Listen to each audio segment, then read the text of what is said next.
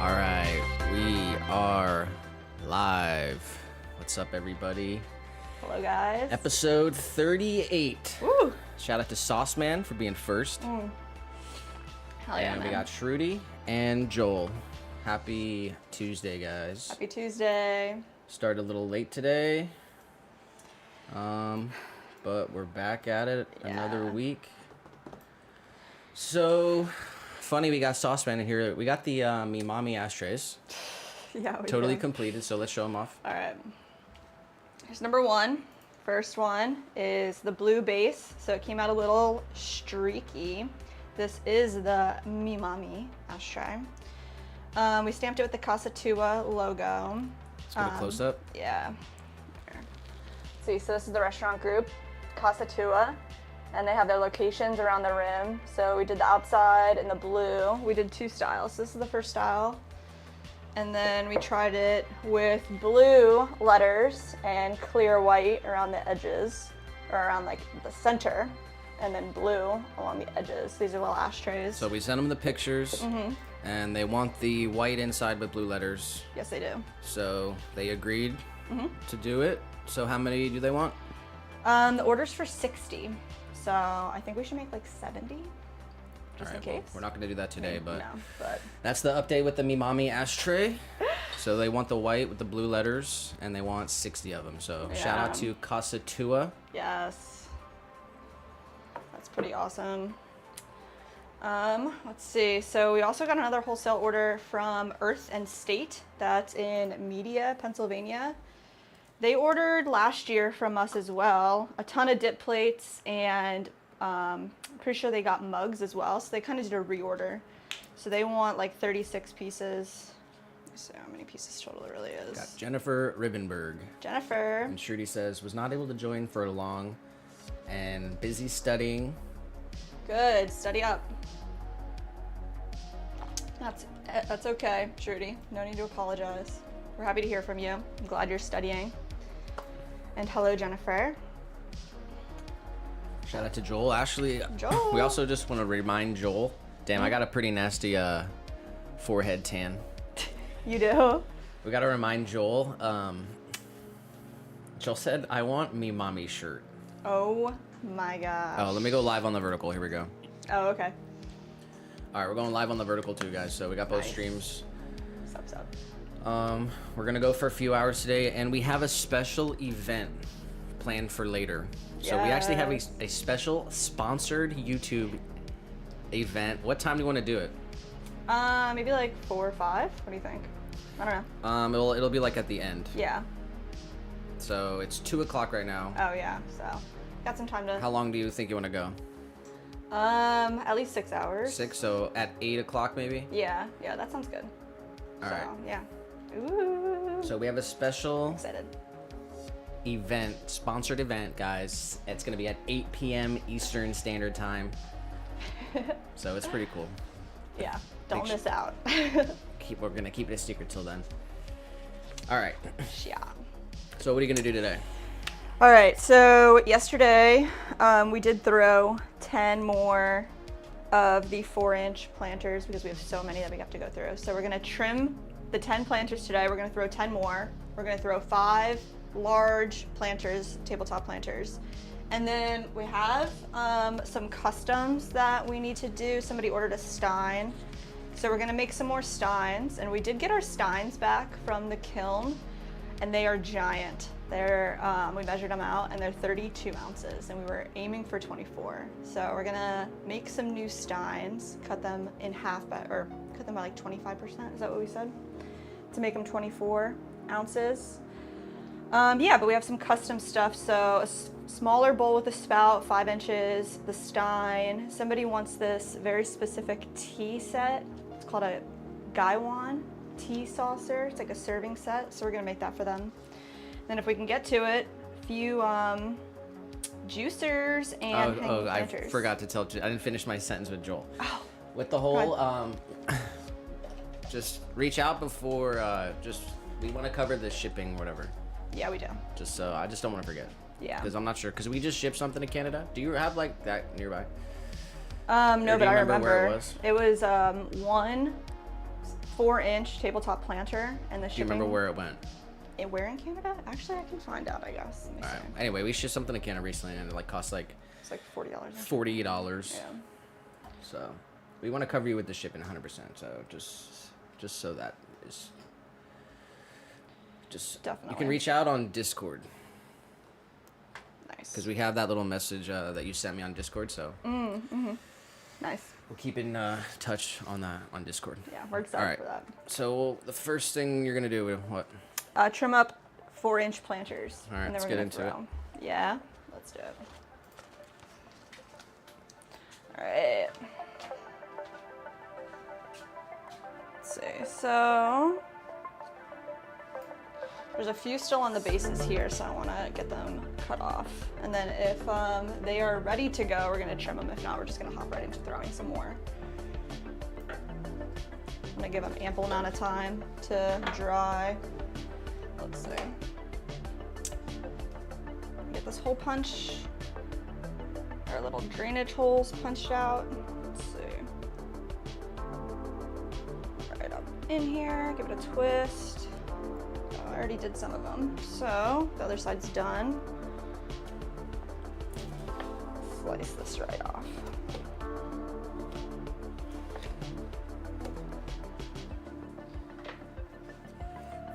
Yeah, I just don't want Joel to feel like obligated because it was kind of I like mentioned it or whatever.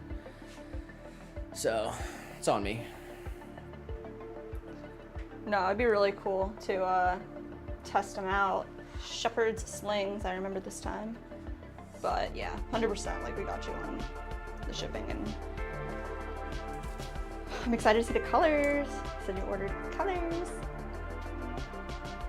What color did you say? Me? Yeah, I don't remember. I What's said your like favorite color? Earth. Oh, camo. Thing. Something more discreet. For hunting. Yeah, I guess mine is I said bright front and center. All right, just flipping these upside down so that the bases, they're a bit thicker so that we can trim them off. They're gonna dry a little more evenly. Oh, one more, and then, let's see. I'm gonna trim some of them up.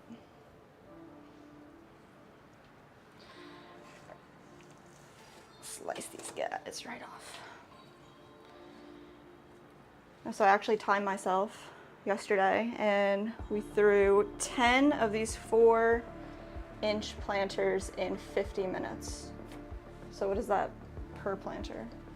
A little less than 10 minutes? Nope. Nope. Help me out, the math. That's a pretty easy one. That's an easy one. I can't do math in my head like at all. I'm like, so if it's an hour, 60 minutes divided by 10 would be 6 minutes a piece. So maybe I did them in 5 minutes. Is that more correct?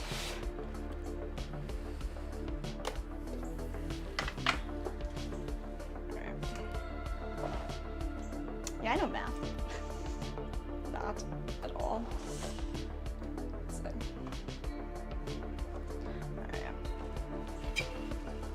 Gonna make our chamois cleaner. Left our surface a little crusty.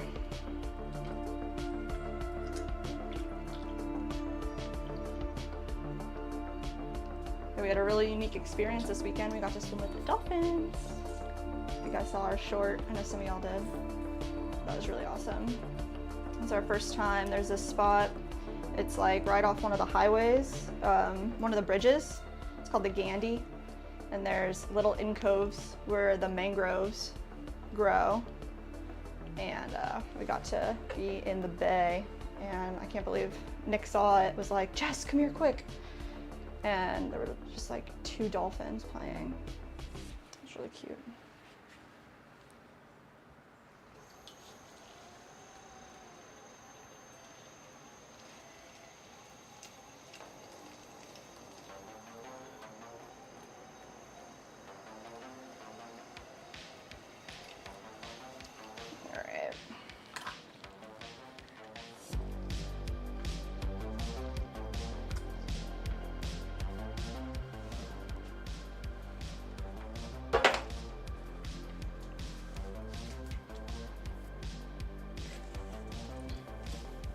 see if these are dry enough. We'll try one.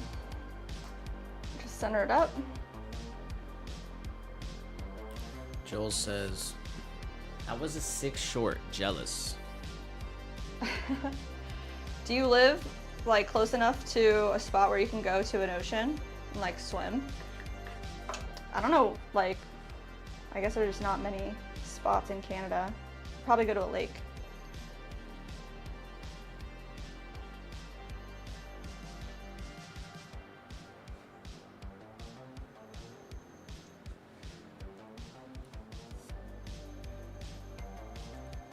There's a lot of dolphins like in the St. Pete area. We've seen so many dolphins down there.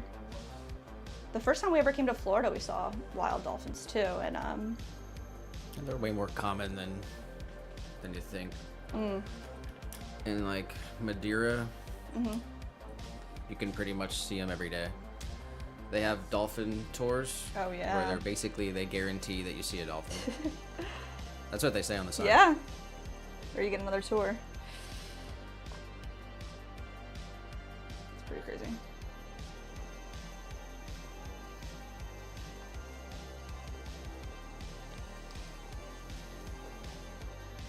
Jill said lots of lakes, most fresh water in any country on Earth. Wow, I didn't know that. That's awesome.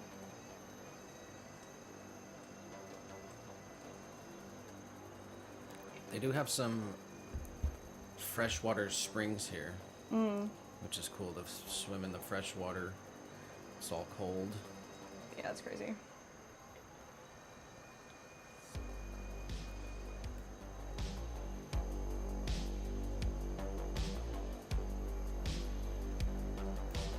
Jill said, scratch that, we're third, actually. What? Beat by Brazil and Russia. Wow.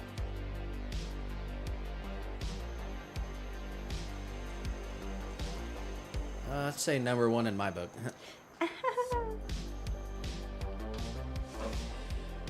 Alright, we got this dip right here, but I don't want to trim down, so what we're going to do is we're going to fill it. So let's see. What we're just going to do is scratch the surface with a needle tool. Okay, just like that.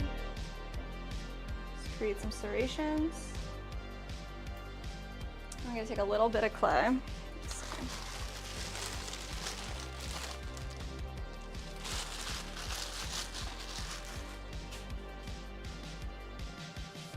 A little bit of slip.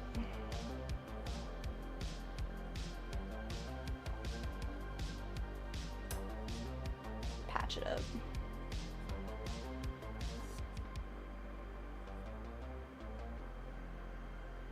And then trim it down so it's even.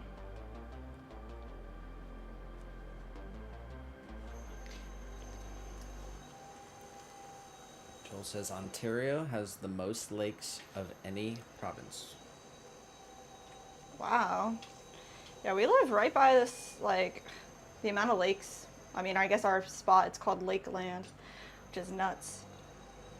But the spot next to us, town next to us called Winter Haven, is where they have the most lakes.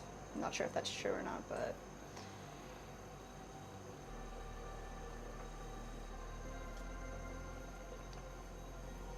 Lakes are cool. Down here, you can't really, well, you can, but all the alligators live in the lakes. So a lot of people say, you know, don't swim in the lakes here.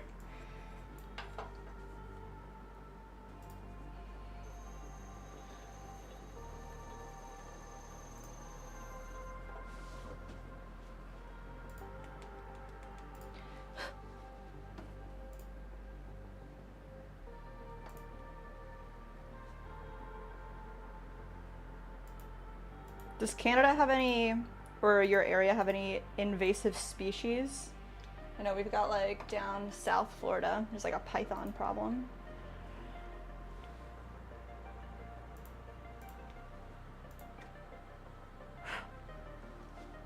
All right, this one's nice, one down.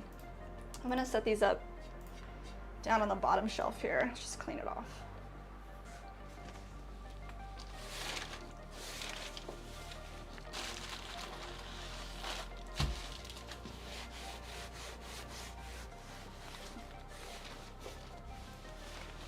only thing that they worry about is leeches and snapping turtles.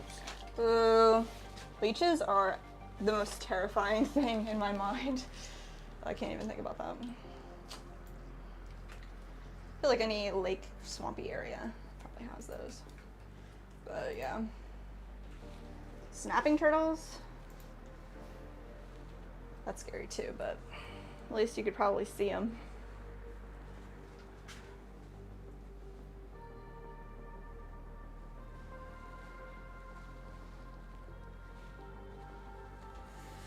No, typically not. Typically not. They're just gonna take your toes off. All right.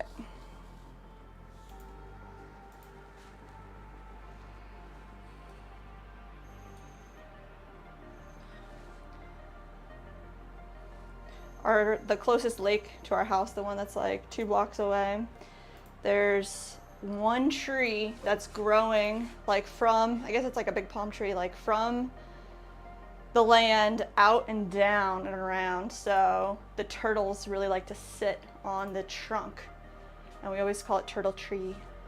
There's always turtles on it. I don't think they're snappers though. Do you think they are? No. They're like red-eared turtles. Is that what they're called? Red-eared turtles. They're cute. We see a ton of turtles. Yeah, red-eared slider. Ooh, they be sliding. I'll tell you that. But I have seen alligator snapping turtle. And one time, I told you this story. I was driving. There was a turtle in the road, and I pulled over to get it, and it turned out it was a snapping turtle. Yeah. And it almost freaking bit me. I didn't realize because it was smaller, and it didn't look like a regular one. It was like a different kind. They have a special. They have a specific Florida snapping turtle. It's a specific like species. And then they have like the traditional one. I don't know. They have a couple different varieties. That day that you stopped, is it the one you like put them in your car and like put them in a safe spot? No, that was a soft shell turtle. Ah, my gosh, there's so many different types of turtles. Yeah, that was a big soft shell turtle. Is just what it's called. Because they like need to be in the water. They're more like water turtles, and he was like in the road in the parking lot of like a grocery store, and I pulled up the map to see where the closest water was, and I was like, dude, there's no water anywhere around here. Maybe somebody like maybe he escaped somebody's grasp, or like somebody tried to like set him free. So I popped him in the car, and I drove him like the closest water. You're a hero. Straight up. He was massive too.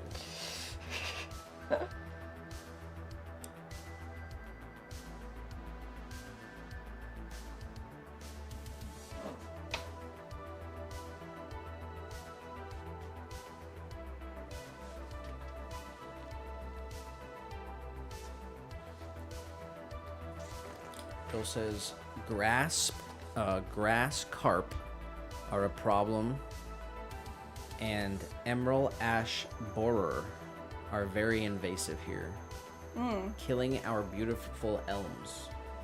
What is that second animal? Look The it up. first one I imagine carp's fish. I know they can get like insanely large, like whale size or some shit. But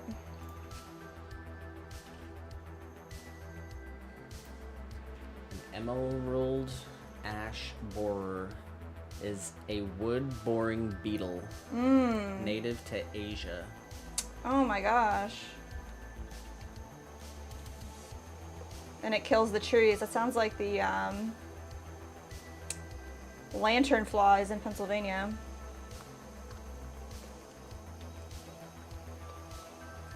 Kills all the trees that are invasive.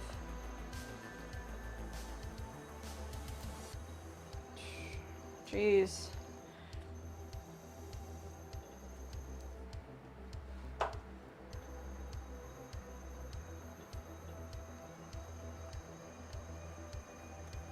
How do they take care of the beetle problem?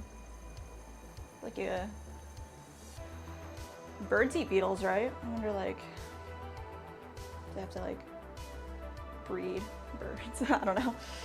Joel said that he's met at least 5 people who's been chopped by a snapper. Who's been chomped? Yep. Oh my god. That's why I'm getting like, I want some kind of good like shoe to wear, and some like, because where we were like straight in the mangroves, like I wanted to show swamp. more on the short, but we were just kind of like burnt out from the market. Yeah. It was awesome though. We're definitely gonna go back, so. But yeah, there was like ton of crabs there, mud crabs. Like they're the mangrove mud crabs. Is that what they're called? Yeah, That's there's all kinds awesome. of species. They were like this that, like, big. They only live in the mangroves. So that's why they're like super important. Wow. And basically I discovered the ultimate mangrove seed pod like place to get them, because there's a million there. So True? Yeah. I have ultimate like seed pods for bonsai. Bonsai. Yes. So I grabbed a bunch. Actually, I'll go grab them. Yeah. He's like cultivating and propagating the mangrove seed pods, and the way that they float into the river is insane. Like, the mangrove tree produces the seed pod, and then it's like this long stick, and it drops off and then bobs throughout the water until it lands back on land, which is insane. And then it grows a whole new tree, so you see them all along like the riverside or the bayside.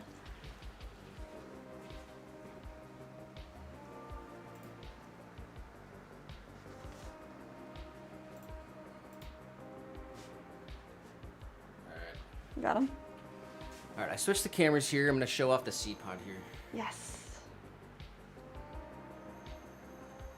Got a couple. Oh, we got a little guy too. So this is the mangrove. Guess you can't really hear me. You want this? So this is the mangrove tree seed pod. So this is a bigger one, and here you can see the roots that are coming off of it. But basically, it exists on the tree like this, and then I have it in this jar of water, and it dumps in the water, and it floats around like this in the waves, and then eventually it'll come up on the beach, and then it'll get rooted there. And this is how many. I grabbed a couple here. Oh no. Mangrove bonsai. You can see the roots coming in. They look really good. So I just spilled a bunch of water, but here. Our first year down here, he grew a ton of mangroves, and then we had them outside for a while and neglected them a little too much. But now we're starting fresh, and these mangrove bonsais are going to be so dope. Yeah, they basically need to be like, well, they grow like in the ocean, Yeah. but their roots get connected to fresh water, like underneath the soil. So they need to be basically in water all the time, and I just let them dry out and they die. But it's really cool how they grow. And then, yeah, I want to like try to bonsai some of them, so. Can you pull up a picture of like a fully grown mangrove, like with the roots and everything, to show? Sure. If you guys haven't seen a mangrove tree before, they're so pretty. It's like all roots on the like exposed roots.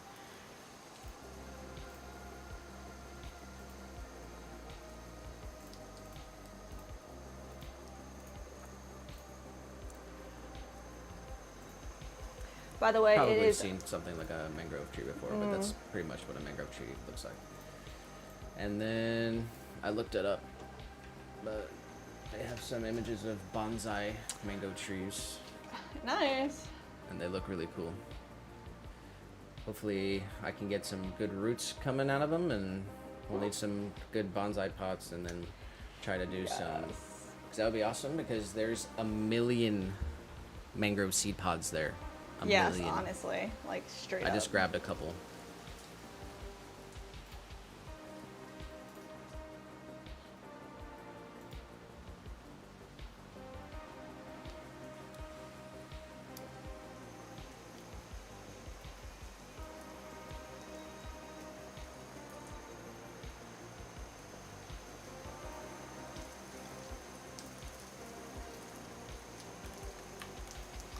It's been raining all day here.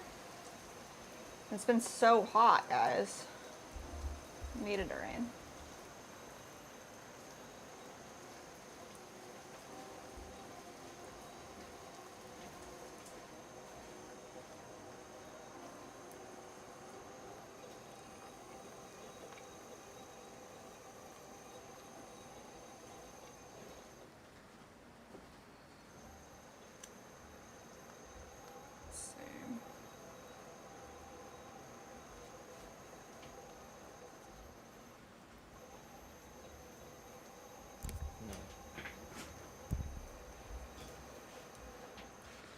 Smoothing out the bottom here.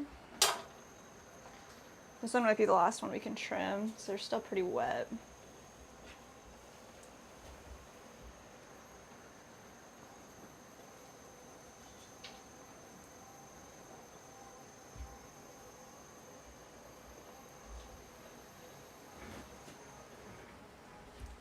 Go.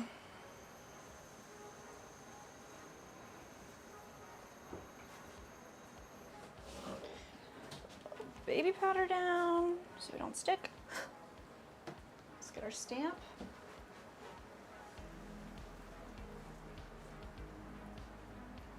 Nice.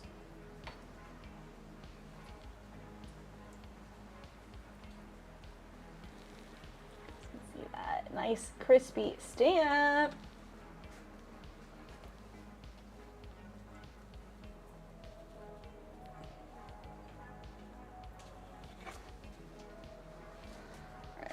There's a few more we can do here.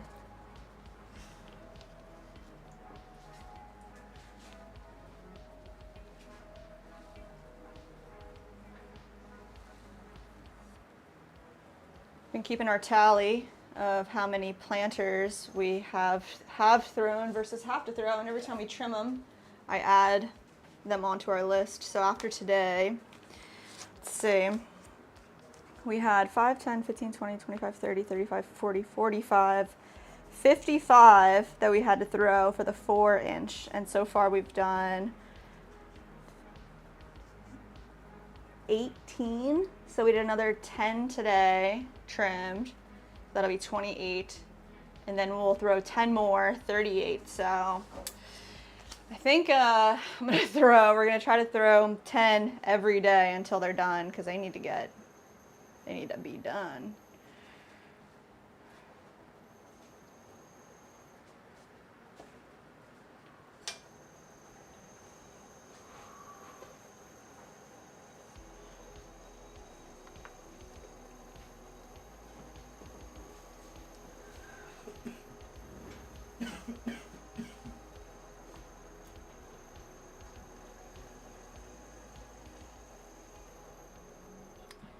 Go. Smooth this out. Let's see.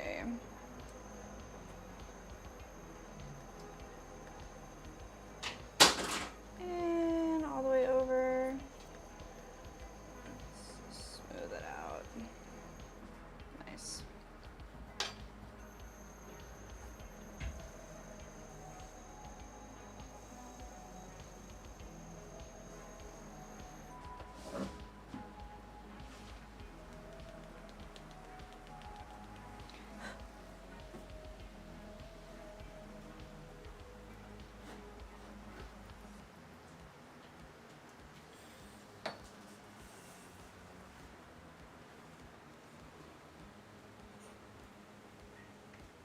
There we go.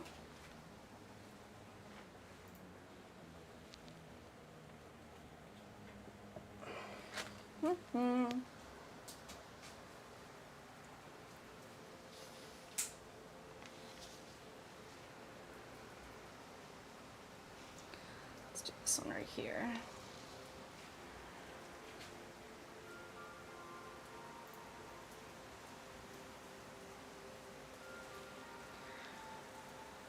Just center it up on our wheel. We just hold one finger steady and push or pull it wherever it's a little uneven. Perfect. Let's come in and just trim down our edge wall here, our drainage plate. We have a nice straight edge. And we can pop our bevel in. Go. And smooth this out of the top.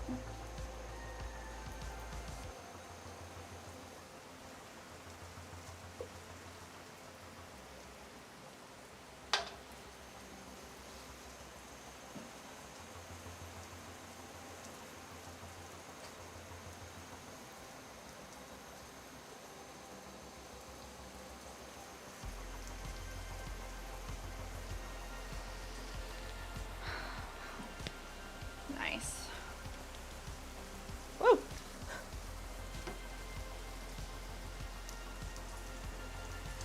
we got cat cam. Cat cam engaged. That's what I'm talking about. Got a big old bell break in there.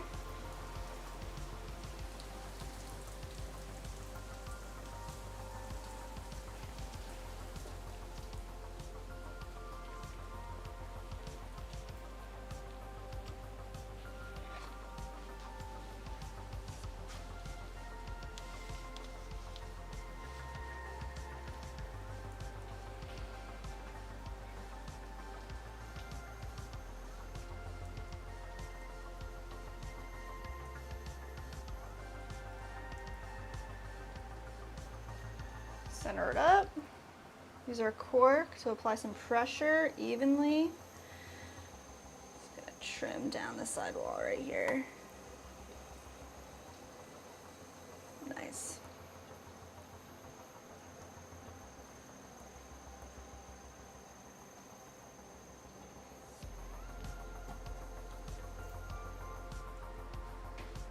We'll just smooth out the top area.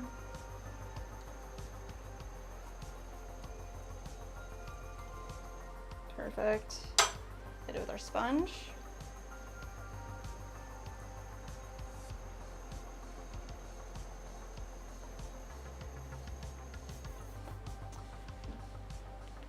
Get our stamp on.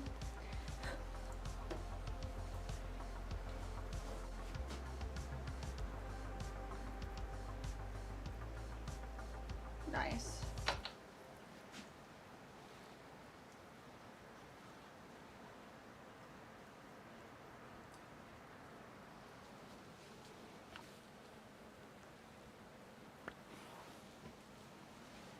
All right, 3 more here. So we can get these Dunskies. Start throwing 10 more.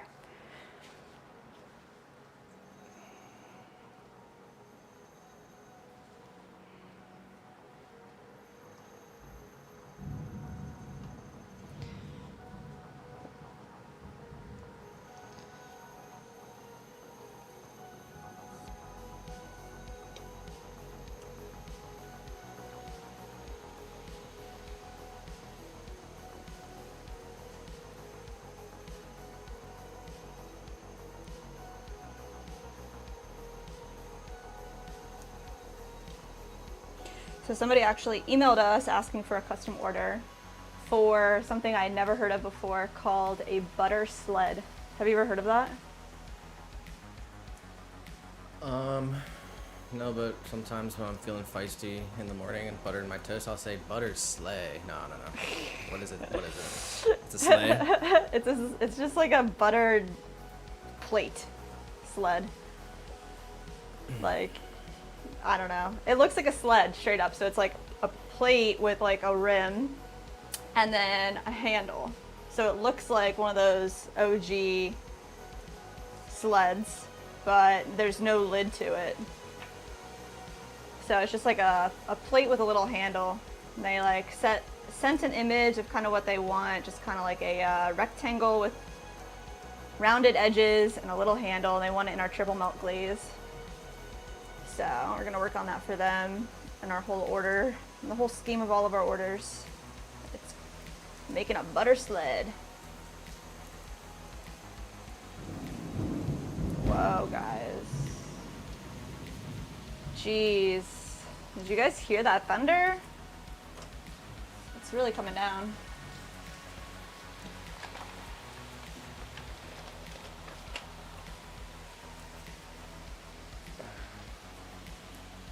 there a pen right there?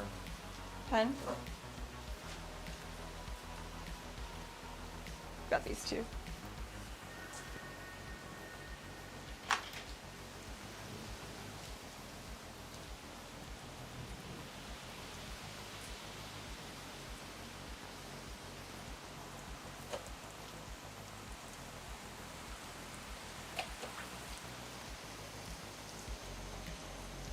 I love it when it rains.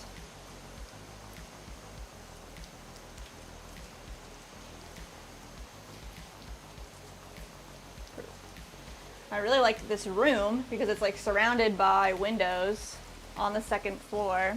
So we're lucky that we do have somebody next to us, but they only have one story. So we get to actually see what's going on outside off the roof. You guys have seen it before. It looks so awesome.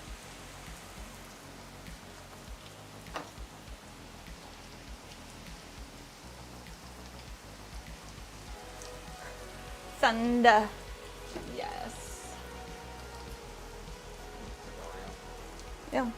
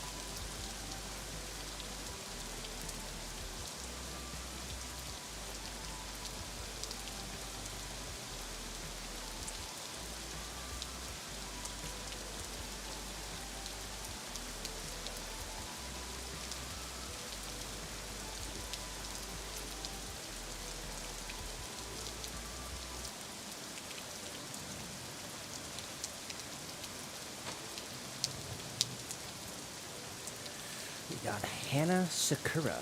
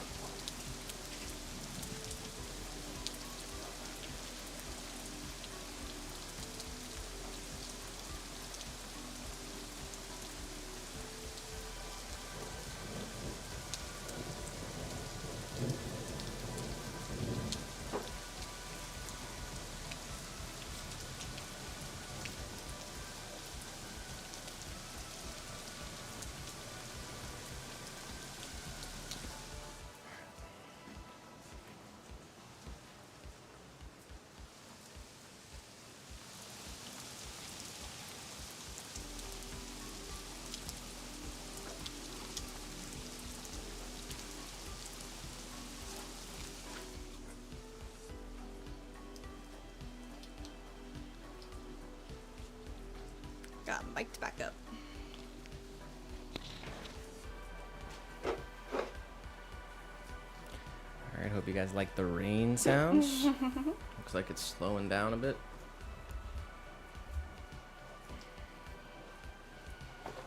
All right. Gonna start throwing 10 more of these 4-inch tabletop planters with attached bases.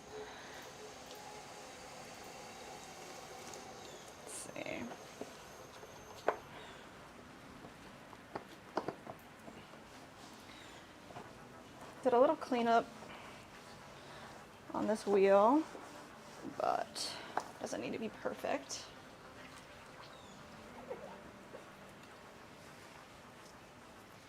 Okay, let's make sure our calibers are set to 4 inches wide with our 14% shrinkage ruler here, because the clay does shrink in the kiln. So let's see. We want the end result to be 4 inches. So we're gonna make sure that's nice and right. Tighten our screw. There we go.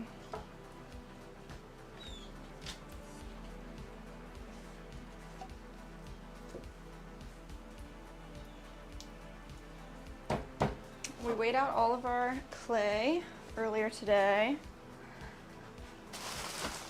We've got 10 balls here, ready to go. Hannah says, that's a cloth on your wheel?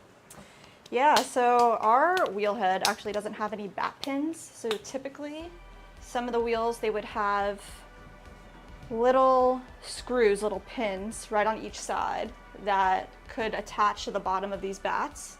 But ours doesn't come with that, so we use this chamois. It's a cloth, to make like a non-slip surface. So this way the bat, you can see it won't move at all. So it'll create a nice suction so that we can use bats without bat pins. A little hack.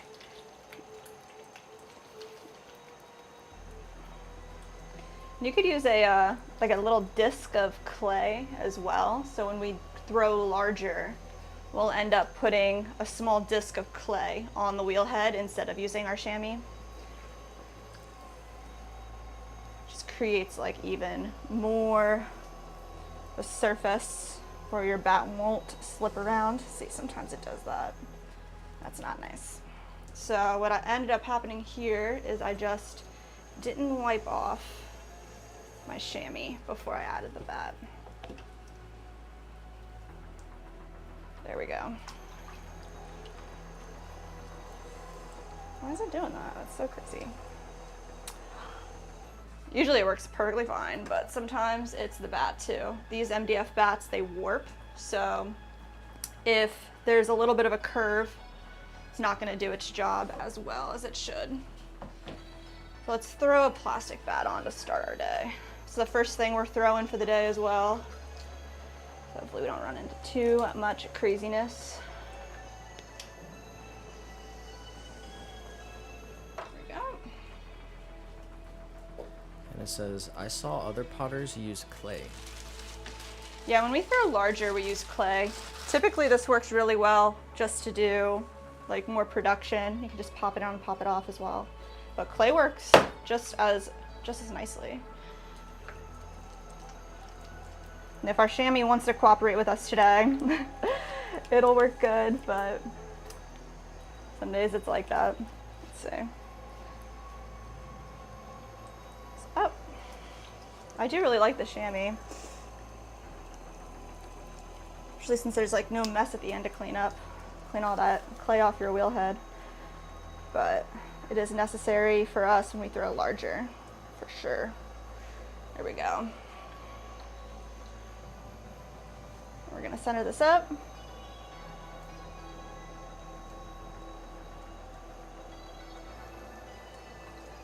Come straight back down.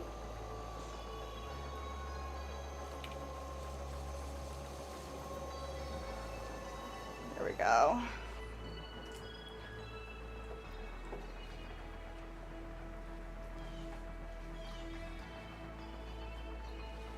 Sponge. It's going to start with kind of a flatter mushroom shape and then push a little bit of this clay off to the side. We're going to use that for our attached base later. And then we're going to find the center here with our finger, press straight down in the center, leaving about a 1/4 inch on the bottom. We're going to pull this open towards ourselves, keeping the base as flat as we can, and then we're going to open this up to the 4-inch diameter that we want. Let's see, all the way over. Start right there. Let's check it out. Just about perfect. So it's just gonna make sure our corner is like a 90-degree, and then we're gonna compress the base, keep it flat, push all the clay particles together. This will help eliminate any type of cracking. I'm gonna push all the particles back together after we added all that water to them. There we go. Then before we start pulling up our wall, I want to start with like a concave area. So I'm going to push all of our clay towards the center and compress the rim. And then I'm going to find our clay right at the bottom and pull it straight up towards the center. Keep our concave form until we get the height that we want. And each pull, we compress the lip. Come straight from the bottom, all the way up, keeping our walls even until we get to the top. Once you're at the top, compress the rim. There we go. Let's check out our height here. We're good on the height. So now all we have to do is match the top width to the bottom width that we started with. So we're just gonna slowly open the form up. So I'm just gonna start from the bottom, opening it up little by little. Little guy's being super cute.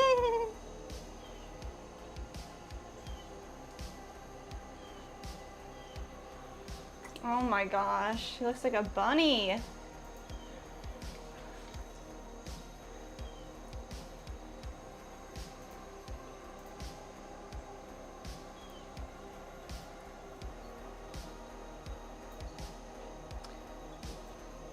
For these planters, we want pretty much a perpendicular wall, so I'm gonna come straight in from the bottom, make this as much of a cylinder as possible.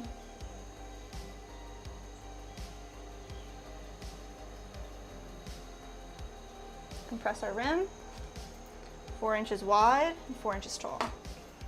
So we're just gonna smooth it out, get all the water out from the inside. Make sure our base is still nice and level. We could even come in with a tool, straight edge here. Just holding it from the outside and making sure our wall is nice, perpendicular. Then you gotta get really down low with it and make sure it looks right. If you're looking at it from an angle, you'll never know. So let's see. Last thing we're gonna do here is we're gonna pull up our exterior drainage wall. So I'm gonna come in and just press straight down and compress the interior of the well that we're gonna create. Keep it the same level as the inside of our piece.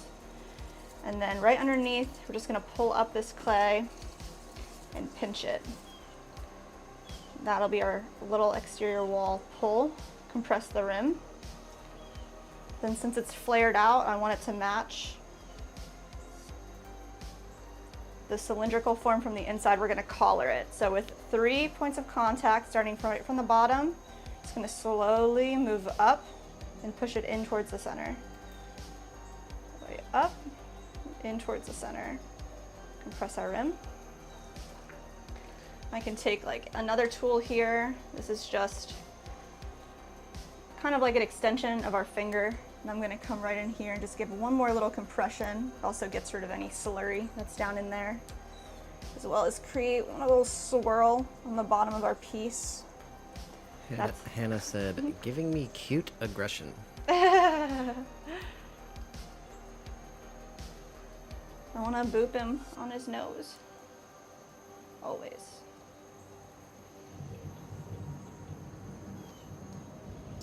He has his gator.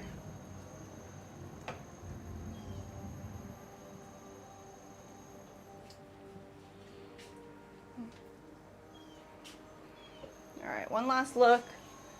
Just gonna open it up a little more.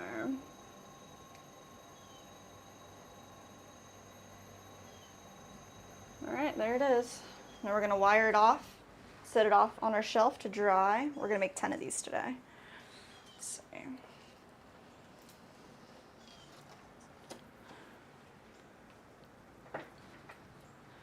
Go. Pop this right over here. Perfect.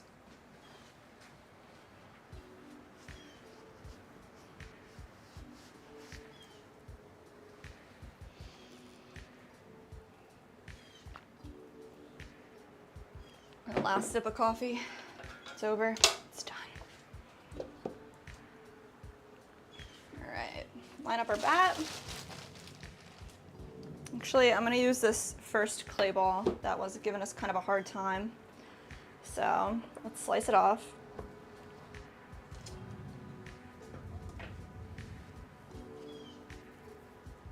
There we go. We're gonna start. There we go. When you were throwing it, Hannah said, why concave? So why concave? We start with our walls going in towards the center, because if they flare out too much, it's a lot harder to get them to come back in. So rather than trying to like reverse something that's too flared out, especially the spinning of the wheel, this force is kind of making the piece flare out as well. So we're just going back and forth and combating this like natural element where it wants to flare out. So we start concave first. This way we have more control over the piece and where we want it to flare. You see that with bowls a lot. When you're throwing a bowl and it starts to get wider, if you were just to step on that pedal, it'll just flop, it'll fall down. So you want to control it as much as possible.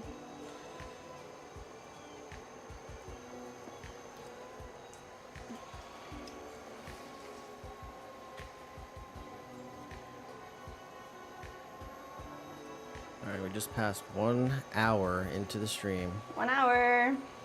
Shout out to everyone who has stopped by, everyone who's watching. Please like the stream real quick. Just double tap the screen if you're on vertical. Looks like no one's on vertical though, but shout out to Joel. I'm not sure if he gets off work every day at 3, but it's 3 o'clock, so 3 o'clock. shout out to everybody. We're 1 hour into the stream. We do have both the streams going, just so everyone knows. You can go to our channel, go to the live section, and you can choose what stream you want to watch.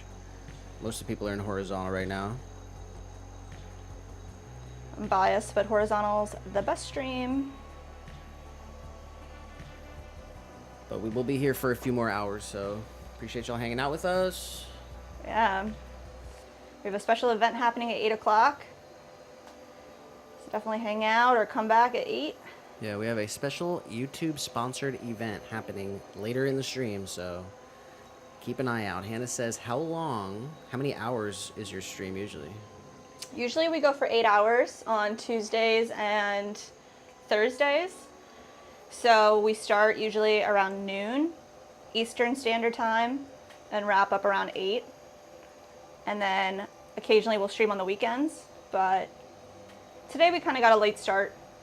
Typically it's 8-hour streams, Tuesdays and Thursdays. Yep, there you go. Typically we do 8 hours Tuesdays and Thursdays. We started a little late today. We might make it to 6 hours today. Maybe. Maybe. But We'll we see. were 1 hour into it. We'll be here at least for another 3-4 hours. Yeah, so. for sure. We got a lot to throw, a lot to do today. Joel said 3:30 usually, but 5 today. Bummer. Wonder what Silas is doing. Wrapping some buses, dealing with the customers. Hopefully he pops in later.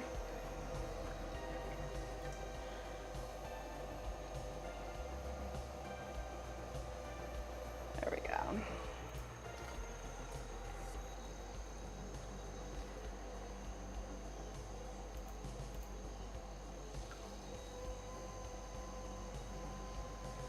Let me just double check our width here.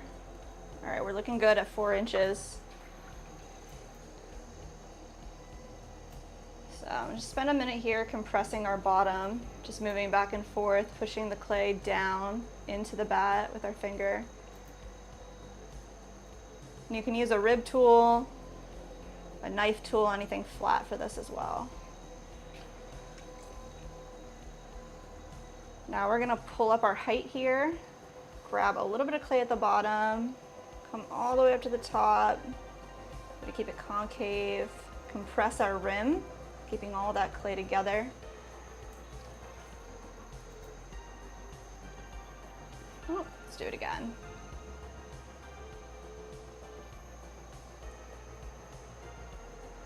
You can feel there's a lot of clay down here on the bottom still, so we're gonna grab that, bring it all the way up.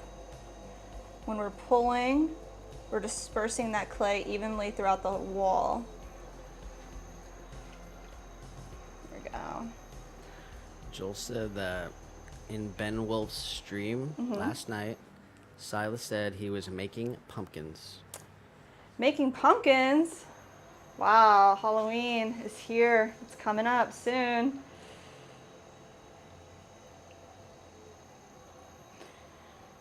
Yeah, we're gearing up for some spooky streams.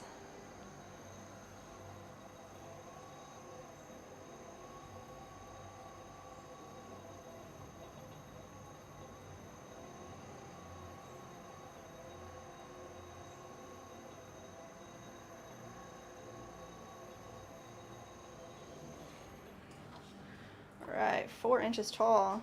Now let's just match our base. Hannah says, your stream does pop up often in my short section. Oh, awesome. I'm glad you came through today. Checked us out. Happy to have you here. This timer's going off. All right, well, we'll do it in a minute. All right.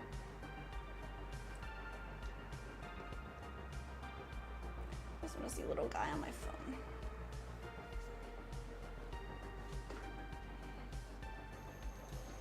Ah! I literally just punched it with my finger.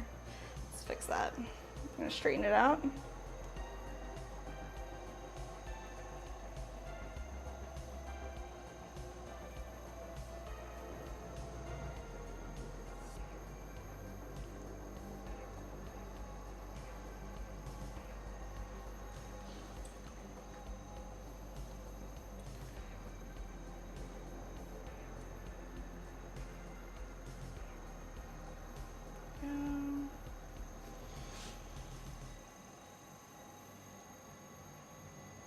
Straighten the wall out.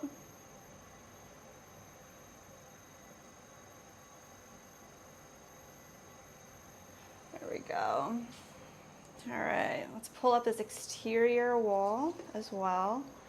And come right in here, compress right in the center, and then pinch our wall up.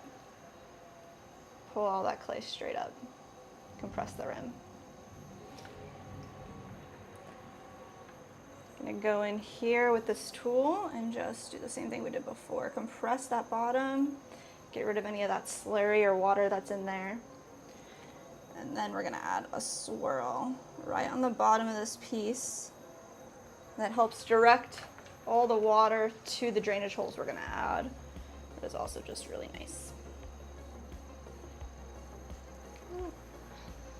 Then I just add a little cut right at the bottom to help our wire tool feed through. So let's give it one more look before we cut it off and make sure that it's as straight as we want it to be.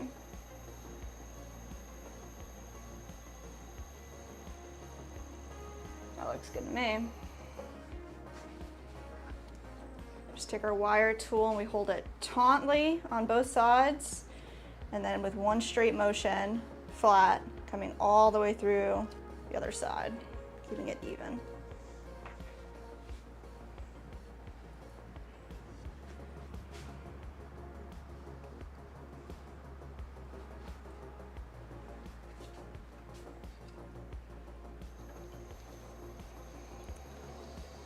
Just gonna get all that slurry off our chamois here. Add another bat. There we go. Get another ball of clay.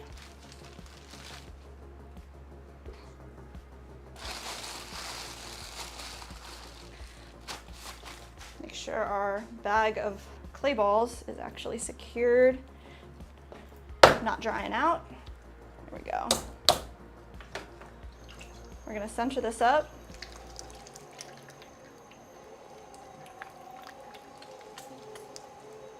Go. So we're just gonna take this from two directions, push all this clay in towards the center, and it forces it up.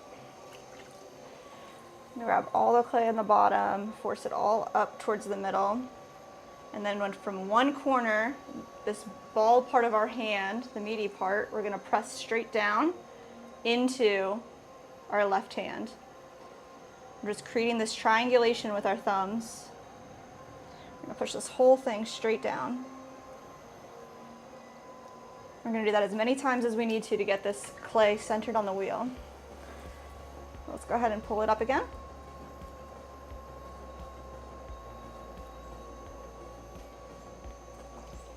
Come straight back down and push it right into the wheel head.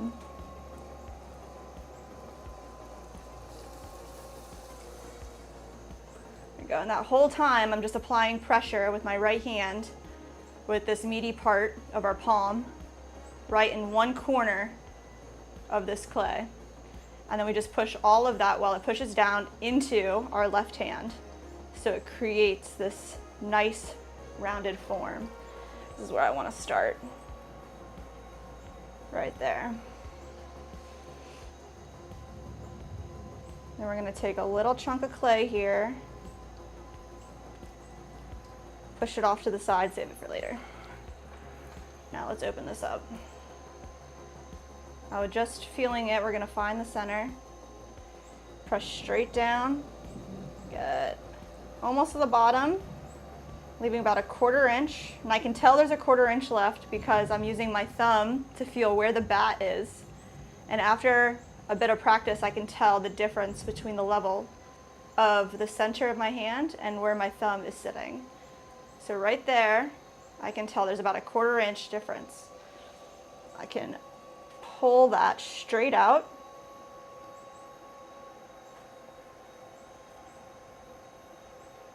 There we go. And we're going to compress our center.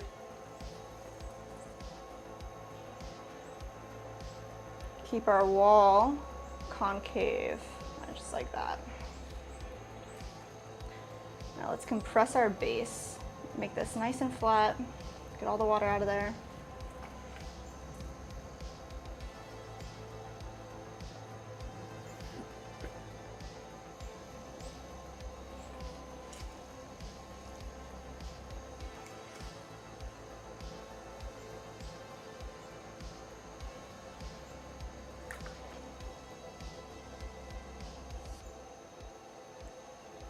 We want to start with this opening at 4 inches. And then our first pull, straight up towards the center. Compress our rim at the top. Let's do it again. Grab clay right at the bottom, straight up towards the middle. You can see it wants to flare out. I'm trying to tell it, stay concave. Grab a little more clay right there. Straight up.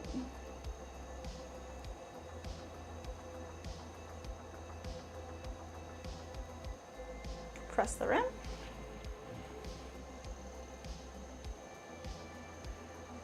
Go.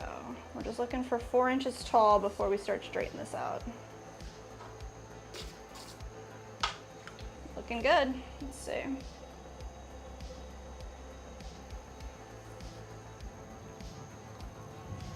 go ahead and grab one more small pull just to even our walls out. I can feel the thickness.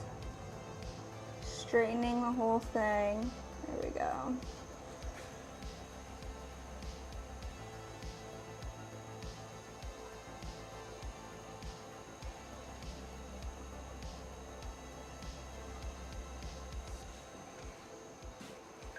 Check it out. 4 inches wide, 4 inches tall. Ooh. The thunder sounds really nice. I can see like the clouds are rolling really fast too.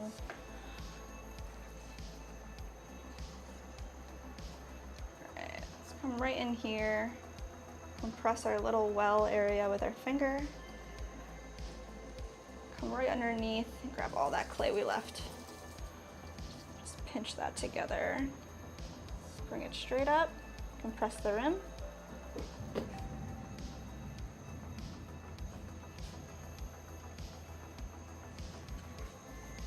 And let's give it a good look and make sure it's still straight.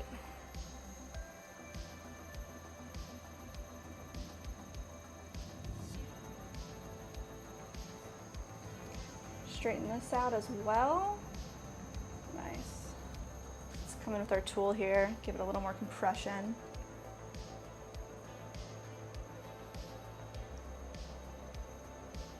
Get all that slurry out of there. Swirl up that interior.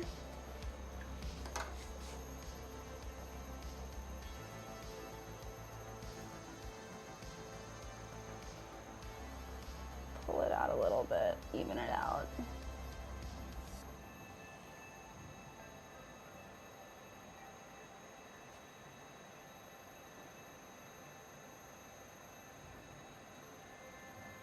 There we go.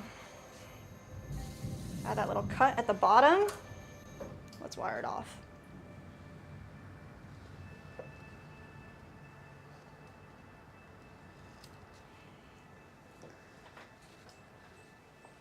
All right, that was number 3.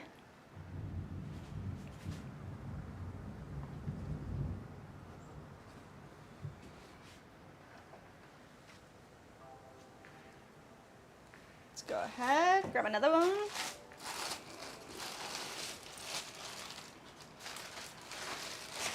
And these clay balls, they're all weighed out to 2 pounds. and 6 ounces.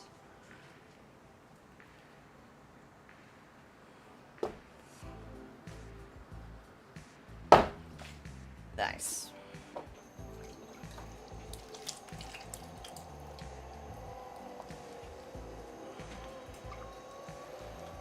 Ooh, lightning. Did y'all see that?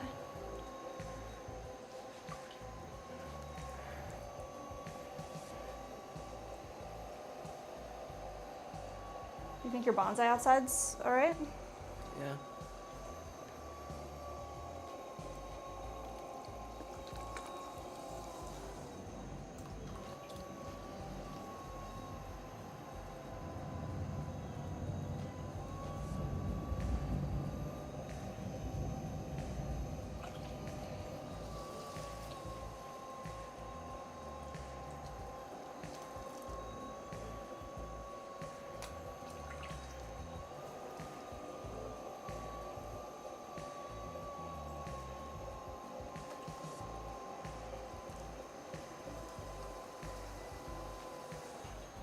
All right.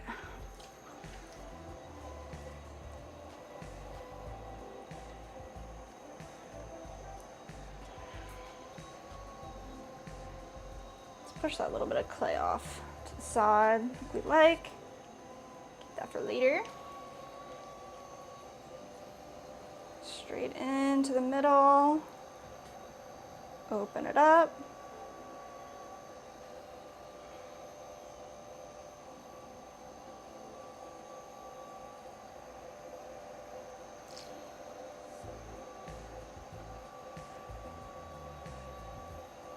Compress.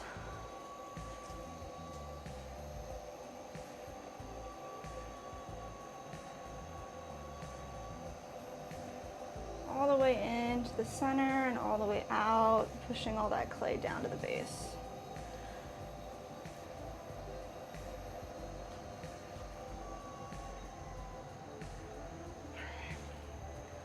Let's check our dimensions. Be a tad bit larger.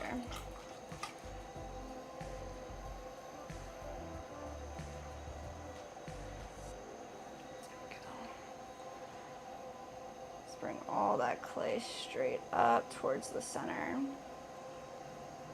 Compress the rim at the top. Let's go ahead and do that again. Find our clay right at the bottom. Bring that bulge all the way up towards the middle. Compress the rim. All right, I think I need a little more height there. Yep, I need a 1/4 inch taller.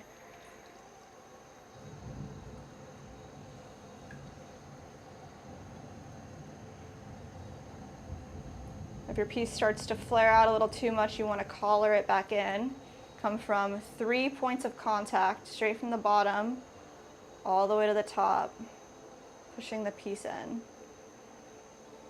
I like to use a little more surface area, my fingers, coming all the way to the top. When you do that each time, again, compress your rim. All right, let's do one more pull here. With this pull, we'll straighten it out a little bit.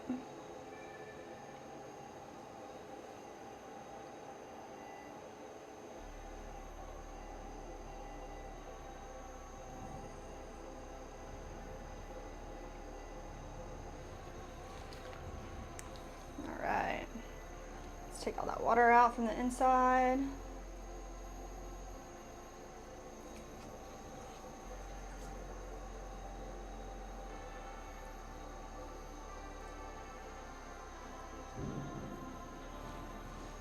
Straighten it out a little bit right here.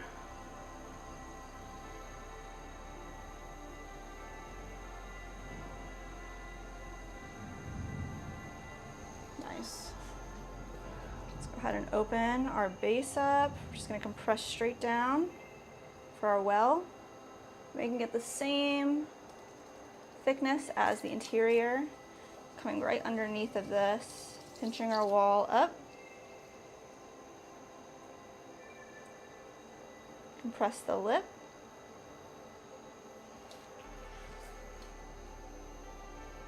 Let's bring that in as well. Just like that. It's 3 points of contact.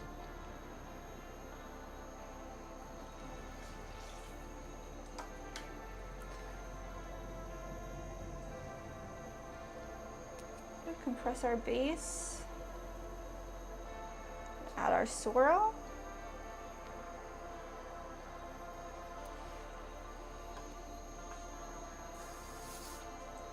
All right, let's give it one last look.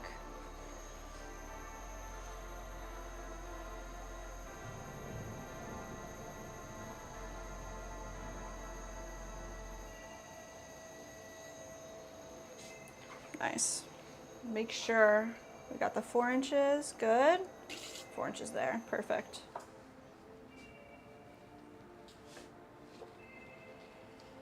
Slice her off.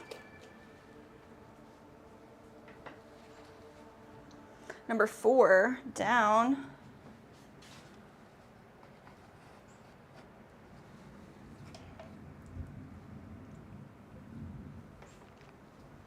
All right, let's get rid of this slurry on our chamois.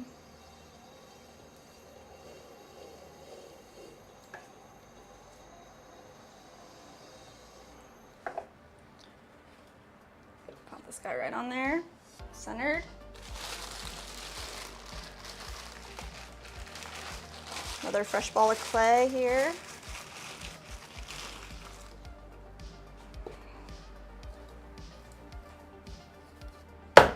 Secure that. All right, let's center it up. So I'm just pushing in from 2 points to get this little centered, pressing down. Now we're gonna go for a big center. Come all the way from the bottom, up to the top, then straight back down.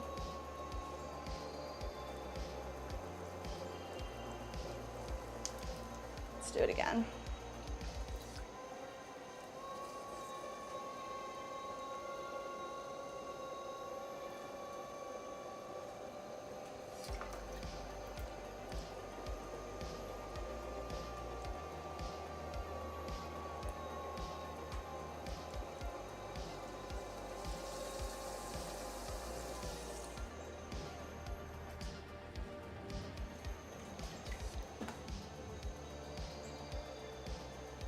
Perfect. Push that bit right off to the side. Open it up.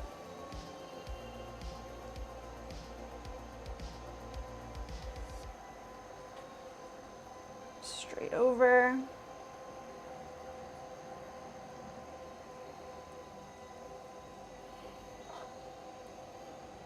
Go. Push all our clay into the middle. There it is. Let's compress our base. Don't want to forget. Just take a minute, push all that clay straight down onto the bottom of our wheel head.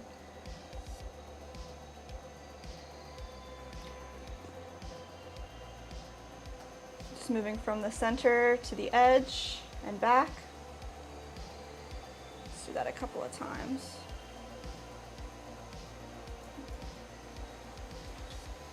Nice. Let's grab another chunk of clay right there. Right from our corner, pull it all the way up towards the center. When you get to the top, press down on the rim.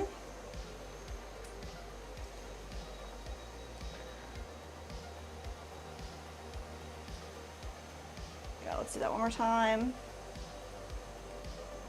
Bring all this clay straight up. Distributing it through our walls the whole time. Bring it up to the top, compress the rim.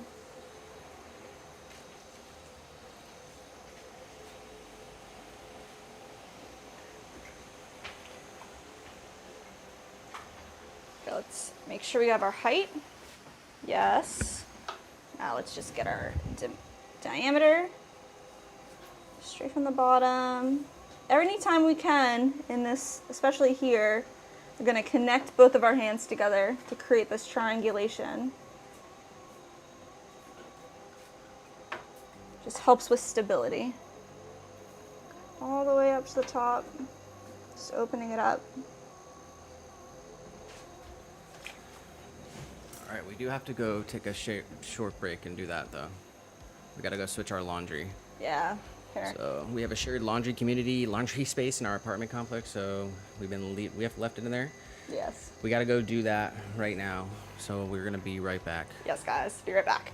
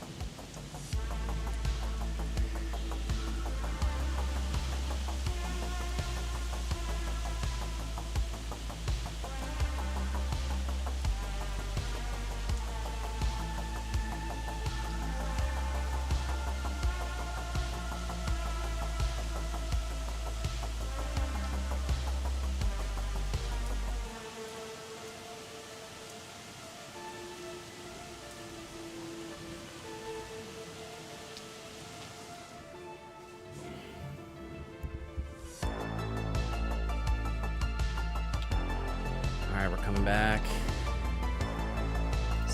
back into it. We got there just in time because the rain just got way heavier. Oh no.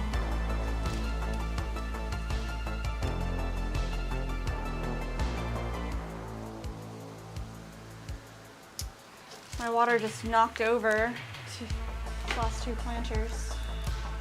Huh? My water I put my water right here and it fell into the planter. Into 2 planters. Into 2 planters, so I'm gonna So fix 2 of them are ruined? No, I'm gonna fix it. All right, let's finish this, fix that, get back into it. And then I'm gonna have a snack. That's what I think I need. All right, let's finish this. Let's grab that attached base. Let's push that straight down. Come in and pinch this up.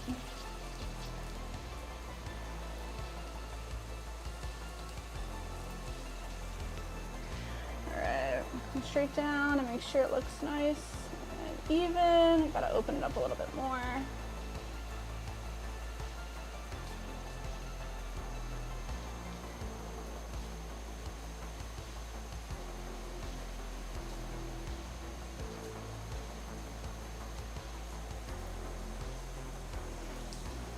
All right.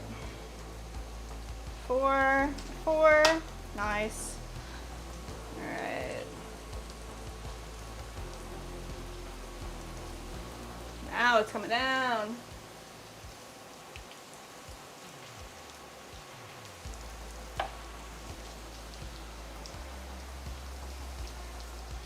I like this one better.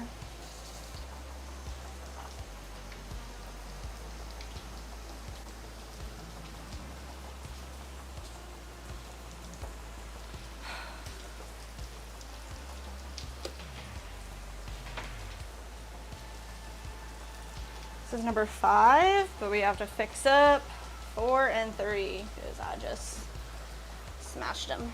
So right here, centered up.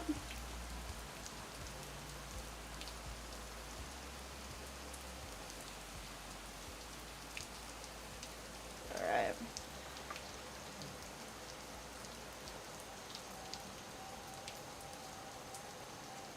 That one just hit the rim, just the better of the 2. This other one's looking pretty rough, so let's see if we can fix it. This one's good. See, the water bottle just smashed it. That's so sad. We'll see if we can fix it.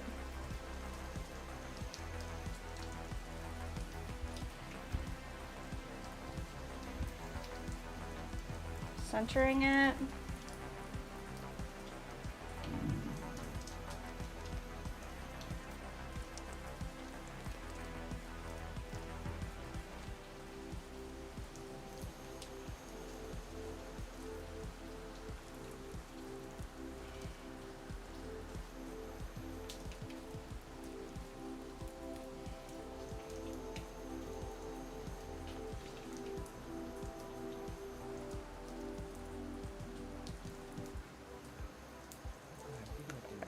Come right back in here, smooth it out.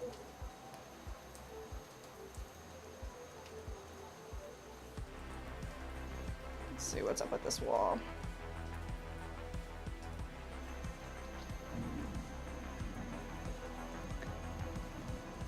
Jeez. Start at the bottom and come all the way back up. Let's see if we can't get this straightened out. Check that out.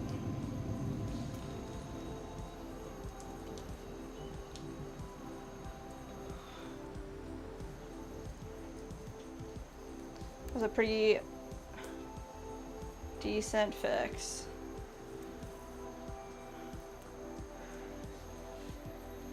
All right, make sure it's still straight.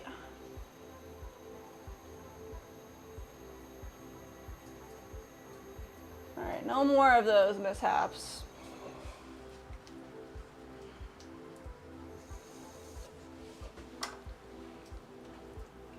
All right, we're halfway through. We got 5 done. 5 more to do.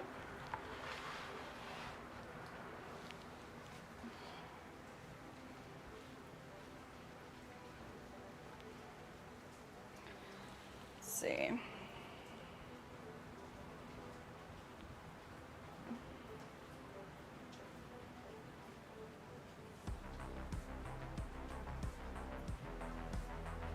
I actually do want to take a sip of this water that sabotaged me.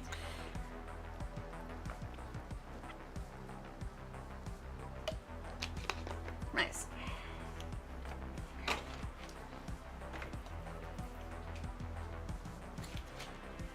Just gonna take a quick bite of these walnuts.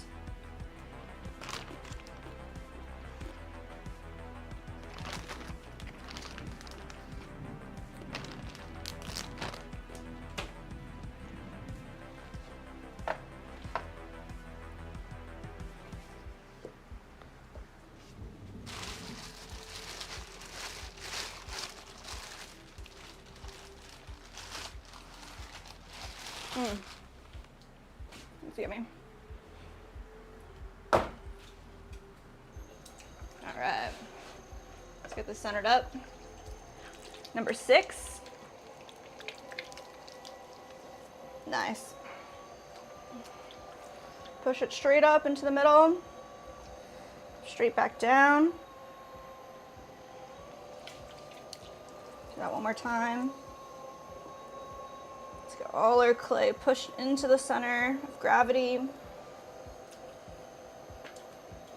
More water, come straight back down.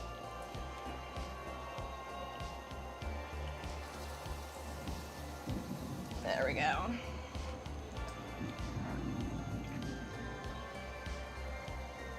Right on over. Push a little bit of clay off to the side. Save it for later. For our attached base. Find the center, come straight down, open it up.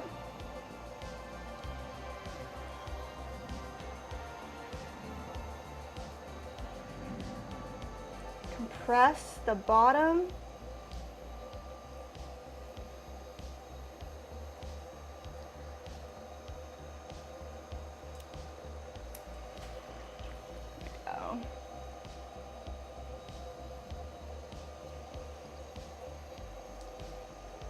Make sure that we have 4 inches in diameter down here on the bottom.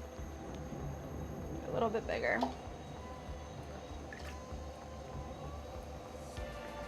All the way over. Start our wall in this concave shape.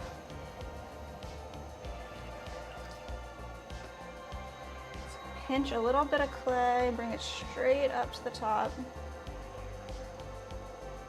All the way up and press the rim.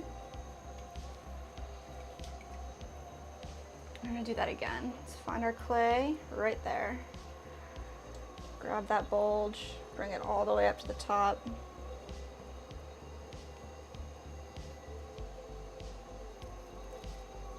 To get to the top, compress your rim.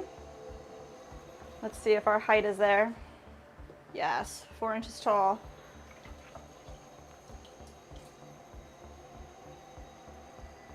Take all the water out from the center. Let's just even this out here. Starting at the bottom, just opening it up. Straightening our walls out.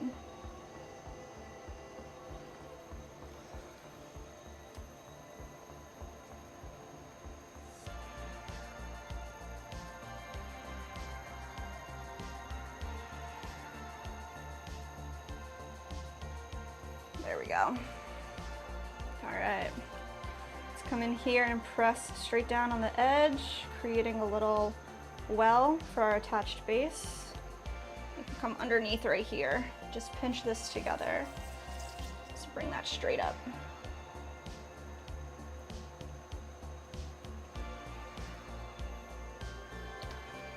And we're just gonna push our clay in, straightening out our exterior wall.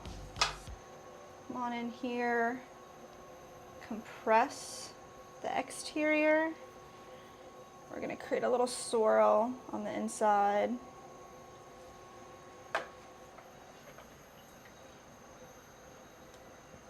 And we're just gonna give it one more look and make sure it's straight.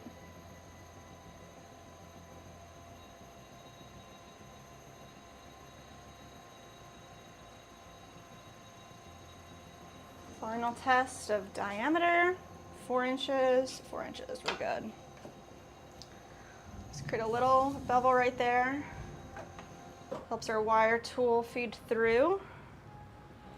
Take our wire tool, come all the way from one side to the next, straight through. Number 6, totally done.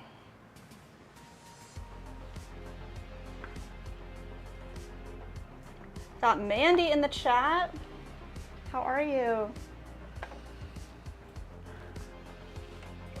Pottery fan.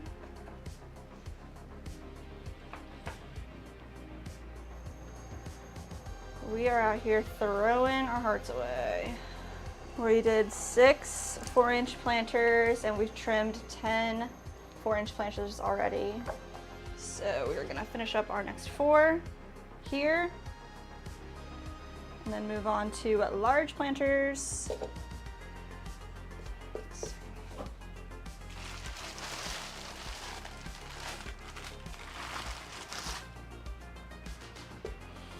How was your weekend, Mandy?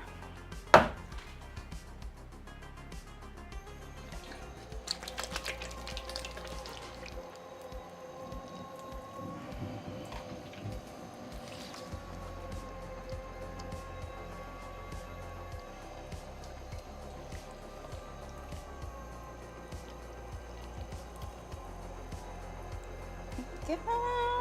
Center it up. Bring all this clay up towards the center.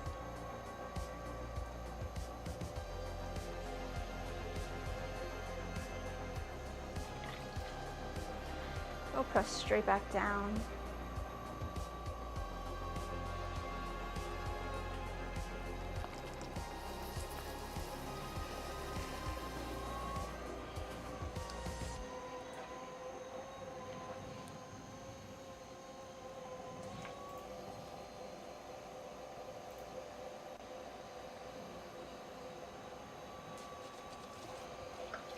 A little bit of clay off to the edge.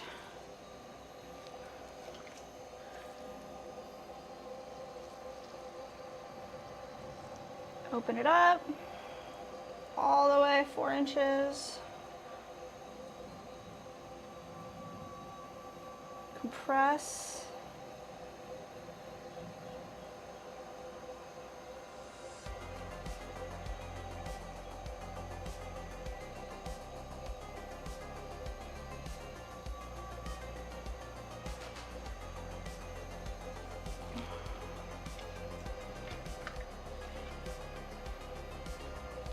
I'm good, just trying to get stuff done around the house before next week. But my brain is constantly thinking, concert in 2 days. Oh, that's awesome.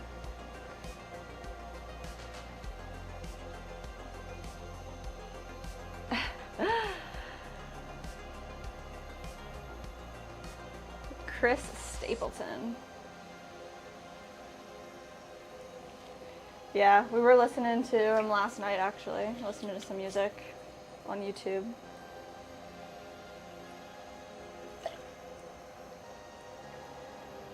That's gonna be really, really awesome. Be safe out there.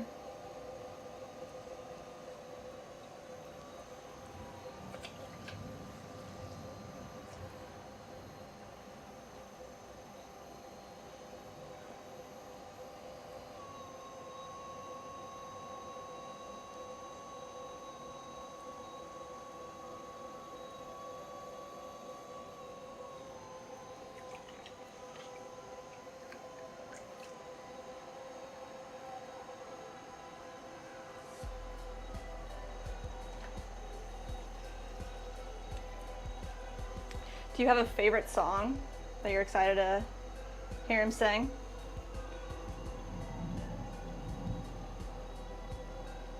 a lot of good ones, but.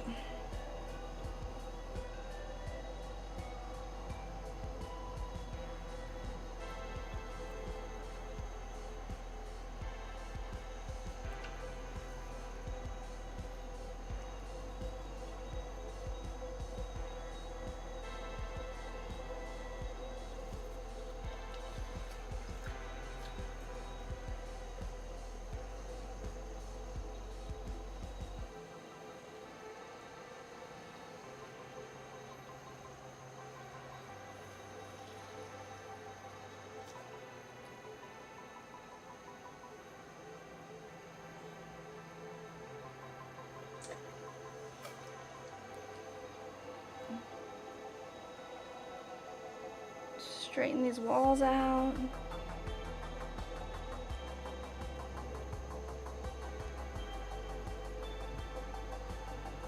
There we go.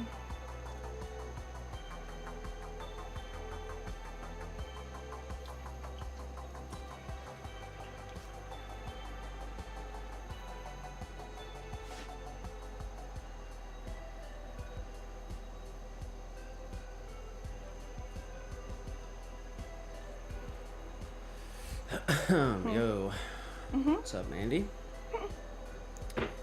We also got Jackie Lee. Hi, Jackie. Says hi from Sri Lanka. Oh, sweet. And then Mandy said, my brain always gets like this when I have a disruption in my schedule, whether it's fun or the opposite.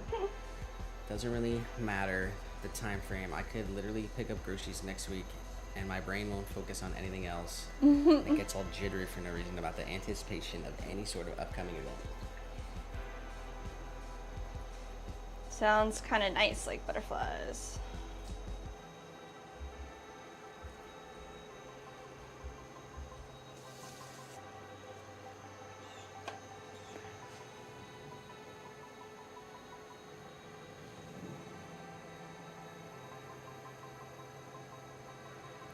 Jackie Lee says, I see you want to start pottery again.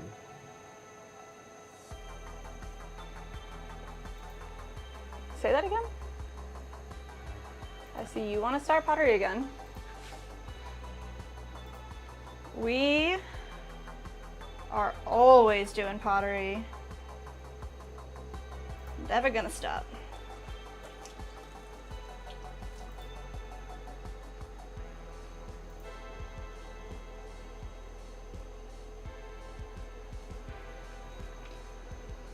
Maybe they mean they want to do pottery again.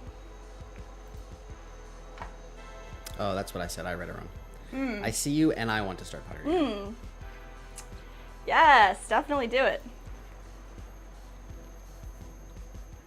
Jackie Lee is a pet psychic that finds lost animals in Sri Lanka. Stop it. That's amazing.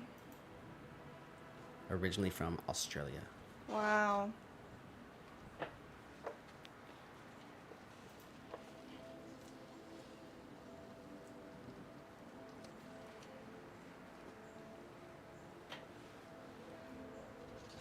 Finding lost pets.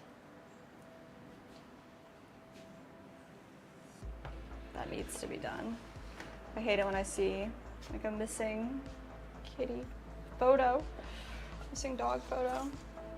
It's the saddest thing.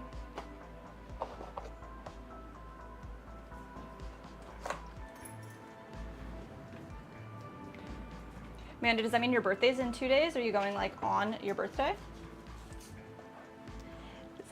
That's fun. Let's see.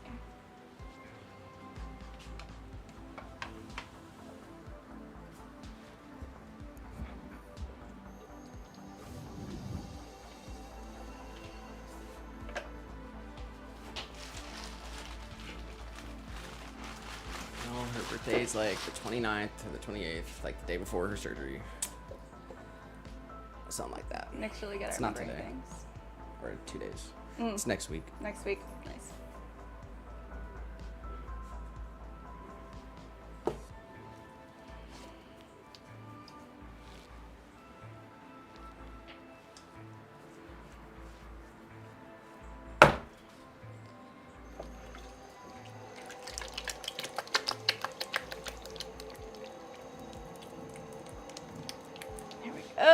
center it up.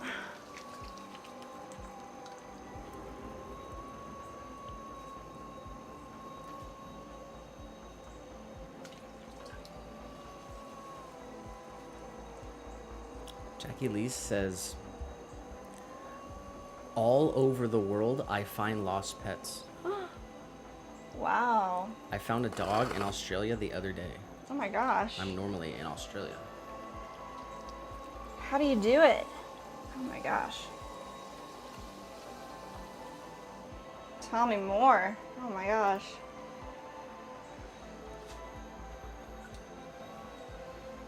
Let's try to get cap cam activated. We do have our little guy here with us. Our #1 mascot. Our little guy.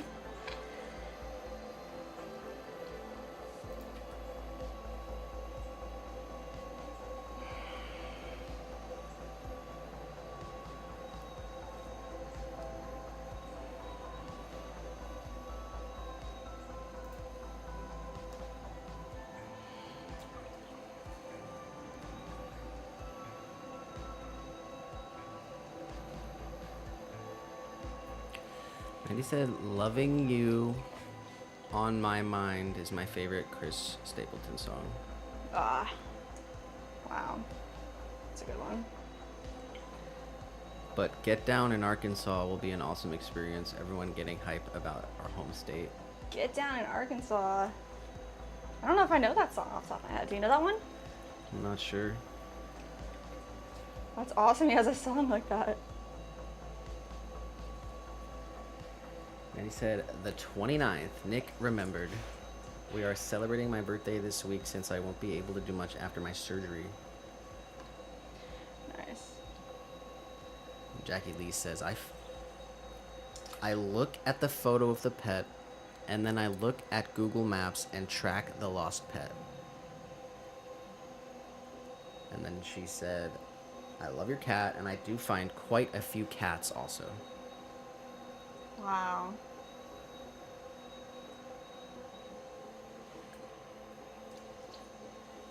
That's amazing. Using your gift for such good.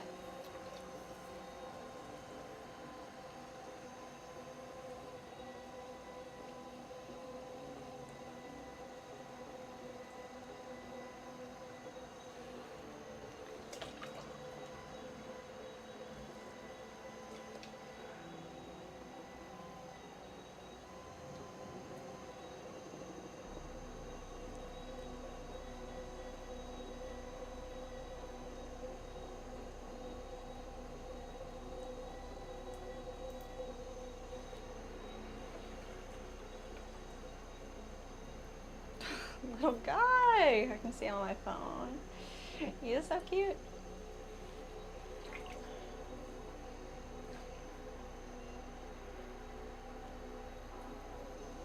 Jackie Lee said, it is a gift and a great thing to do to find a lost pet for people. Aww. And it's extremely special. Special person in the world, connecting Wow. people with their special friends. Big shout out to Jackie Lee's in the chat, everyone.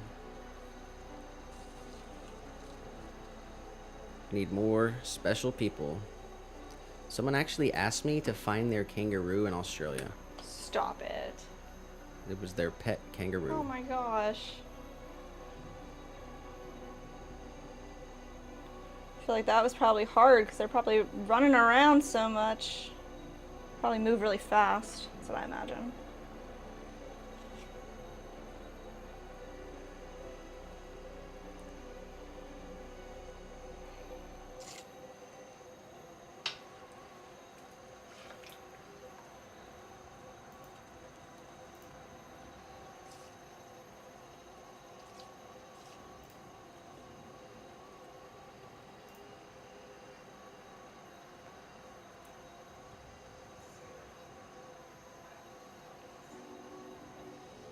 Man,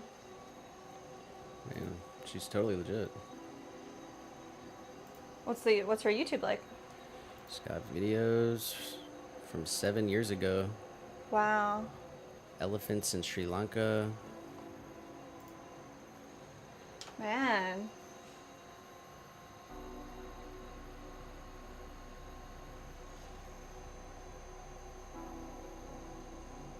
Psychic pet detective Jackie Wow. Lees. What an amazing life. That's really cool. Mission: find missing dog. Name: Roxy. Description: black, tan, German Shepherd, age 3 years old.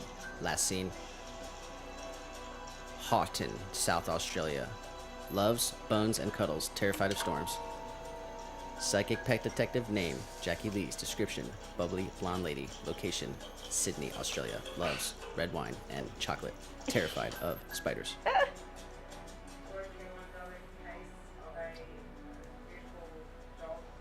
I'm subscribing to your channel, Jackie Lee, 100%. That's cool. Go support Jackie Lee's, guys.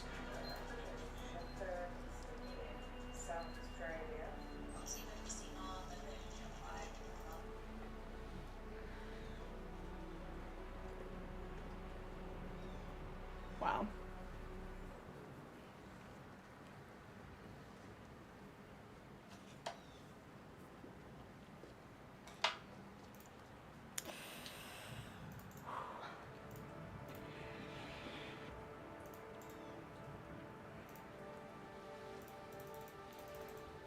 That's crazy.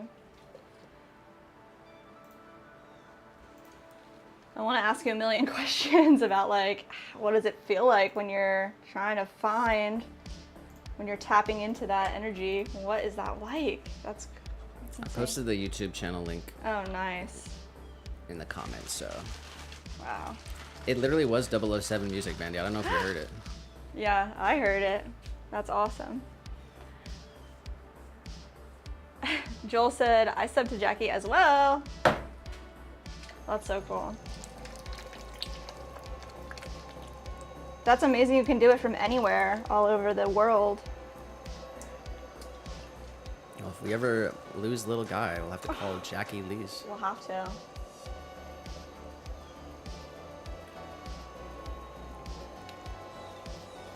Little guys never gonna get lost.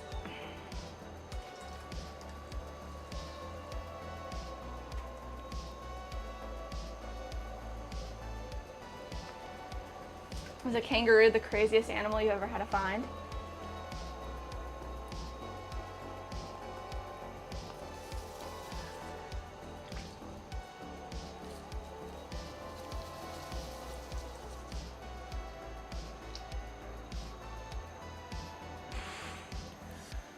Mandy says some of the lyrics to the song, something like, so my wife bought me a fast car, but the fast car was in Oklahoma City.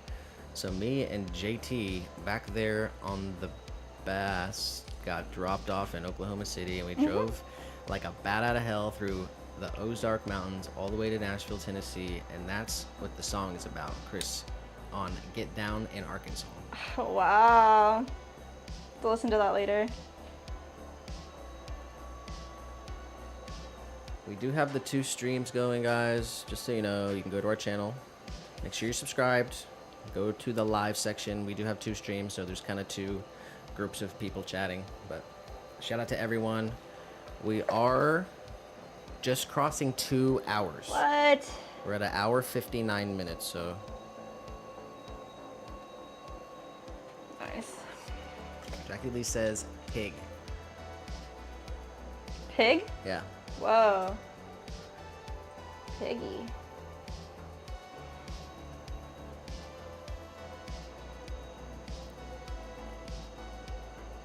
Did you say a pig is a crazier animal than the kangaroo? I asked for your opinion, but I think kangaroo's crazier. That's wild.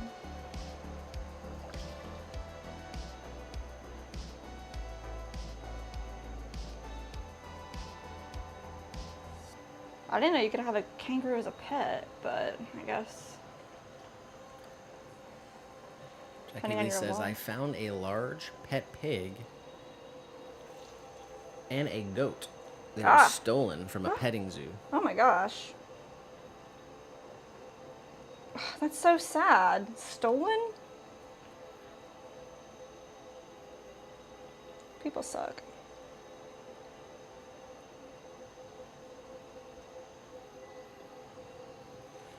Little guy's being cute.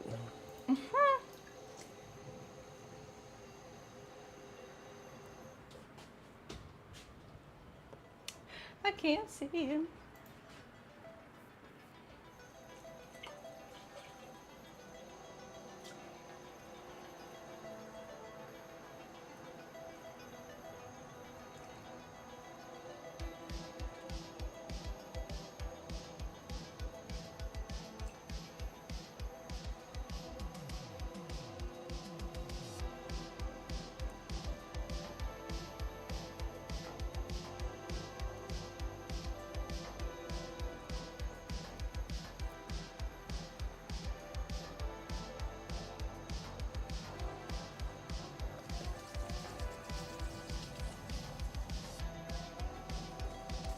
Lee says, yes, you can definitely rear a kangaroo and it will hang around your house, but mainly stay outside. Wow. That's insane. She said she's originally from Australia, but now lives in Sri Lanka. She's just in Sri Lanka right now. Oh, I see.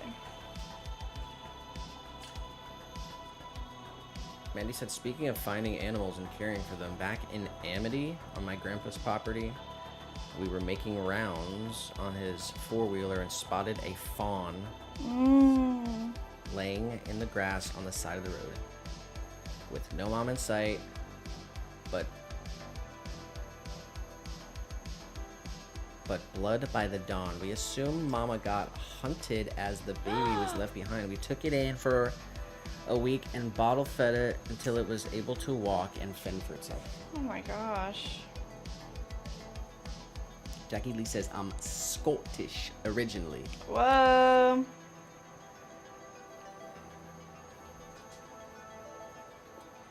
Wow.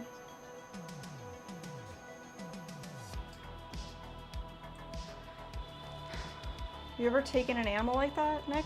Doing what? Take in an animal like that and like nurse it, like, and then set it free? I don't think I ever have. I know you've like rescued kittens. Yeah, I'm a man of many spirit animals. You are.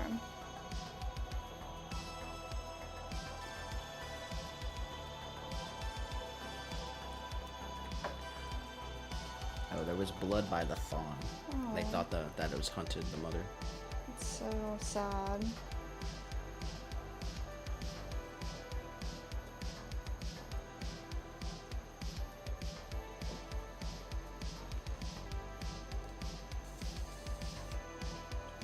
Still got Jennifer Ribbenberg. Jennifer, thanks for being here.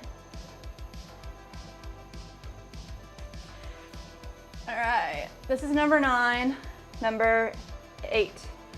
2, 4, 6, 8, 9, number 9.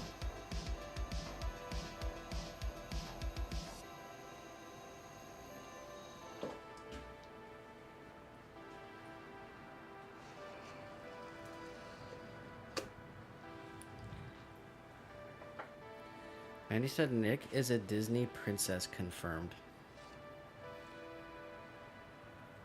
Nick, oh, because of the animals? Like a Snow White? I'm definitely more like Belle. Aww. And Jess is the beast. Just kidding. If I had to be a Disney princess, maybe Ariel, because I love the ocean. Aww. That's a really good But I don't one. really like that movie very much. Really? The OG? Eh? I just didn't grow up with it because I like watch more boy stuff, I guess.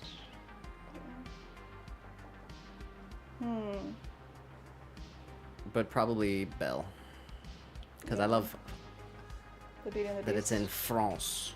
France. And then they also have a dope mansion. True.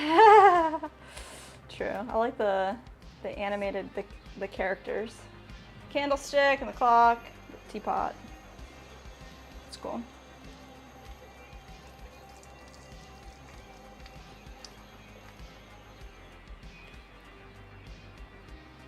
Jackie Lee says, "You're doing so well. I love your pots."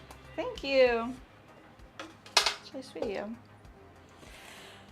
This is the last 4-inch, and then we're gonna do some big guys. Oh yeah. This is one of our 5.5-inch big, large tabletop planters, totally finished. This one's an opal melt. So this one, it is 5.5 by 5.5 with the attached base so that you can put water on the side and just do some bottom watering. The plant will drink when it's ready. Or, yeah. So this one came out really, really nice. Lots of good drippies. Opal melt. So it's pink opal with our purple on top.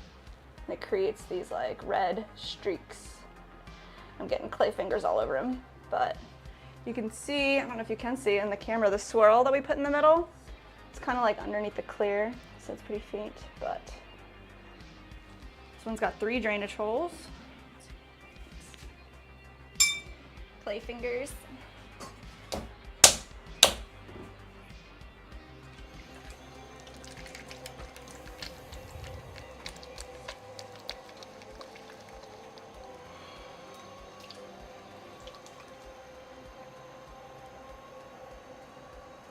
Mandy said, "Have you seen The Last Unicorn?" No, have you? Never seen that. No. I never heard of that. She said it's one of my favorite animated films. Is it by Disney? Sounds like Pixar. I don't know.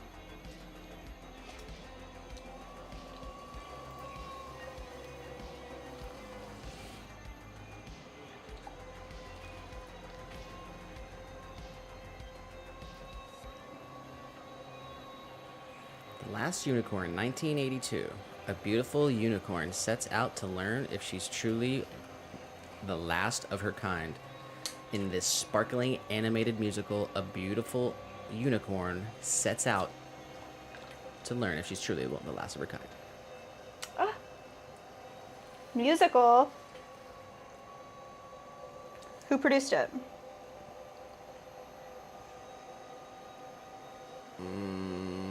Produced by Arthur Rankin Jr. Oh, so do you think it's like affiliated with a production company, like Disney or? I'm not sure who Arthur Rankin Jr. is, so I'm not sure. Sure. Well, maybe Mandy can enlighten us.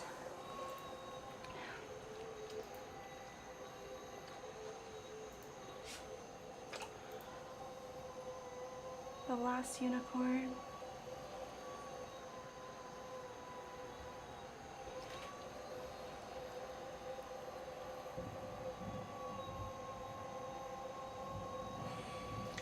Maddie said he did the animated Hobbit. Whoa. The animated Hobbit. I don't know too much about the Lord of the Rings universe, to be honest. I want to.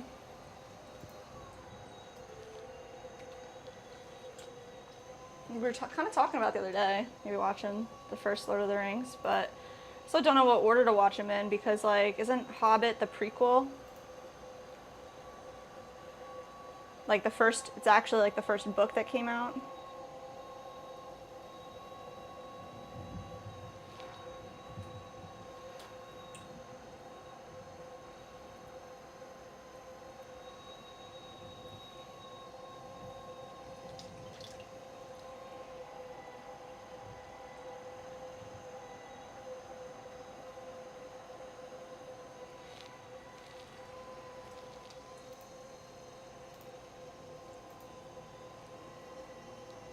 This is number 10. This is number 10. So what are you going to do? After this one, we're going to move on to large planters, the 5.5 inch. We have 5 pieces weighed out, ready to go. And then once we finish that, we're pretty much going to look at our production list and see what the next order is. The next square space order. or Etsy order. Which I'm pretty sure it's like a couple bowls. And we have to make some steins, so we'll make some steins later.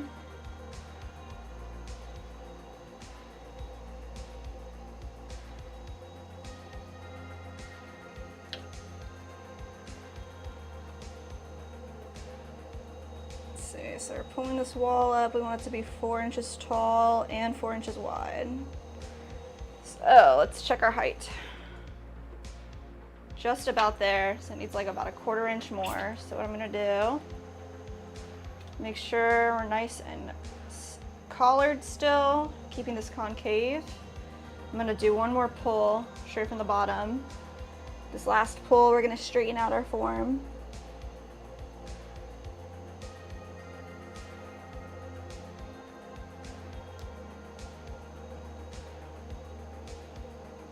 Press at the rim. Let me give this a good look.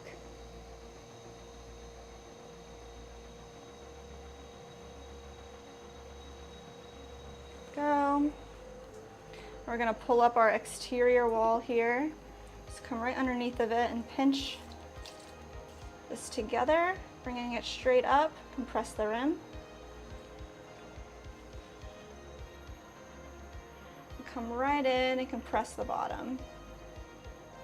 Just get rid of any water, slurry that's down in there, pushing all the clay together. And then create our little swirl in the center here. There we go.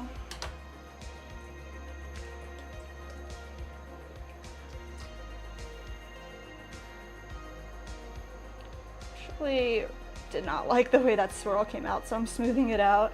We're gonna do the swirl again.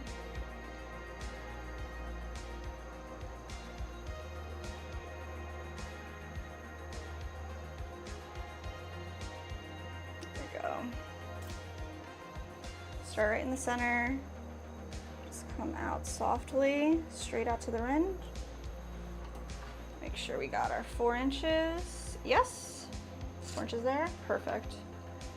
So one last look at the side. Make sure got our cylinder straight up and down. Same with our wall. Come right in here. Get that little bevel so our wire tool has somewhere to go. Slice it right off.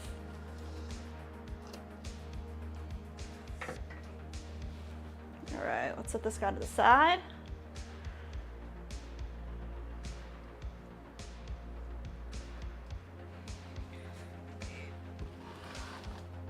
Nice. All right, do need some fresh water. Our bucket is full of slurry now. It's just pretty much all clay. So we throw a whole bag. It's about 25 pounds of clay. So I'm gonna throw this bag out.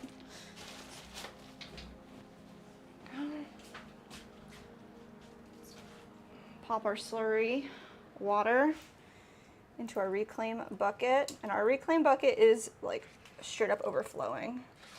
So I'm gonna take a second and try to like pull some of this clay out and put it on our reclaim bat. So we have some more room to work with here. So we do have a plaster bat on our bottom shelf right here. And then it just helps dry the clay out a little faster. So I'm just gonna grab like a pretty big chunk. Just pop a few handfuls of our reclaim right down here. And then this clay dries out. The moisture gets soaked up by the plaster bat, but also by the air. So once it's dry enough, we wedge it up and then we can use it again, make more pieces. There's no waste. Mandy says, in Lord of the Rings, it's about Frodo's story. Yeah. And The Hobbit is about Bilbo Baggins, Frodo's uncle. Yes. So, which movie do you watch first? Doesn't matter. I think when I tried to listen to the audiobook, but I didn't get nearly even halfway through. Tried to listen to The Hobbit.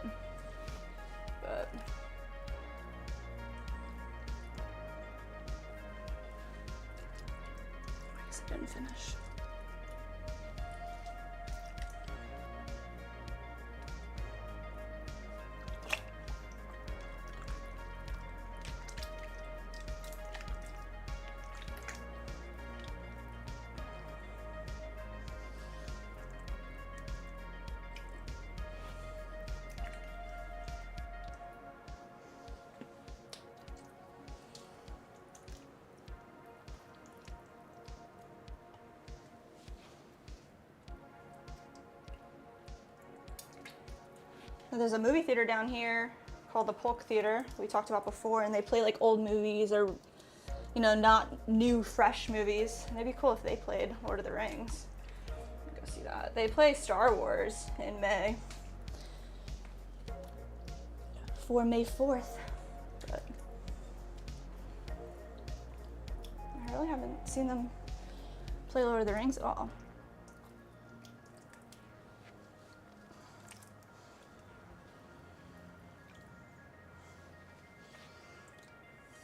All right, like 2 more scoops, we'll be done here.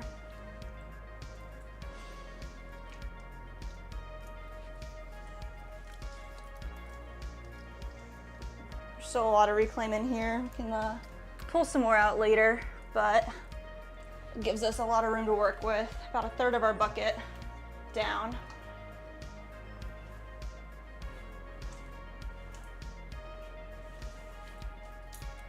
Nice.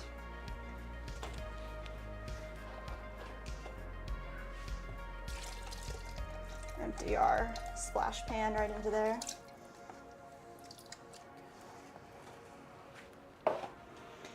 For this next set of planters, because they are larger, we're going to add like a coil of clay onto our wheel head instead of using our chamois. This way our bats are extremely secure, because we'll be throwing 5 pounds of clay at one time. So let's make that happen.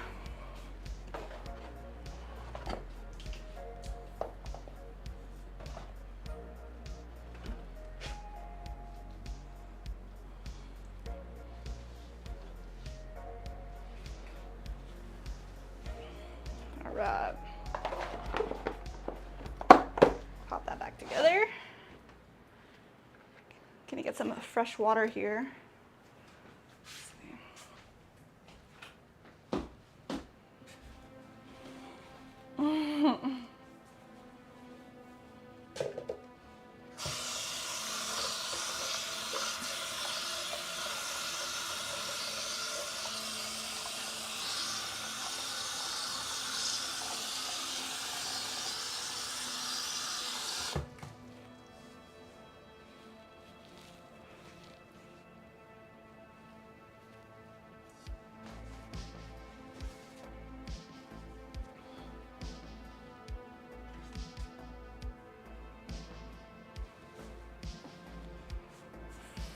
Little guy.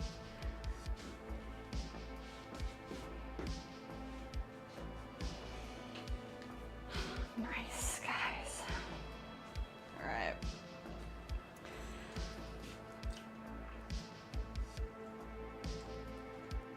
Manny said, The Hobbit is easier to read or listen to. The Lord of the Rings is so layered, and Tolkien is bonkers. Tolkien? Multiple fake languages, Oh my god. histories for every character. What? She would watch synopsis videos that fans made, but definitely recommends reading The Hobbit. Nice.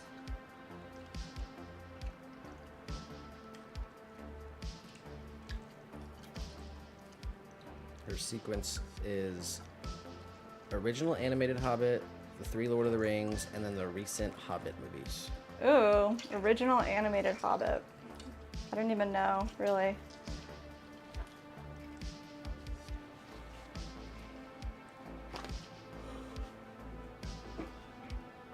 Thank you for sharing. That's what's up.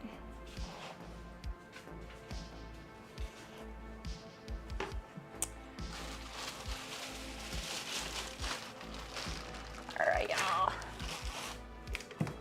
Try to grab some clay right here. We're just going to create a ring on the wheel head. So let's center this up.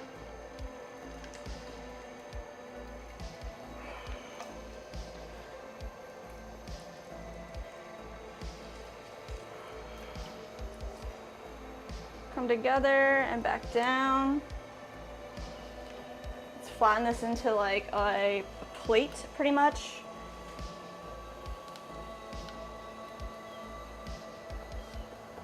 Just want it to be pretty even on the top so it can attach to our bats, just like that.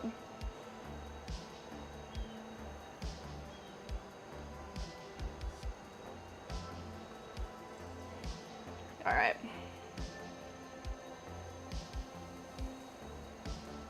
Not bad. So these big guy bats right here, let's center these up. And then just give them a couple of taps into place. Make sure they're nice and level. Good, now let's clean them off. Well, what do you think, Lord of the Rings or Star Wars? What's better? What side are you on? There we go. I feel like they're pretty different, but it's still fun to think about.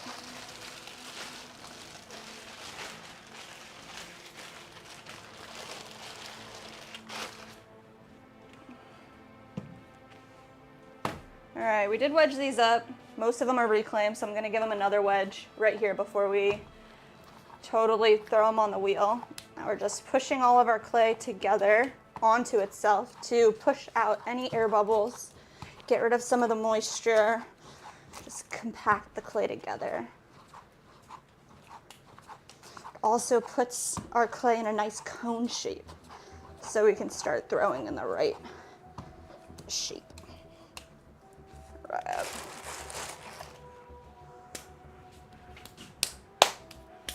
All right, so this is 5 pounds of clay. We're looking for 5.5 inches by 5.5 inches for our attached base tabletop planters.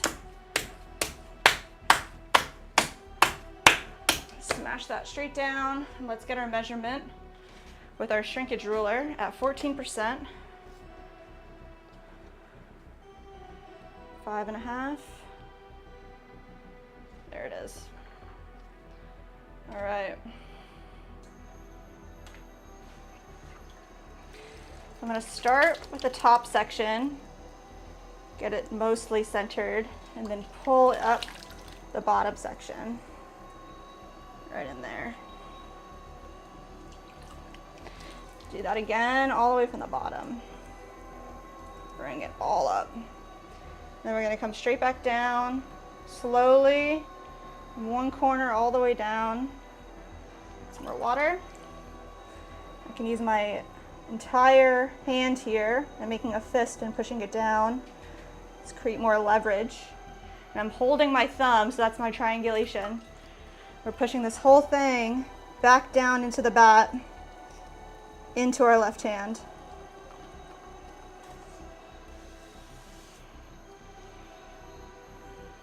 Mandy said, Lord of the Rings for sure. Revenge of the Sith is an awesome film also. Man.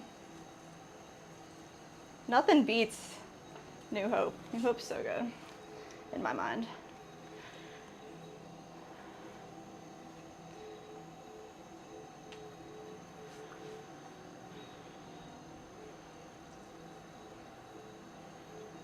All right, find the center, straight down, leaving about 1/4 inch on the bottom. We're gonna pull this towards ourselves, opening it up slowly, keeping our base level. I'm gonna keep our wall concave. I don't want to distort it too much. We're gonna come in here and compress the base of our pot. Let's push all this clay straight down to the bottom. Got Erica in the chat. Thanks for being here. Making these giant planters. Let's see. Compress our base extra, especially because we have this reclaim. I'm gonna push all that clay back together. Get all this water out of here. You can see what we're working with. There we go. Now we have our measurement right here. So it looks like we're just about there. We just want to even out our bottom wall, give ourselves a nice 90-degree angle. Just gonna bring that straight over just like that.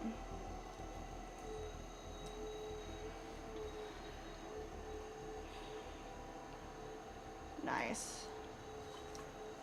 I'm not gonna pull quite yet. I'm just gonna push all of our clay from our first wall into the center.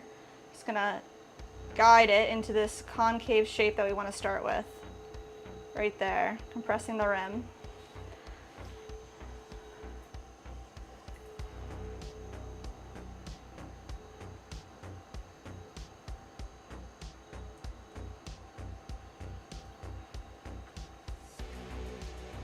Let's go ahead and grab this coil, this little bit down at the bottom here, come all the way up. I'm gonna try to keep this concave through our pull, compress the rim. Now it did flare out a little bit already, so we're gonna come in, we're just gonna collar this in. Keep this concave until we reached our height. Mandy said he was crazy smart, attended Oxford University, married to his wife for 55 years. Who's he? Who are we talking about? Lord of the Rings, like the writer of Lord of the Rings? Let's see.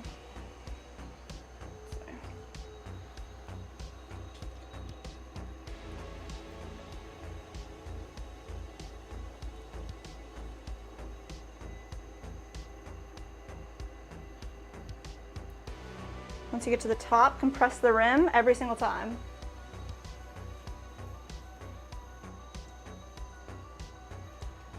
Go. And it flared back out, so let's collar it in. Just pushing from 3 points. I'm using my fingers on either side and the big part of my palm here together to create this triangulation from the bottom to the top. Pushing it in towards the center. And once it's in the shape that we want to keep during our pulls in, I'm just gonna create, there we go. Compress the rim. Tolkien, yes, nice. Thank you, Mandy. Man. Yeah, I mean, to make an entire language and then have such a creative mind, have a huge following of people who love your work, like, I can just imagine.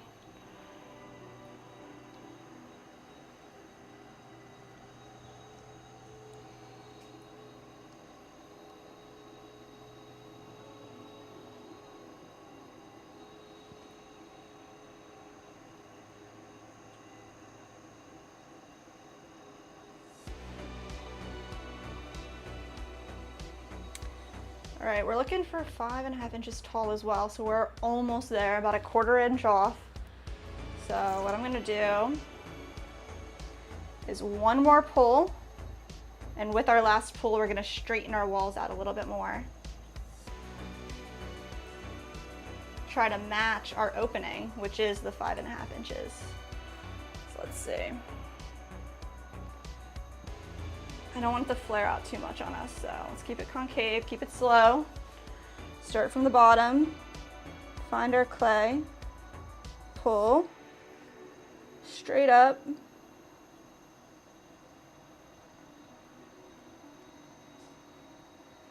As soon as I can, I'm gonna flip my arm back down, connect my fingers together. All the way up, compress the rim.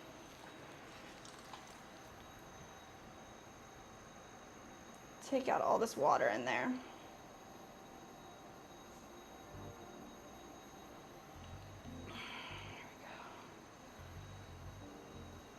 All right, so we have our height. Now we're just gonna match the bottom diameter that we started with the top, straightening our walls out, and then we'll have 5.5 inches wide as well. We're just going to add a little more water here. Straight down. Slowly open it up. Just pushing in from the inside out, holding it with our outside finger. So there's no pulls happening here. We're just shaping it. Go.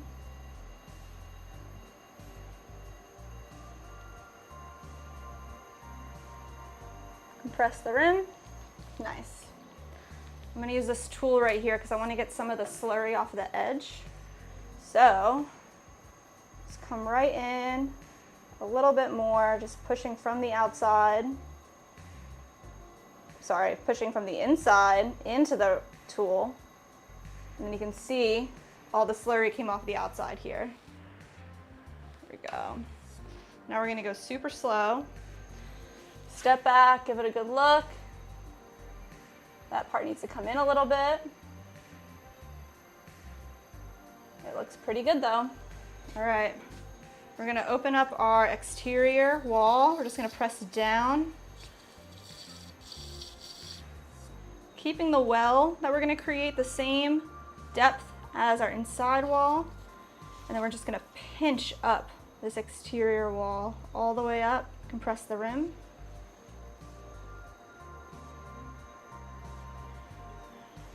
Go.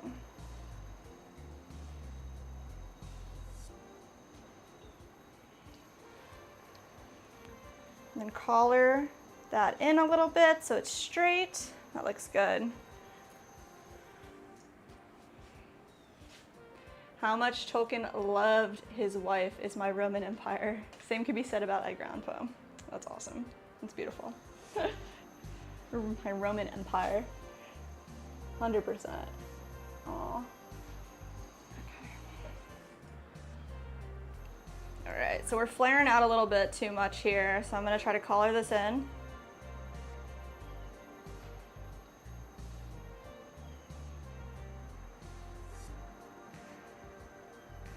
Right there, hold it, compress our rim, straighten it out. It's this little bulge right here, that's what I want to get rid of. So,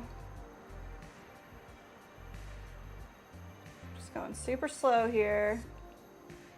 Every turn can move up a little tiny bit.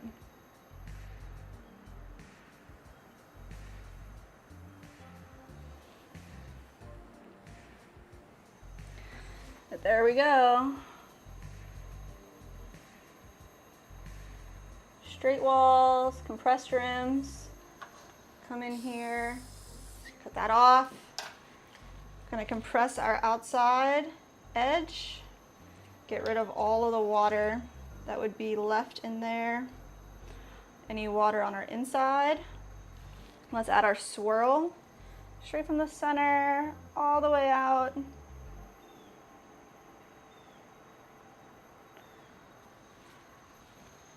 Slow it down a little bit. I want to give it one last look here.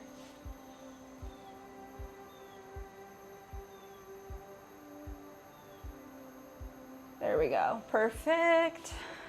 All right. I'm going to slice this off.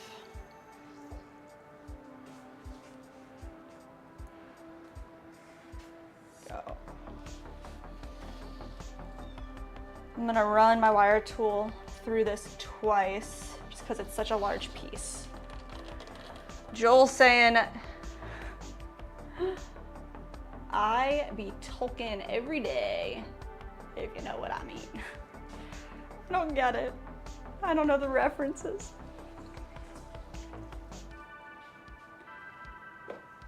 Mandy probably gets it.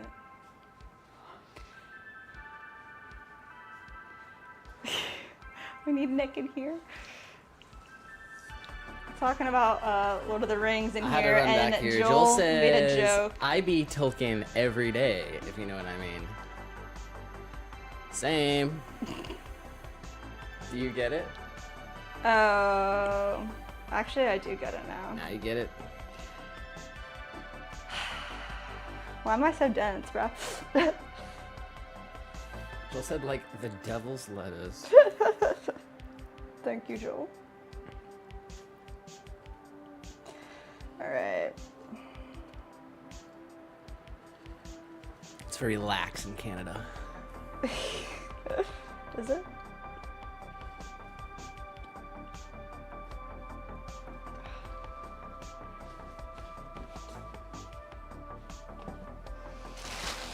All right. I'm gonna line these guys up here. want to keep them flat until they dry a little bit more.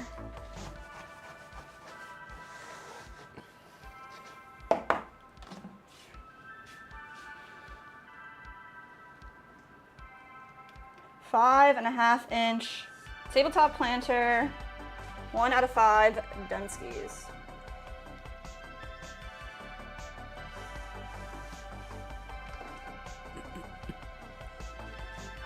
Oh.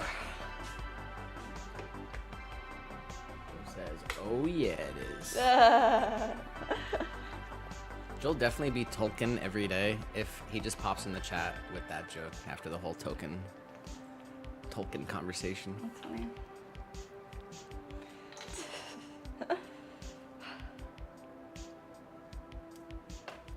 Uh-oh, we got movement on the cat cam. What?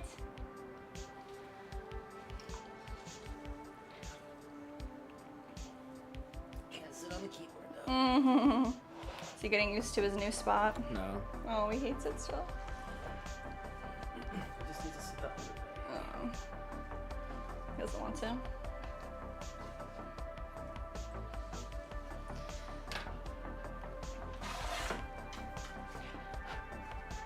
All right, 5 more pounds coming on. Center up this bat.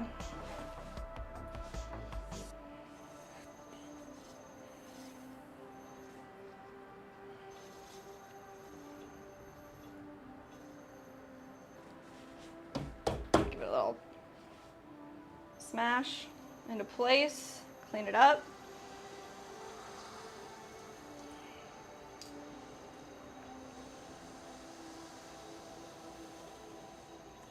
All right.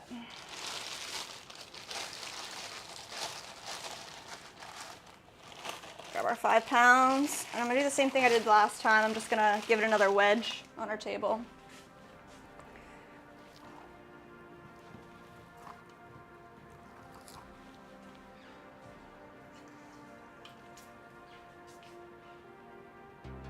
Pretty sure they beat Tolkien in the Hobbit movie. Really? I don't know, we watched it all one time. They had pipes. I should have pipes. Yeah, we gotta watch it again because I don't remember it.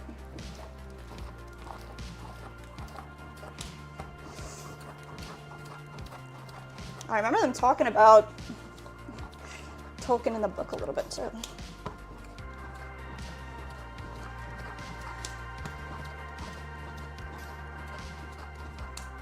Like I said, I didn't really finish it, so.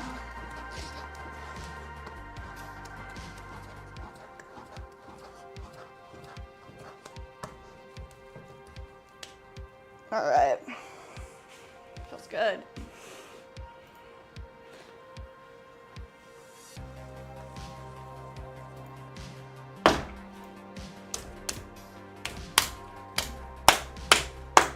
Center it. Start with the top half. Then introduce some more clay.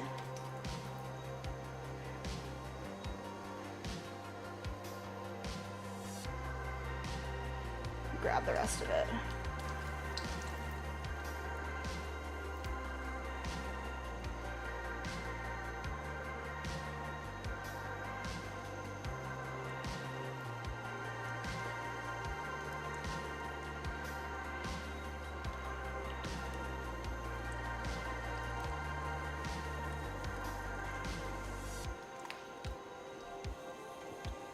Definitely helps this clay is nice and soft. And he said there's also a movie based on his life. Really? I'm not sure how true it is, but it's an absolutely heart-warming film Aww. called Tolkien. It's actually like a movie with actors that are like play about his life. Oh, like a role play type of thing? No, it's like a legit movie, like Oh, with actors and stuff. wow.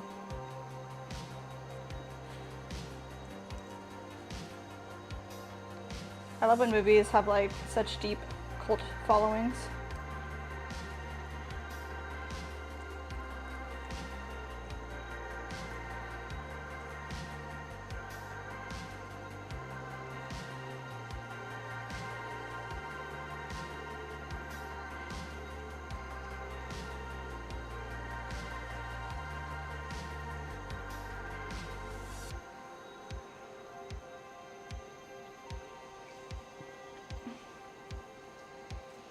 All right, we're gonna compress the crap out of the bottom here because this is a pretty big piece. We don't want any cracks, so we're gonna push all this clay down to the bottom. Extra compression.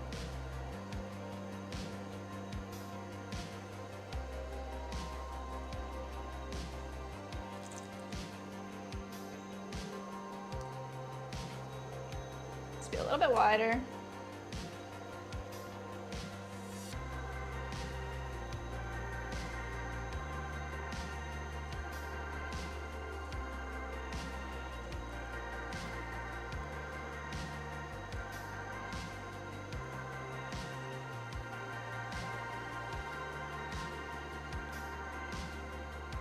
Nice.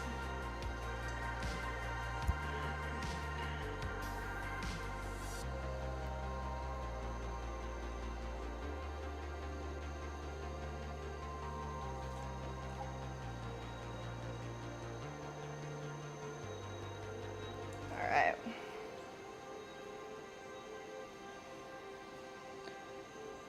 Start with our concave shape here, our wall. Keep it kind of even, compress the rim. Let's find some clay right down here. Our first bulge. Bring it straight up towards the center. So we get to the top, compress your rim. Nice.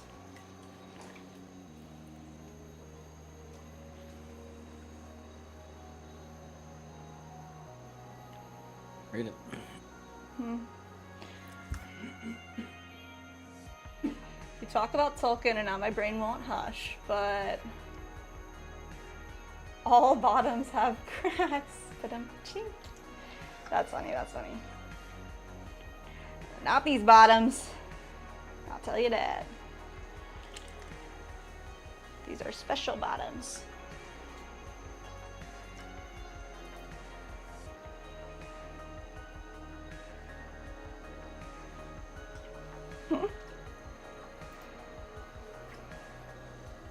That was like a solid dad joke for sure.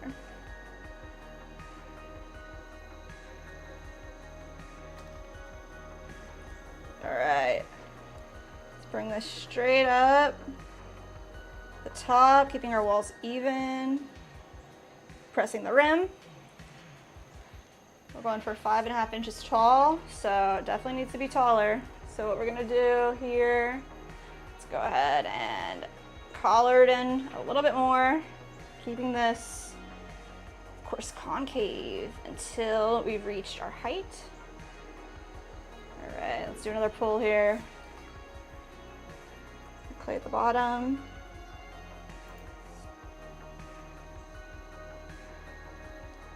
Just gonna come up slowly, and as soon as I can, I'm gonna drop my elbow, connect my index finger and my thumb, keep the pull happening all the way up. Once I get to the top, hold it, compress your rim. There we go. SJM pops in the chat. Someone say toking? Toki? Toking. Tolkien. Tolkien. Do you still not get the joke? What's that? I get it. I'm not sure. I get it, guys. That was hilarious. SJM just says, someone say Oh my toking." gosh, that's funny. His It's a ears PG are ringing or YouTube what? stream, guys. You can... Maybe one day we'll do a kick stream. It'll be Patreon only. Oh my god. So that says, howdy, dudes. Howdy, dudes. How's it going?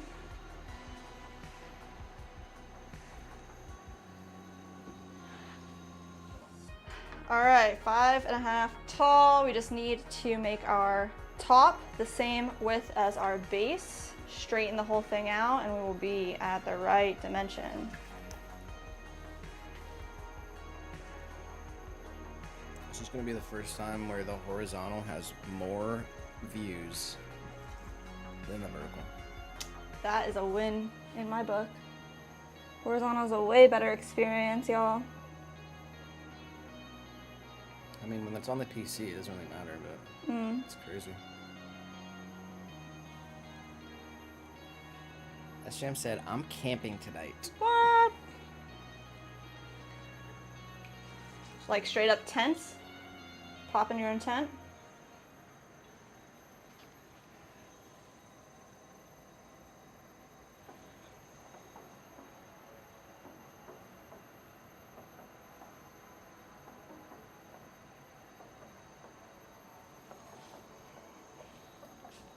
Alright, definitely needs to be, yep, lighter. Mandy said that she was just timed out of horizontal. What?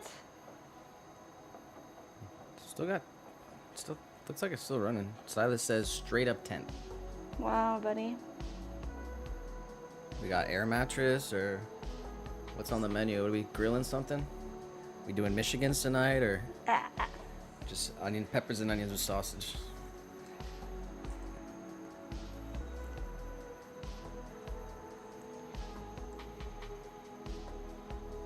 He said all the wood around is wet and he's having a hard time getting a fire going. Oh. That's a bummer.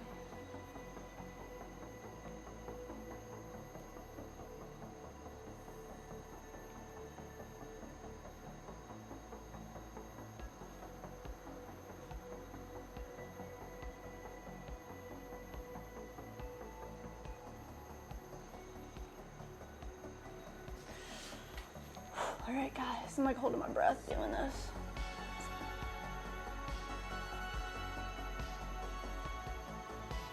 Let's pull up our exterior wall. Just pinch this together. Slowly pull it up.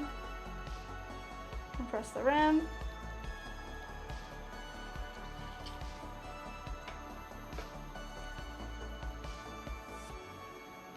I don't think I've ever camped like in a straight up tent, like in the woods.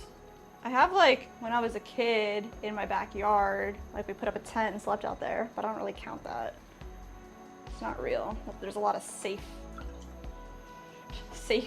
in that.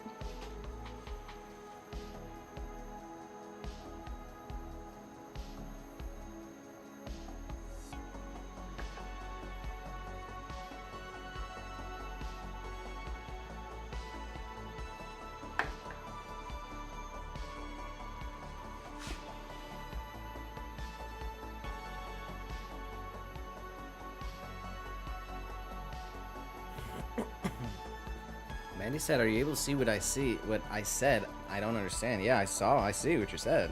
But we still got Silas in the horizontal. Go refresh your app. Go back to our channel. Go to the live section.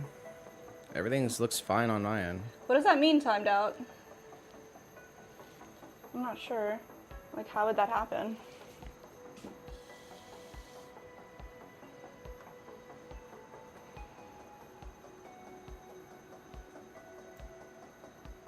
Oh, like someone put her in a timeout. What? You think it could have been like Stream Elements? No. I don't think Stream Elements does that. All her messages were removed from horizontal. Oh my god.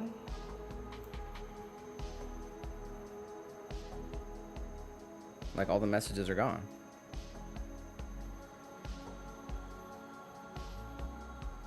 That's so weird.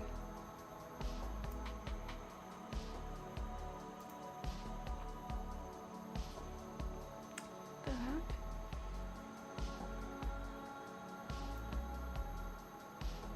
Silas says on my end, it says Swan City put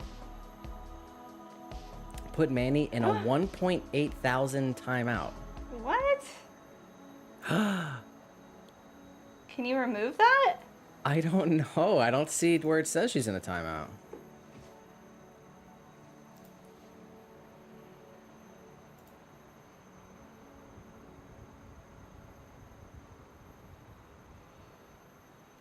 Silas said possibly because she put a link in the chat, but she's mod, so it doesn't matter.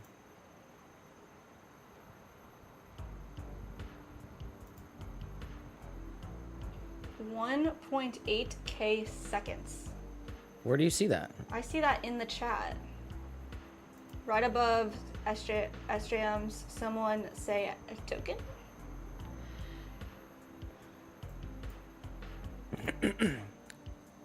Damn, we got a rogue moderator, dude. Like someone did it. It might have been my phone freaking out. Like, I'm afraid. Like, my phone is so Are you broken. signed in on your account though? Yeah, I am on Swan. Let me see.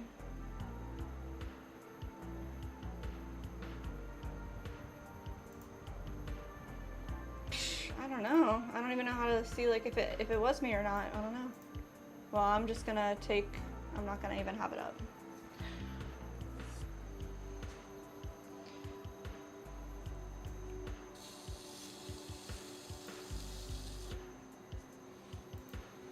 How many minutes is 1.8K seconds? 1.8K seconds. I mean, 600 seconds is 10 minutes, so it'd be like 30 minutes. What?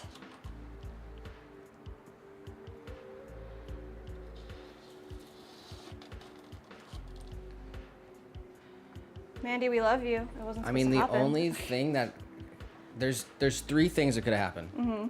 There's a rogue moderator Yeah. who did that. Could be like Trickshot or someone in like who hasn't said anything. I'm not sure. Like it's a rogue mod. Right.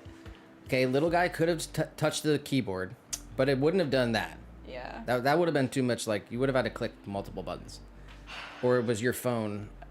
I honestly think it was my phone freaking out because it says our name. It says Swan City Ceramics put you in a timeout. So I think my phone glitched. Mandy, I'm so sorry. And we love you. It's not personal. My phone just... I need a new phone. Is it working right now? It's working now, yeah. I'm gonna go on a different account.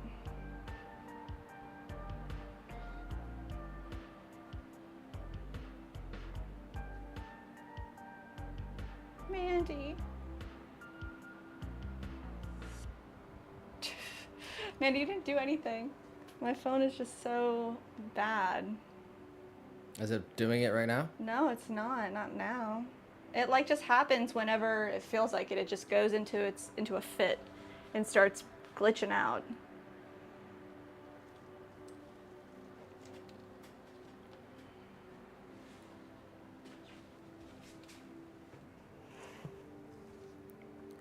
Yeah, that sucks. I'm sorry. It's doing it. It's glitching. Show the camera. I literally, well, I just clicked it off. I get so scared when it happens. It just starts clicking random stuff. If it starts happening again, I'll show you guys.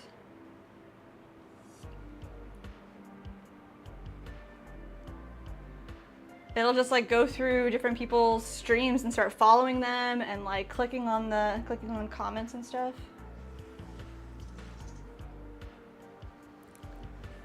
Yeah, that sucks. Like, because it like removed a bunch of comments from the video. It's gonna, like. How do I like undo that? That's like. You literally can't. They're all like they've been deleted. What? I'm so sorry, Mandy. I did not mean to do that.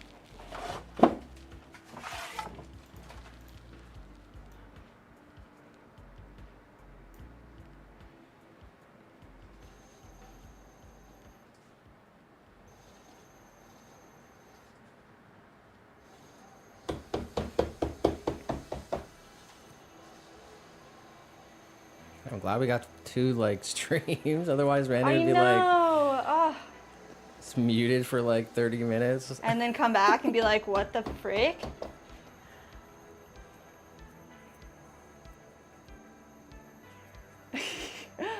She's like in there alone though. It sucks. No, see, look, okay. Show the camera then. Is it doing it? It was, and now it just stopped. It like opened the description. I don't know what it's doing.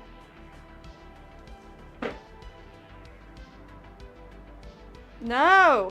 No, no, no, no, no. Show it. I literally can't because like it Show just it. said like submit for hate speech. Like it was about to report our channel. Whose channel? Our channel. Because I have it up and then it just starts clicking buttons. So it hit report and then it hit hate speech. And I had to like quick turn my phone off because it would have reported us. I'm just turning my phone off. I'm sorry, I can't. Manny said, I'm suing. I got a TRX boy says, is that Meowie Cyrus? Meowie Cyrus? Little guy? Yeah, his gator is his microphone.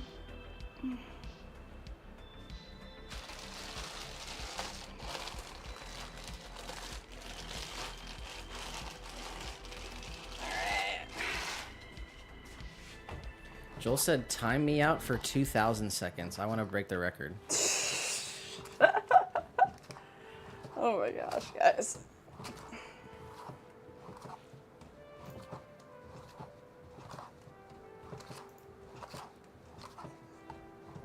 Looks like the longest you can do is 24 hours. Oh my god, yeah, like a whole day.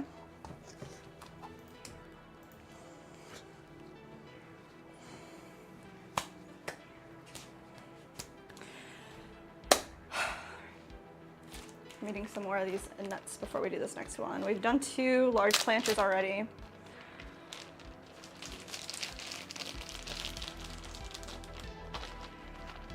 Hopefully I don't eat too much clay in this process.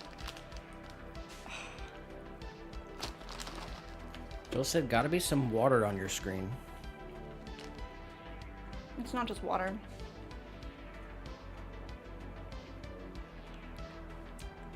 Unfortunately, it's been doing this for about a month and I've just been trying to hold out, figure out like what kind of phone, what deal I want to do, like what's next. Buying a new phone sucks. It's like they're all crap.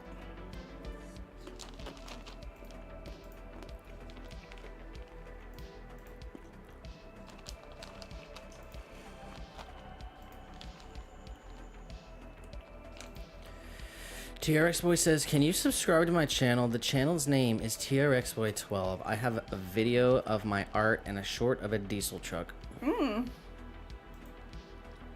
check it out. He's got 1 subscriber. I'm not gonna bring it up. All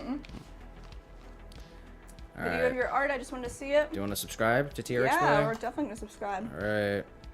Good job. We're your 2nd subscriber, TRX Boy.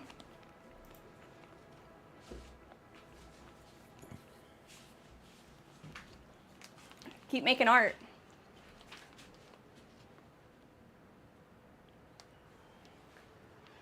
And he said, you know what's actually hilarious is that I was timed out after my butt crack joke.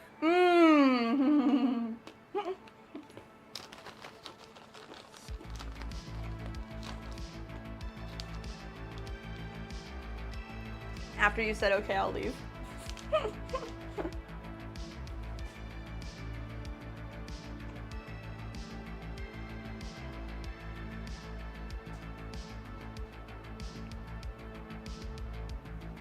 Yeah, I'm not I wouldn't time me out, Joel. Definitely wasn't me.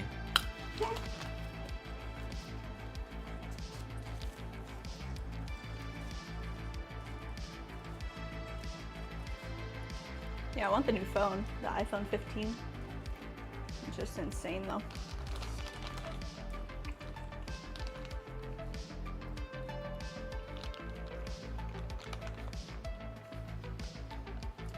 They're about to drop the next iPhone already. It's crazy.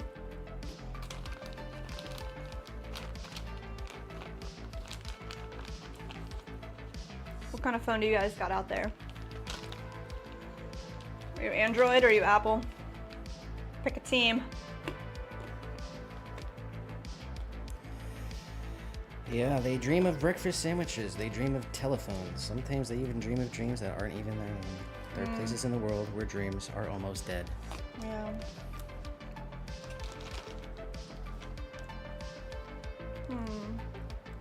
Enjoy your Apple iPhone 15 though. It's got a brand new sensor. It's got more multi-camera, multi-megapixel LED 380 1080p LCD technology built right in. I just want the nice camera to take pictures of the potteries.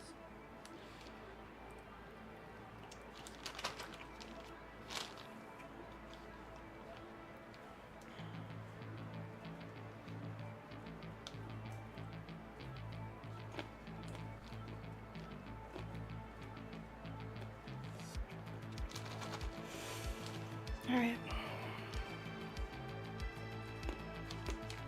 Andy said, I know you're loyal to Apple, but I love Android. Apple feels invasive plus way too expensive. Mm-hmm.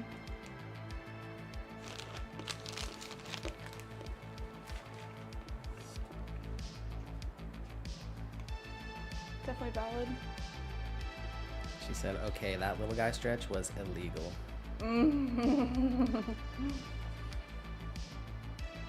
He's finally sitting on the right side. Really?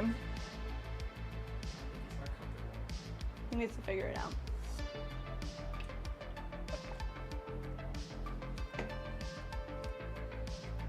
All right.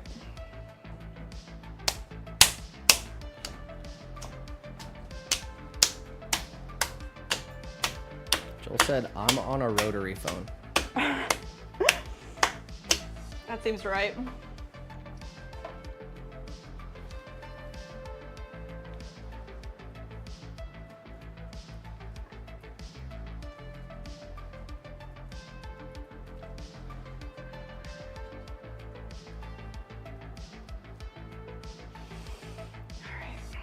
Ready, set, go.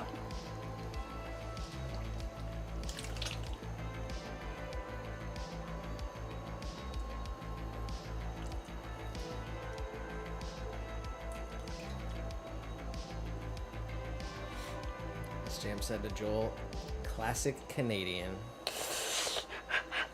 I'm not sure if they have the new technology over there yet. Oh my gosh. I think they're still getting like the 80s DVDs and Wow. 80s VHS. Oh my god. We just send them over there when we're sick of them. Mandy said, I have the Samsung S24.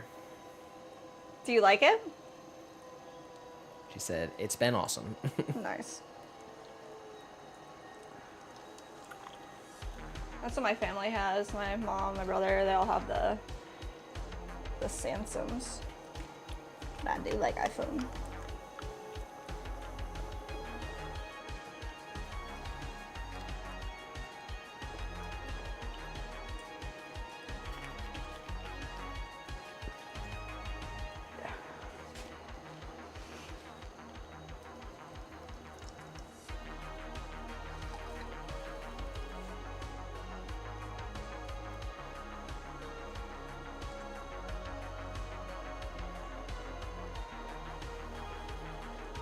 SJM said, I just saw on the news that the iPod is said to drop early Q4 2026.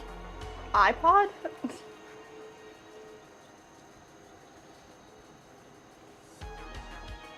Wow. They're really bringing it back, huh?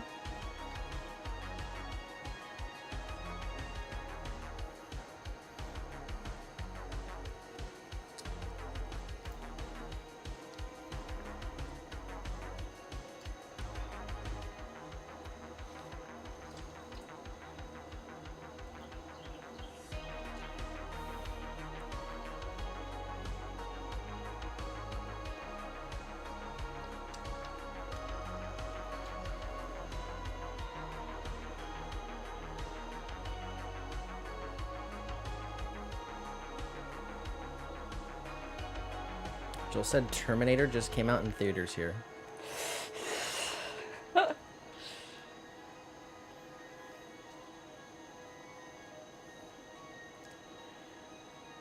sure there's better things to do in Canada.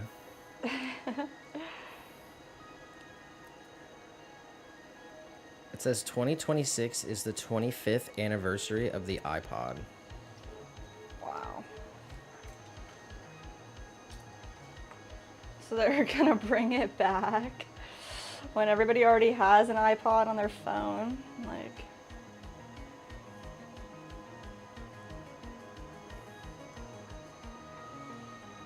I did love my iPod back in the day.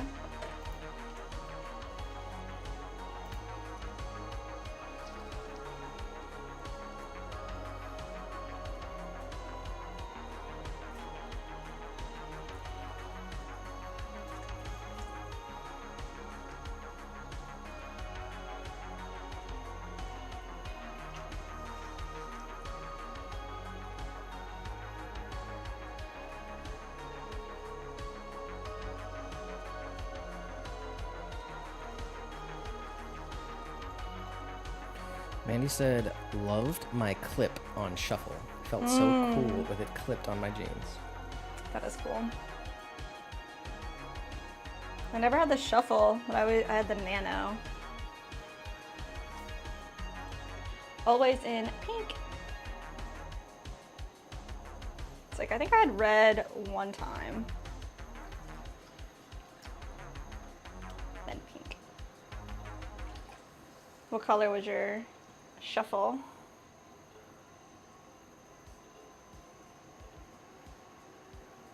Did you have the classic, Nick? I had a couple different ones. Yeah. The first one I had had the dial on it. Oh, yeah.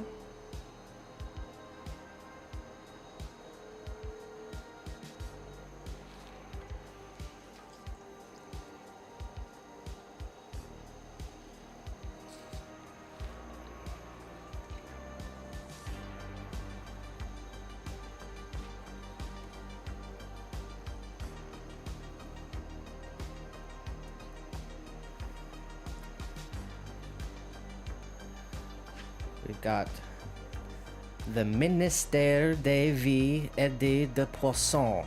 Says salute. Salute? Wow. Fancy name. I didn't say it right, but Ministère des Vies et des Poissons. Sounds regal.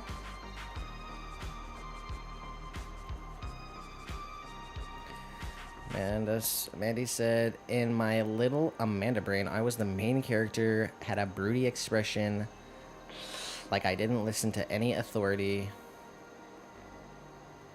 I wasn't to be messed with. And she said purple. Purple.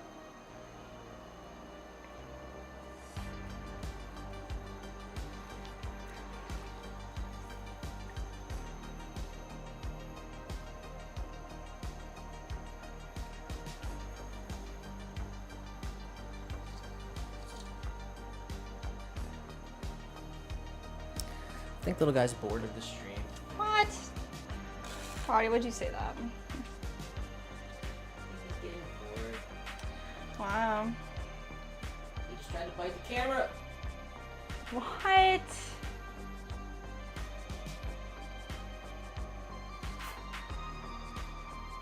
You gonna let him do that?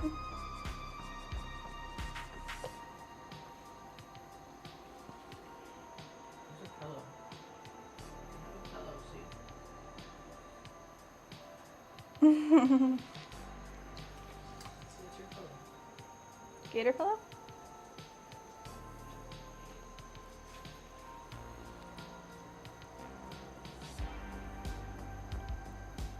T-Rex boy said, wow, the cat moved.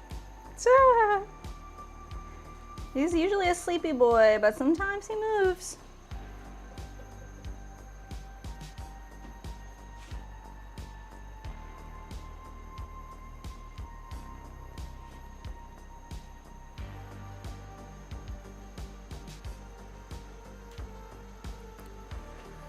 Alright, we are past 3 hours. Really?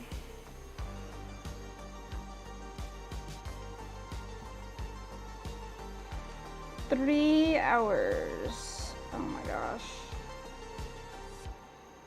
Alright.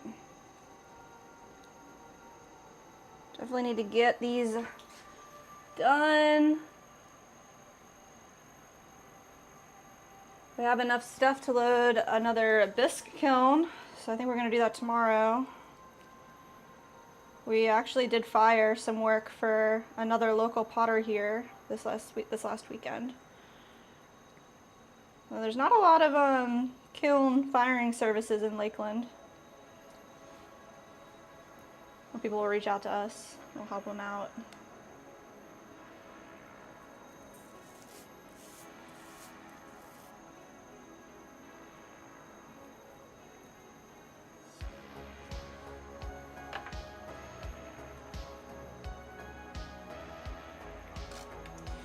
All right. Straighten it out a little bit more. Call this one gooch.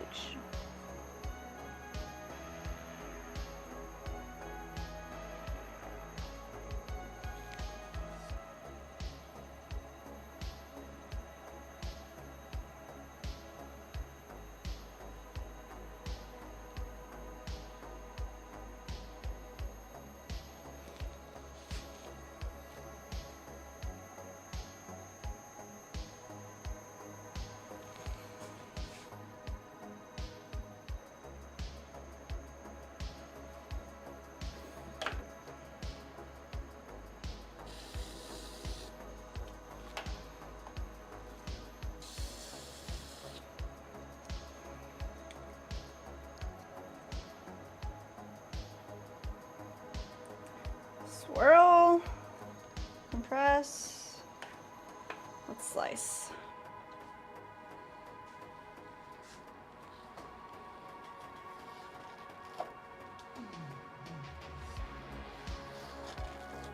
There we go.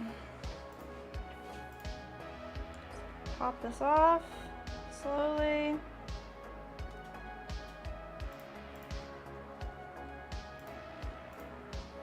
Big guy.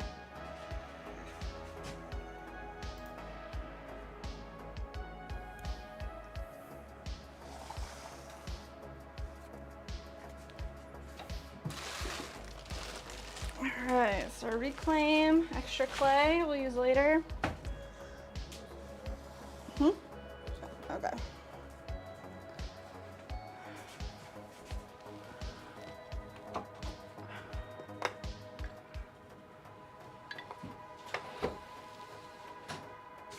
Ah! Touched my face with my clay hands. Alright. Next, let's get this bat on here pretty straight. There we go. Let's clean it off.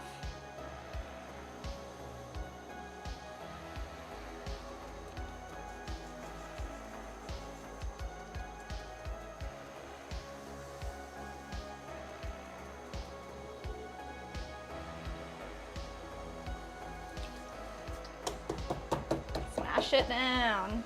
There we go.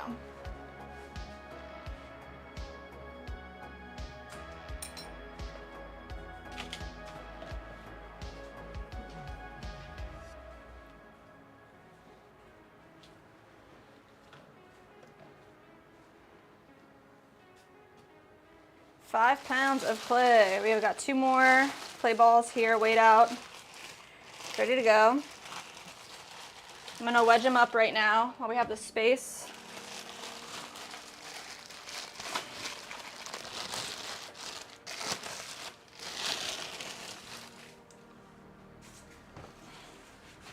Hardly have a space. Let's slide this one over a little bit.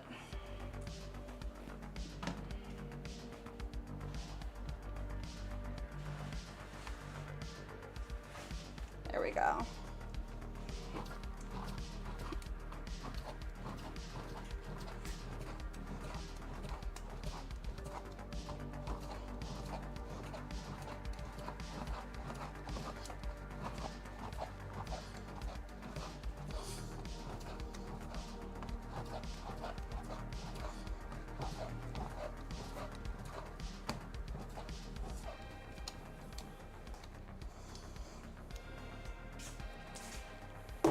One, and then we're gonna wedge this one up right now, just so it's ready. TRX Boy wants everyone to go watch his diesel truck short. Oh. And then Mandy says, what are those stretchy capri pajama bottoms that every girl wore with platform flip-flops. I loved wearing those with my shuffle and the Happy Bunny t-shirts. Happy Bunny t-shirts. Oh my God, Mandy. Stretchy. I don't know about the capris. Literally, Happy Bunny like ruled Spencer's. That was like, that's crazy. It's a good memory. It's like the original, one of the original memes, I swear. All right. Actually, I'm gonna start with this one.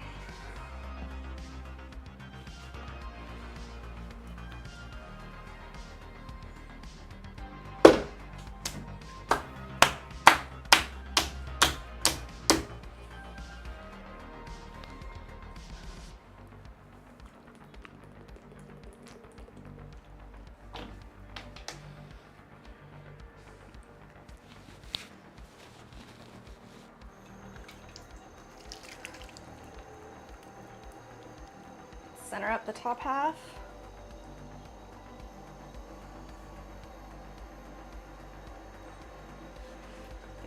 Bring in a little bit more.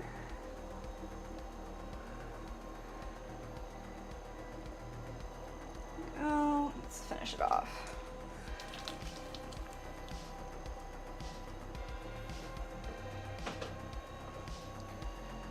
They said girls loved wearing the cheap Old Navy flip-flops with the capris. Flip-flops were definitely a real.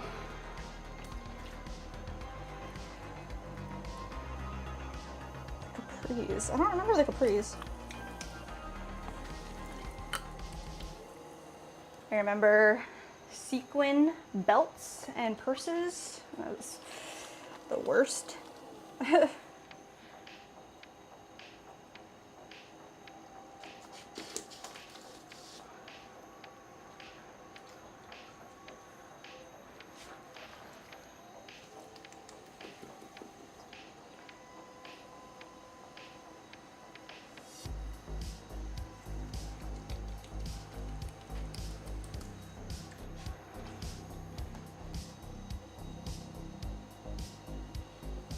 I had those Converse. I had a bunch of Converse, but I had these pair of Converse that had like 2 or 3 layers of like tongues and sides. They were all like different colors. They were atrocious. I loved them so much. Looking back, I'm like, man, those are so bad.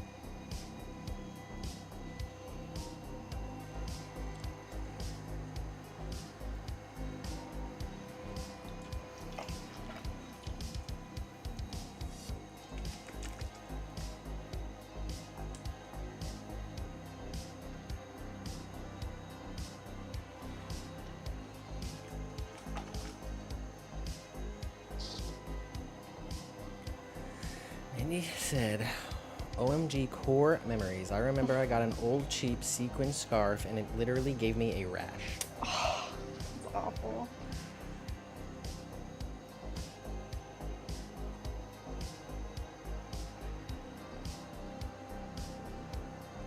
My mom did like a lot of sewing, so we'd always go to the fabric store and I would get like just like a yard of the sequin elastic stuff and make belts.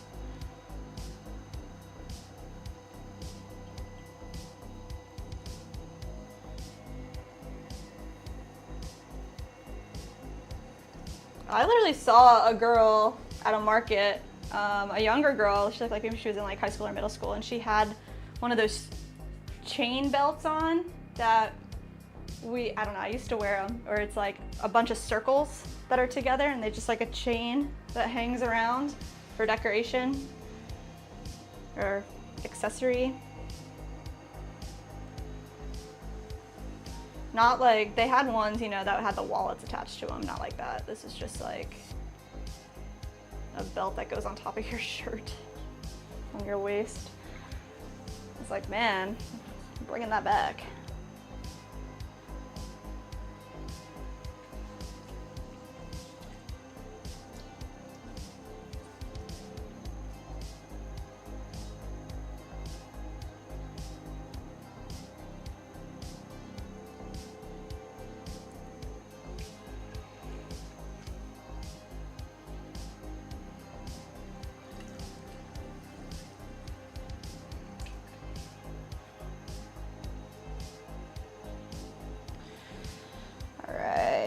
Concave, guys. You know the drill.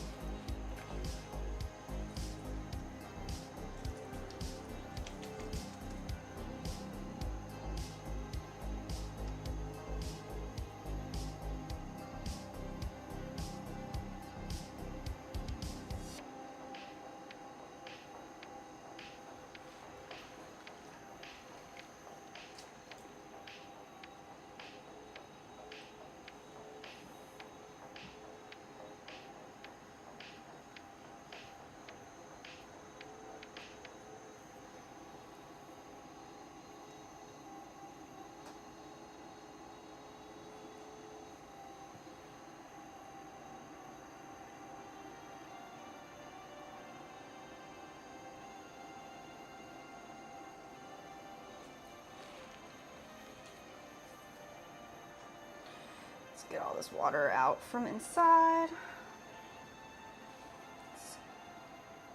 One more pull, straighten this out.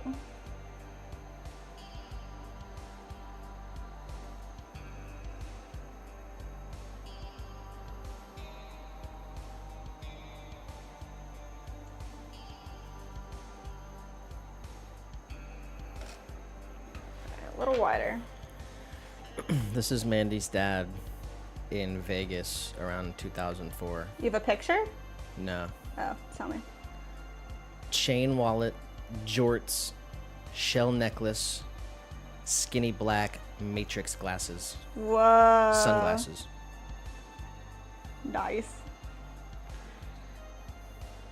And tank tops. Tank tops.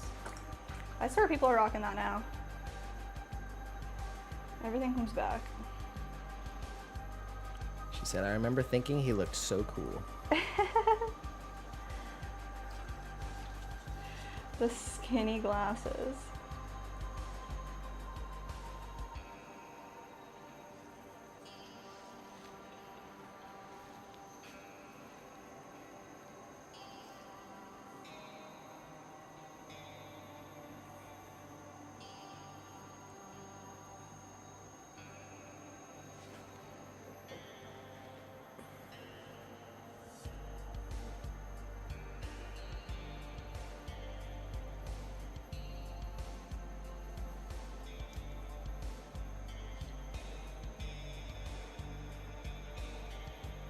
I actually have a bunch of random Canadian, like, money. Really? Like the coins and stuff, or you have dollars too? I got beaver nickels. I got Canadian pennies, and they stopped making them. Oh, really? They stopped making them? Pretty sure. I remember like working in a spot where you get money and you get like the nickels and the pennies that were Canadian. They always try to pass off their dimes, like. Yeah, that's funny. Yeah, we get a lot of Canadian money that people just like accept. Like, it's funny.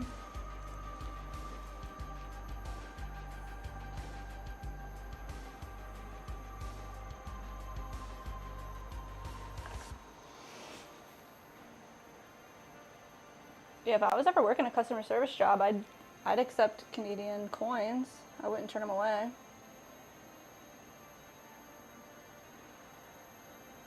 Although at the end of the day, I guess the business wouldn't be able to use them, so it's kind of crazy. guess I shouldn't have. Silas is on one today. Really? He said, I always have some Monopoly money lying around. I'm also like 30 minutes from the border, though. Oh my god, bro. That's funny.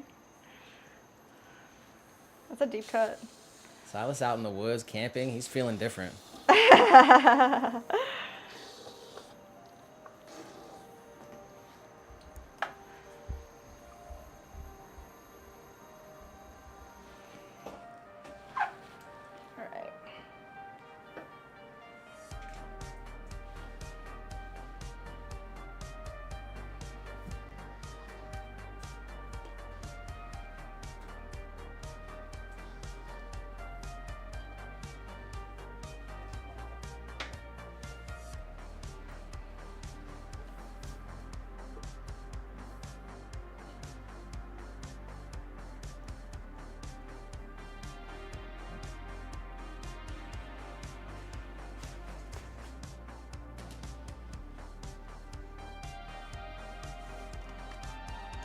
That was number 4. We've got one more to do. Oh.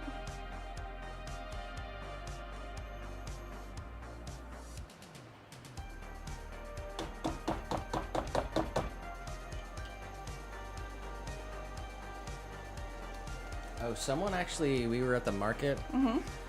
Someone came up to us and said that they had a piece made at Pottery Wizard in upstate New York. Yeah. And I almost think that Silas said something about that one time. Do you know, are you aware of Pottery Wizard, upstate New York? Some lady said that she had like her kid's urn imprinted with like a leaf from a tree that was planted when he was born. Yeah. Pottery Wizard. Should look it up.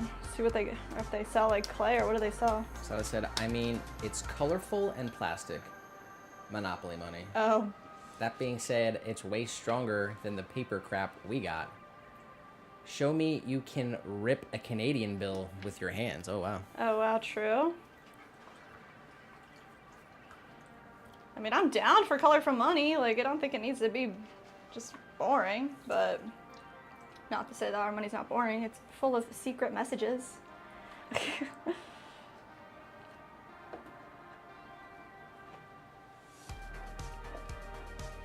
Jim said the Wizard of Clay in Bloomfield. Oh, he knows about it. Give me your review. Need to know. I need to know. I just thought it was funny. We were at the market and she said Pottery, upstate New York. Pottery, Yeah. Wizard of Clay, I guess. Yeah, Wizard of Clay. Something about they've got like really large dome-shaped structures in the front of their building that they imprinted with a bunch of the native leaves.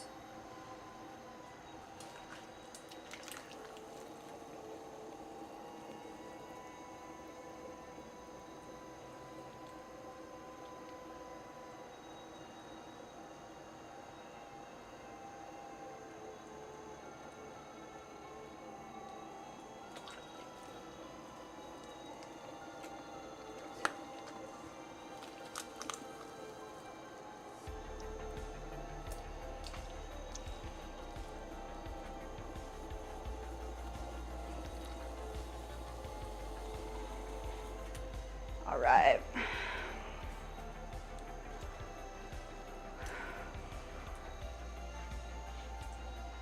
Flatten it out.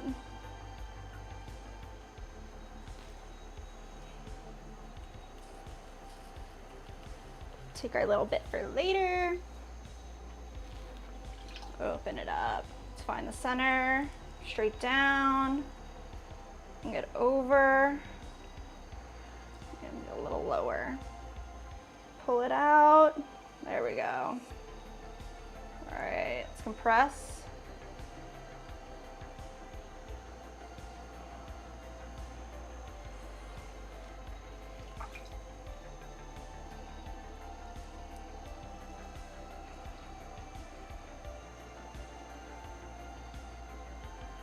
Definitely needs to be wider. Let's check it out. Yes.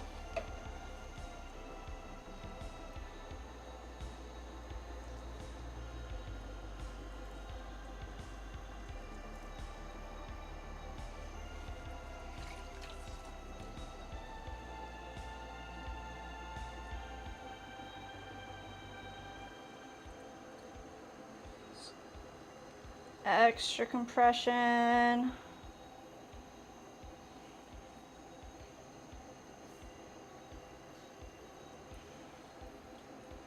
All right, let's check it out. Oh yeah, that's almost too much. Let's bring it back in a little bit. Yeah.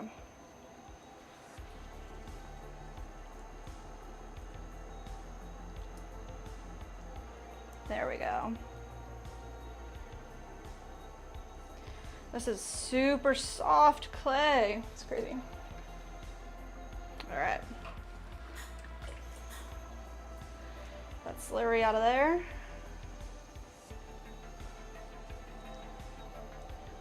Start here with our concave shape. Come all the way up to the middle.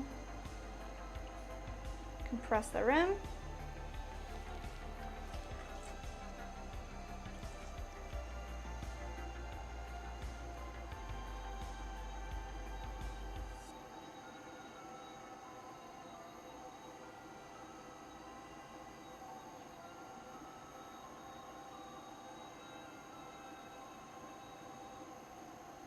Way up, compress. All right, let's collar this in.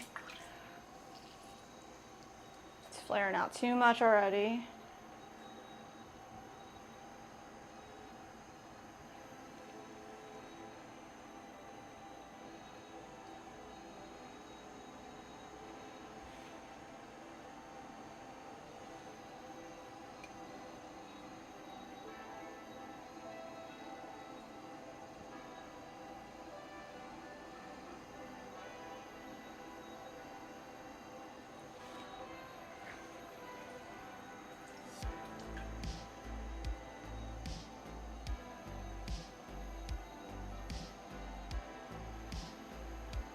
Guys, color it one more time. Let's see. Got to get this height.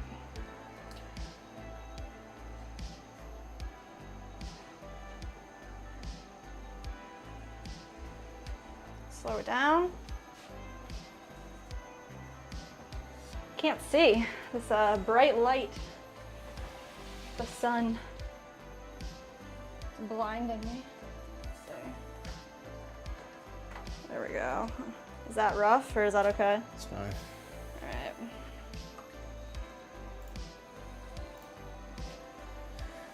Joel said the $50 bills smell like maple syrup, no lie. No. I need a fact check on that.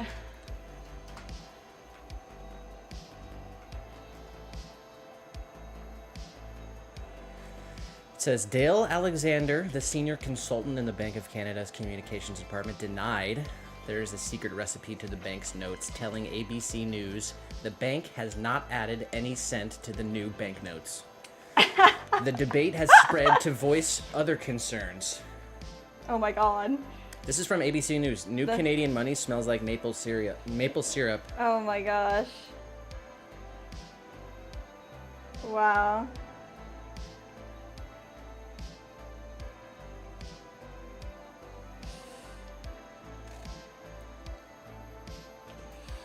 Joel, what do you have to say for yourself and for your country?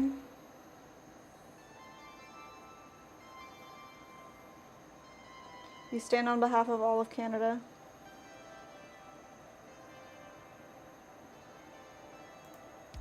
On NPR.com, there's a poll. What does it say? Oh, it says, if you could choose a cent for U.S. currencies, what would it be? Huh. Let's get a guess.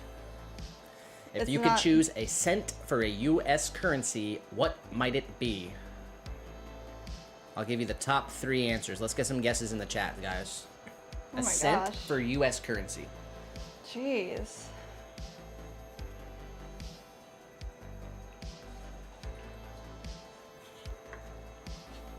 Fabric softener. It'll make everybody smell good. That's your vote? Mm-hmm. That's American? That represents... I'm just saying that's the best answer for any currency. Because it'll just make your clothes smell good. It'll make your wallet smell good. It'll bring, like... Man, he said, what am I guessing? Say the question again. If you could choose a cent for the U.S. currency, what might it be? There's some debate on whether or not Canada adds maple syrup cent to their currency. That's But if you could choose a cent crazy. for U.S. currency, What would it what be? would you choose? And I'll give you the top 3 answers. This is a poll on NPR Wow. that has over 3,000 votes. Wow. Okay.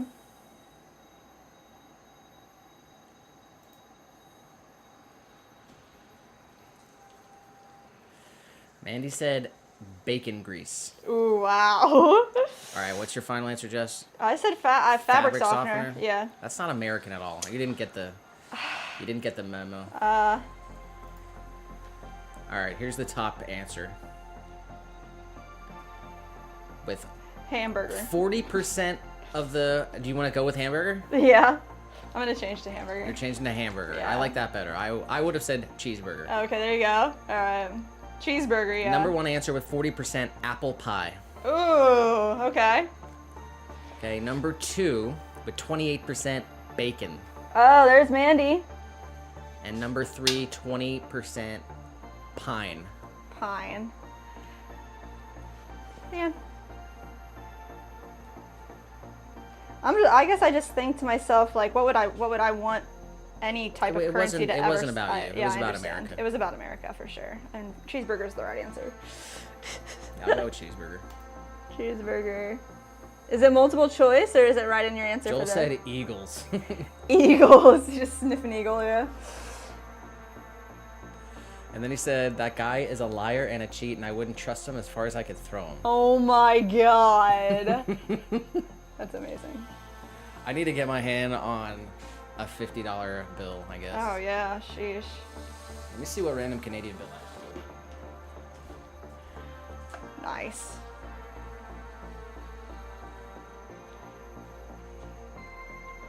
Yeah, Nick's got like an awesome coin collection, actually. It's like insane.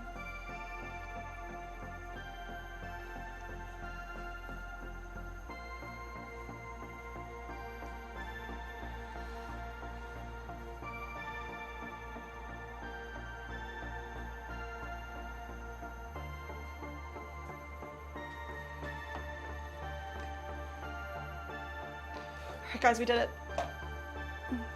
5 of them.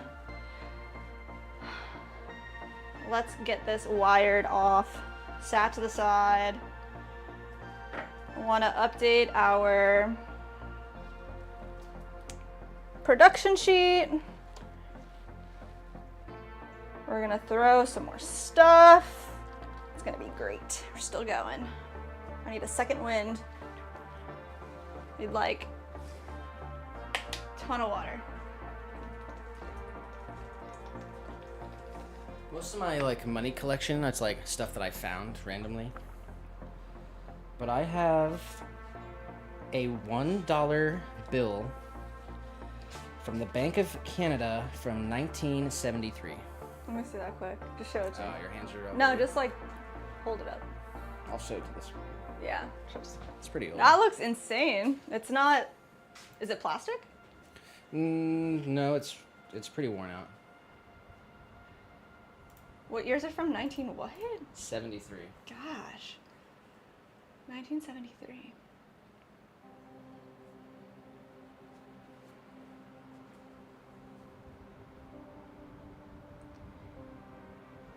Who's the lady? That lady.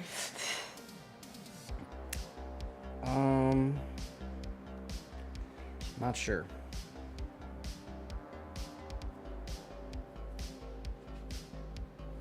Possibly Governor I'm not sure. I don't know. And then check out this. Check out this dollar bill.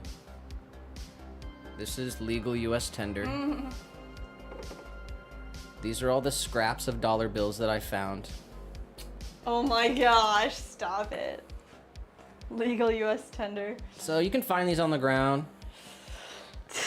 In a parking lot. Jeez. This middle one's got burn marks. Oh my gosh. You think a store would take that? I do not, no. Unfortunately. I think Swan City Ceramics will take it. If somebody handed that to you at a market. I would consider it worth $2.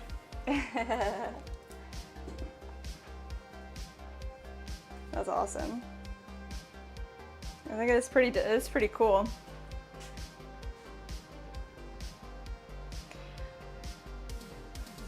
Random thing about specific smells. Have you ever been to Haunted Mansion? My mom loves it so much that every year for Halloween she brings out Haunted Mansion decor from Spirit.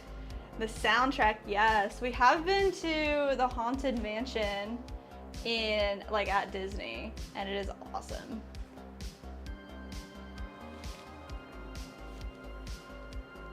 It's a dope movie for sure.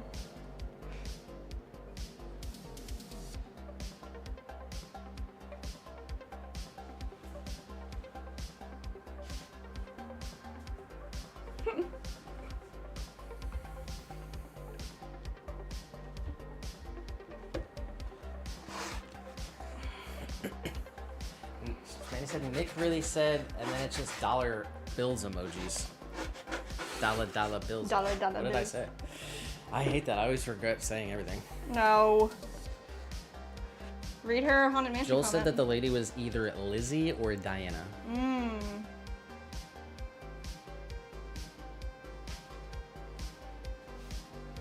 And then he said Plastic Money started in 2011. Oh wow, that's pretty recent.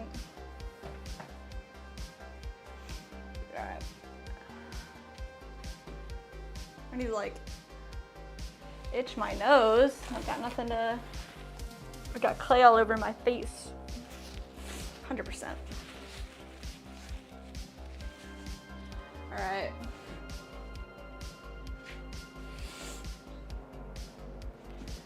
We made 10 4-inch planters, 5 5.5-inch planters. Are we at 4 hours yet or no? We're at 3:44. 3:44. All right, let's check this out. Need a pencil. Let's see. Does pen will work? All right, so we did trim 10 more planters. So I'm gonna cross that off our list here. So 1, 2, 3. Oh, it's like the 6, emoji 7, thing she 8, sent. 9, It's 10. like dollar bills like chopped up together. Oh my gosh, nice.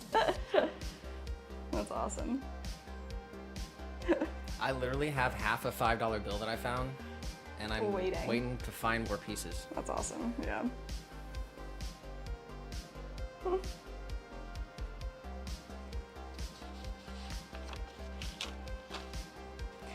Okay, let's make this a special custom order. It's a gaiwan with saucer. Could you look up a photo of this?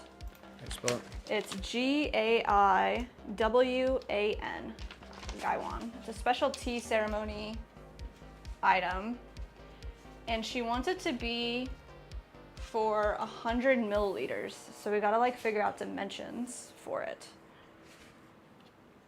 It's like a little cup with a lid and a saucer. So what you would do is you have a teapot with hot water and you just pour water into that vessel with your tea leaves, and then you would like distribute that to a 2 or 3 person cup.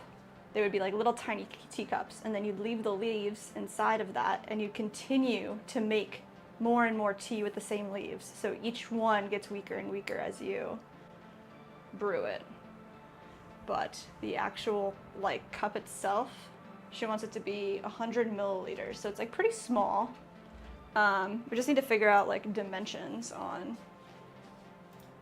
what size to make this thing. I don't think I wrote anything down about it either. So let's see, I'm gonna wedge up some clay. Actually, let's see.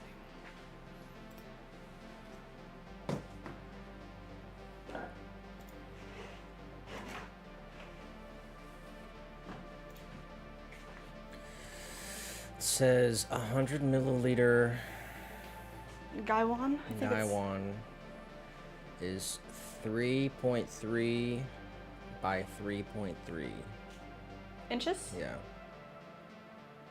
It seems. All right.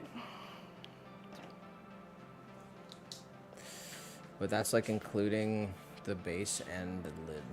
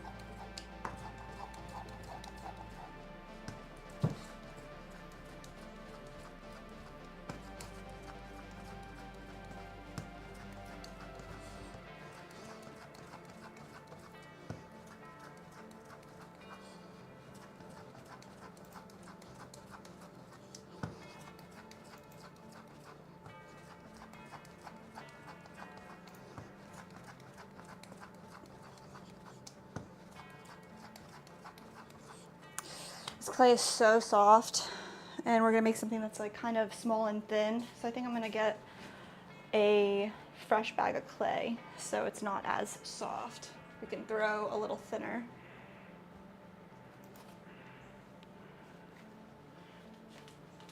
Go grab that.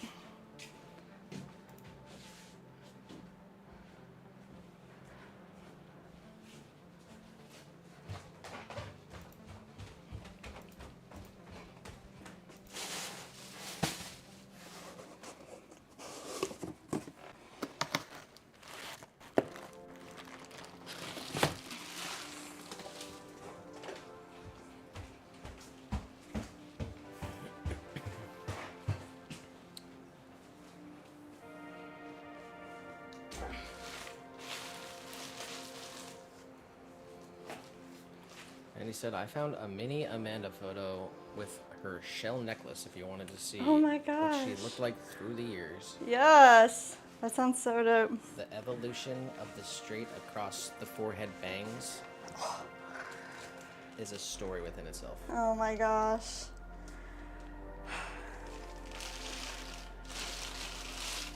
Never again. Never having bangs again, I'll tell you that. It's a rough life.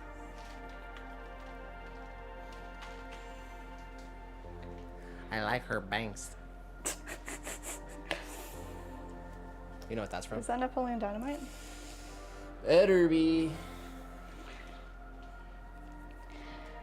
All right, so you're saying it's 3.3? I would go 3 by 3. 3 by 3, like in the largest parts? I like need a picture. No, just the cup. Okay. I mean, you can come look.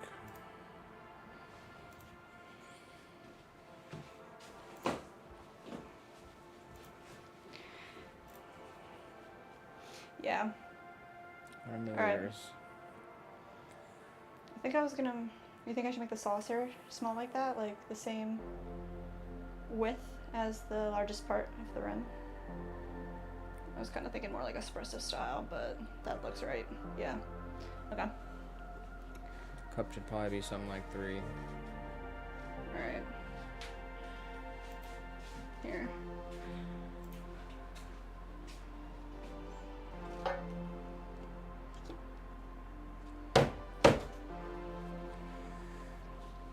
Silas said, I looked good with Bieber bangs. Bieber bangs.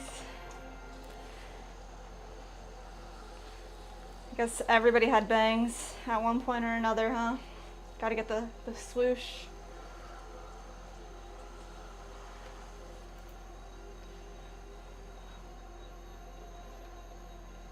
Got the Amanda photos when you want to see. Yeah. Come over.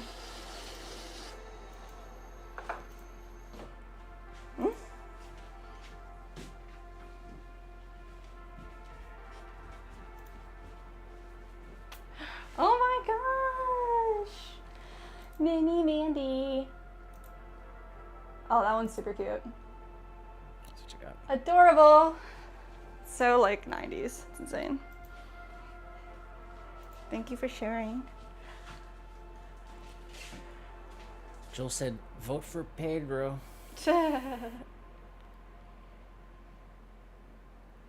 And then he agreed with Silas and said his bangs looked good. SJM said, thanks, Joel. You a real one.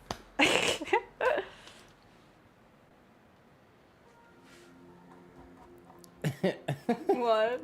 Silas said, man, this Deep Eddy going wild. It's only 6. I better slow down. Silas said that? What's Deep Eddy? Deep Eddy is it's a liquor. Like they have the pink lemonade shots. Oh my like god. That's Deep Eddy. It says it's vodka. Yeah. They do like crazy flavors. It's still bright as heck here, so. Yeah. Alright, it looks like we're using 10 ounces. Fresh clay. About to pull a picture up though.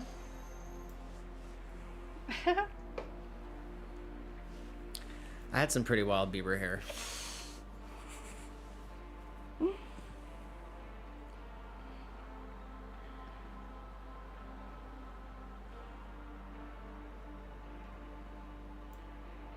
He said the lemon one tastes like lemonade. Wow. Dude, with the market we were at on Saturday. Oh my god. Or was it Sunday? Sunday. Sunday. 6 lemonade booths. How? 6. Honestly. There was probably, how many people do you think were there? 65, 75 vendors? What do you think? 50? Yeah, over 50. It Over wasn't 50? 75.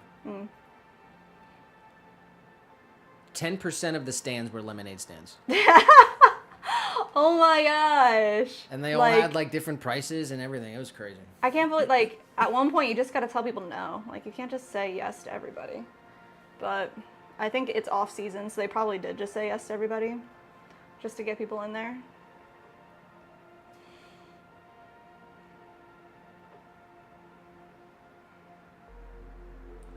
Alright, I'm looking for a picture that you showed me so I can do this. Like, I noticed the first 2 and I was like, dang. And then I was looking around and then I was like, there's 4. And then we kept going. I was like, dude, 5, 6. They all had big banners too. It was crazy. Oh my gosh. Silas said, that's a lot of refreshment. It was hot as heck. It was definitely hot. Everyone I'm sure was drinking well. the lemonade, so yeah. it was good that they were there, but you definitely did not need 6 lemonade people. No, Like, not that's at all. crazy. Joel said, how many lemons were there? It was literally... The world may never know. It was $5 for parking. Yeah, for patrons. Oh yeah, not for us, for the people yeah. that were shopping there. Yeah. And there was like a line of people trying to park. Yeah, I'd do it again. Try it out again. Well, we broke our like bad streak. Yeah, we because finally profited something. We had 3 weekends in a row, legit, where we lost money. Yeah, that's so sad. We finally made money, so. Finally. Hopefully, fingers crossed for next weekend too. We need to step up our game. Let's see. Because people are they're either buying or they're not. When it's super hot out, you don't want to buy pottery. Yeah. You don't want to carry it around. Yeah, one girl like straight up made our day. Like. Yeah, she bought. What'd she buy? She bought an incense burner. So at first she said that she bought an incense burner and a mug. So she got the burner and she said, "Wait, I want the mug too," and then added the mug. So she bought the incense burner and the mug.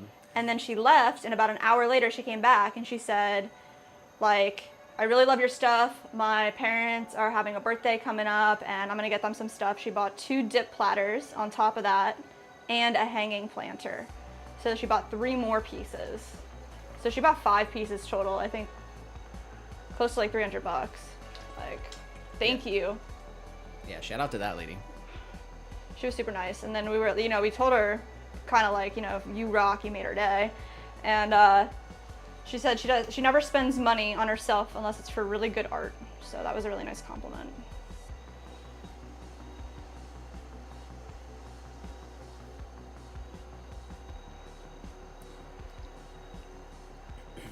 Mandy said, winter is coming with lemonade stands. And then she's back in the horizontal, says, hey, I'm worthy again. And My Joel gosh. says, timer out. Timer out. Oh my gosh, guys. They're brutal.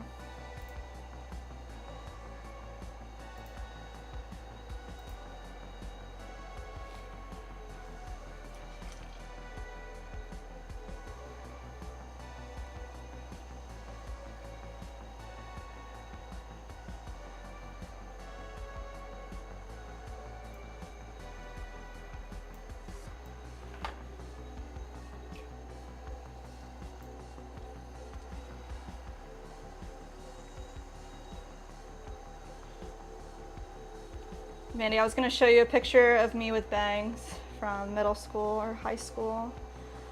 Like, I'm embarrassed, but it's not too bad. Let's see. Maybe after this, we'll see.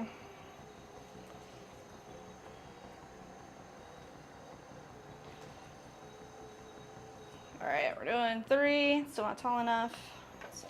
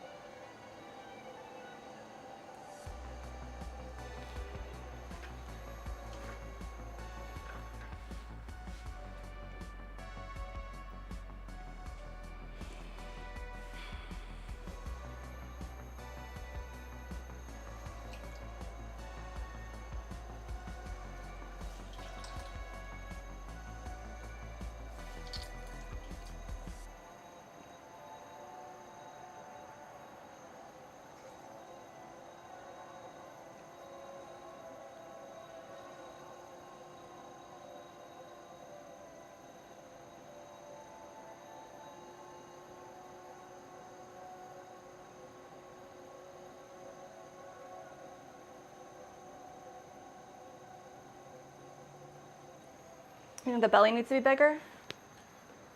I would say just 3 inches by 3 inches.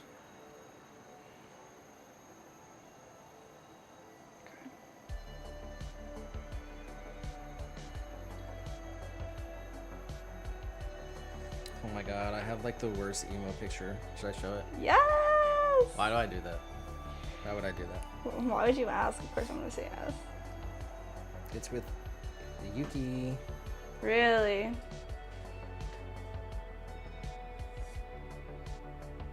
I'll find my pictures. Literally, like the worst ones of me are all on like an SD card somewhere, so they're not accessible. Showing right this now. for like 2 seconds. Show me. I can't see. Show me for 2 seconds. Oh my gosh, have I ever seen that picture? That is the most emo picture I've ever seen of you. 100%. Oh my gosh. That's amazing. I was cool, dude. I was cool, trust me. I literally bought my jeans at Zoomies. Oh my god. I was not cool. I was the opposite of cool. I seen a kid snort a whole pixie stick. Oh my gosh. At the mall, 2003. What? At the mall? How do I even find my stuff? I literally don't even know how to use Facebook. Ugh. I gotta go way back for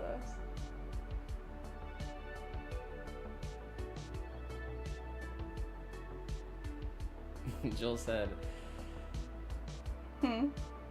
it's just one of those days. Dude, I love Limp Bizkit.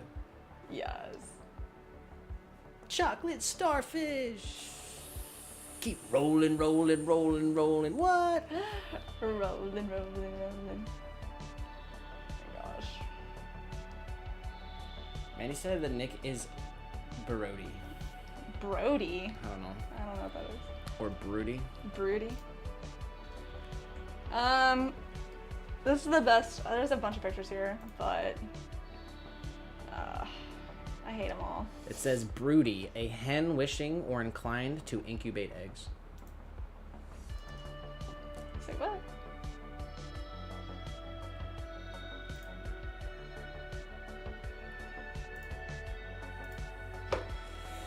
Well, let's see. Oh, broken. Hmm? Hashtag broken. Broody, I don't know. I don't know.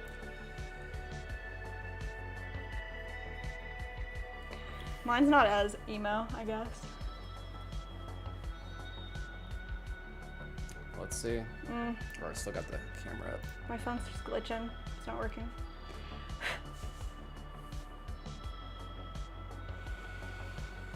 Joel said, friendly reminder, cam's still on the PC. it was on CAD cam with no CAD. Oh, wow. Appreciate it, Joel.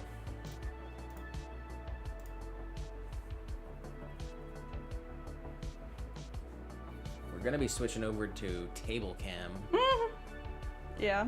later on for a special YouTube sponsored event happening on the stream, guys. If you haven't heard, we're gonna end the stream. We have a YouTube special sponsored event.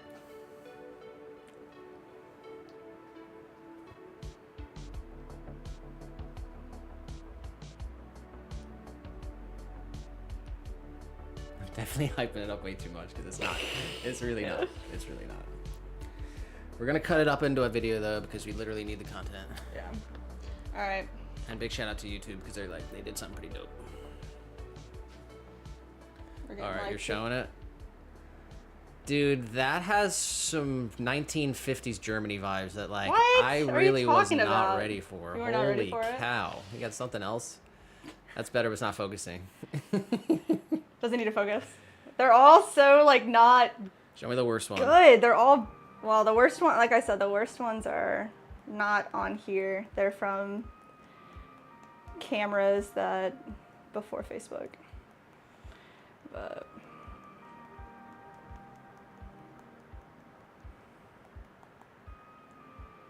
here it is.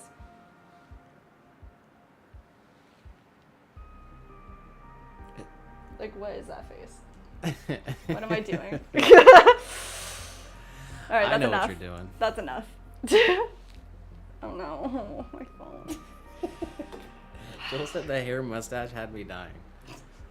That was like a big thing. Like That people was would a put like big the thing. mustache, like get a tattoo of a mustache on their finger and like do that. Like you don't remember that? I remember that, but it was never a big thing. Oh, okay. I don't think it was ever a big thing. Wow. I don't know. That was the only picture I could find that like gave off the bangs. Sana But said hair mustache definitely quirky. I was such a loser. When did that change? Never did. All right.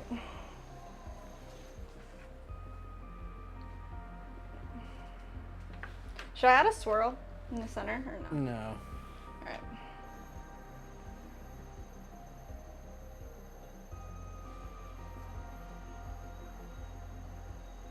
My water's not water. That sucks.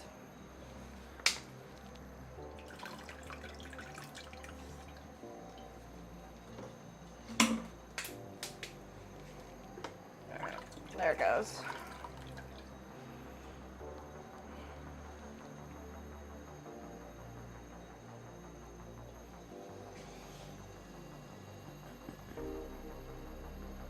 I'll show this one for Mandy.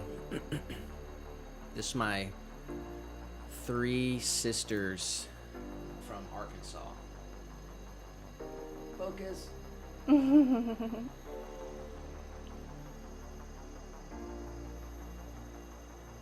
Well, doesn't want to focus, but that's my Arkansas fam. They're not all in Arkansas anymore, but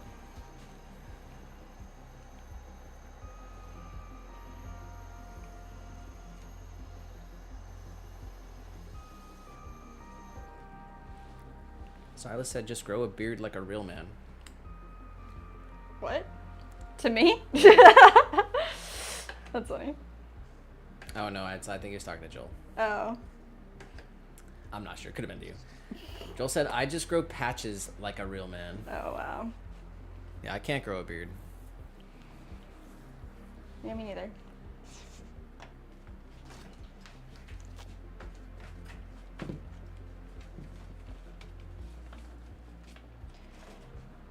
All right. We're gonna make 2 of them just cause we should.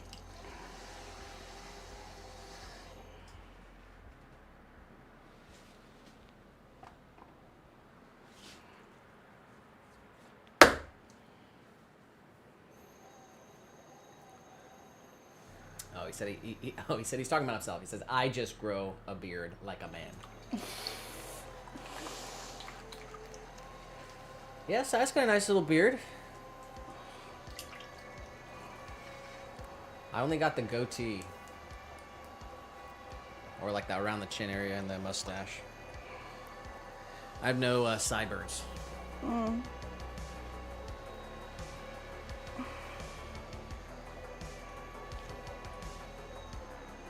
He says, almost time to do a clean shave again. I have such a baby face.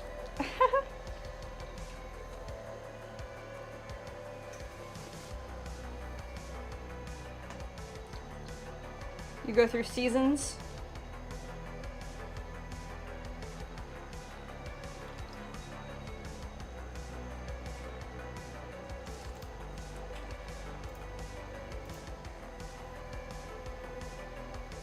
Beards just seem so itchy, but I don't have to deal.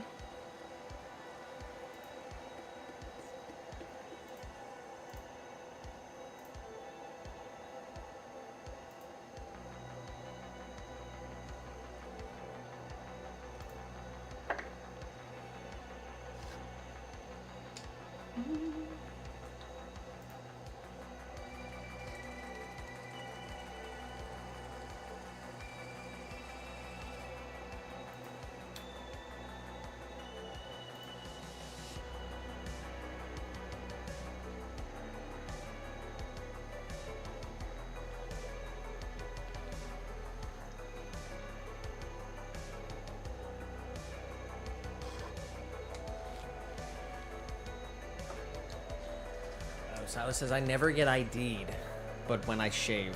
Mm. Dude, I hate when I get ID'd. I literally have like gray hair. Like,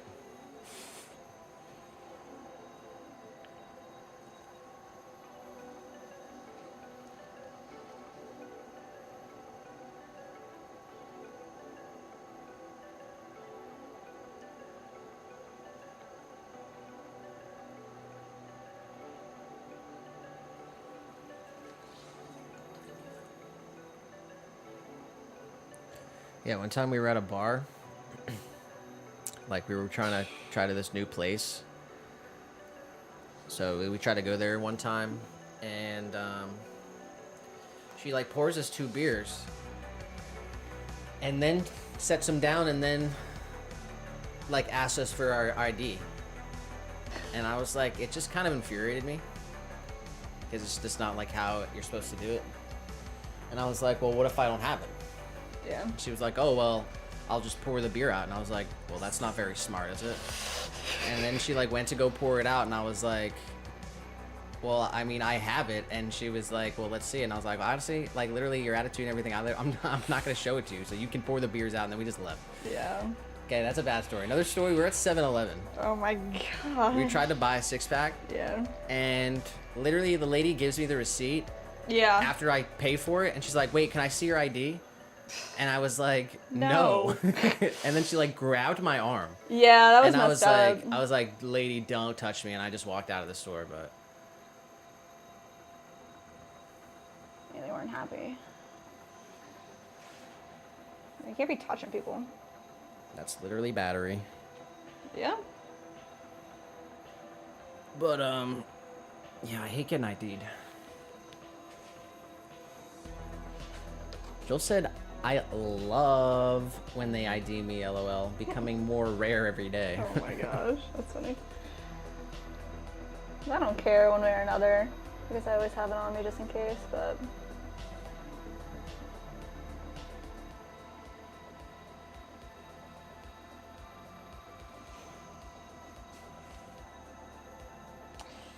All right. I'm a good patron though, so. Sure. I'm a really good tipper too. I'm not gonna boast. Jess can tell you. It is true. Very, very true.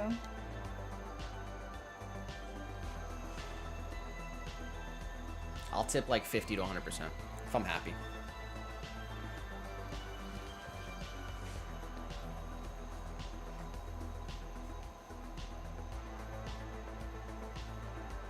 Oh my gosh, please work. What are you trying to do? Just look at the picture.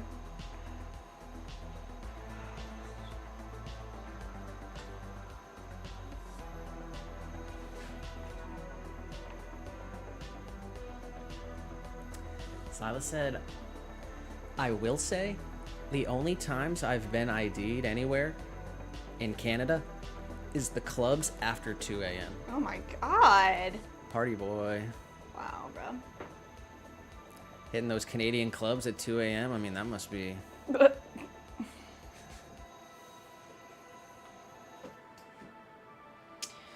right. Gonna make lids for these guys.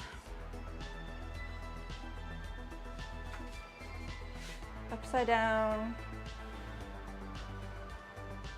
I'm not gonna use much.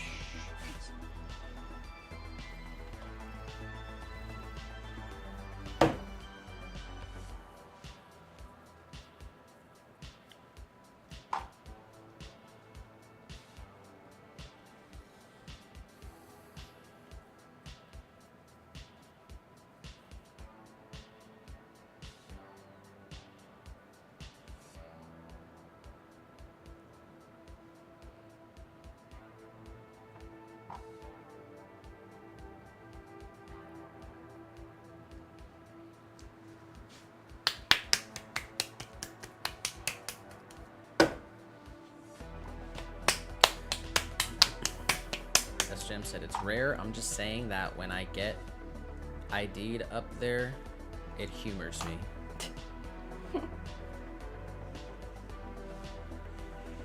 Yeah, I've never been to Canada, except in Epcot. Epcot.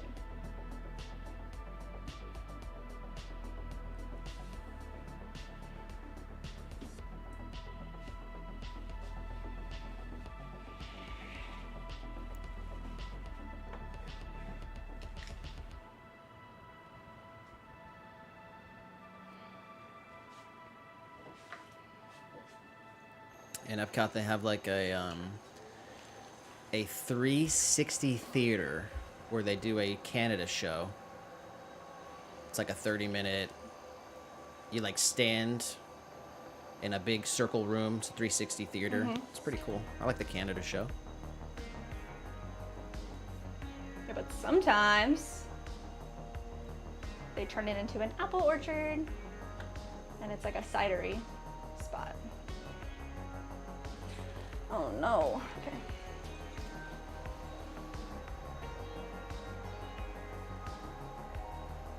I've been to Maine a couple times, so that's probably the closest.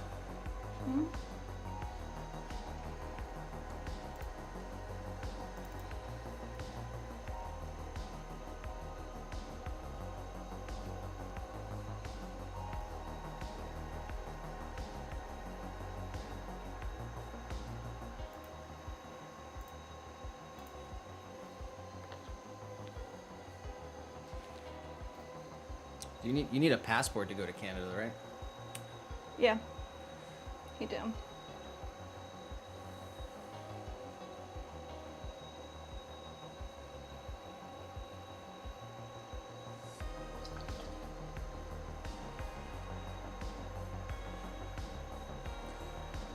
Joel said, you gotta come up sometime. SJM said, I love Canada, thanks to my buddy. So many good times and memories. I would love to travel west, both in the States and the North. Joel said, my mom used to drive to Florida with her friend 24 hours in shifts. Wow, yeah. Yeah, we drove from Philadelphia to here. It took about maybe 16 to 18 hours.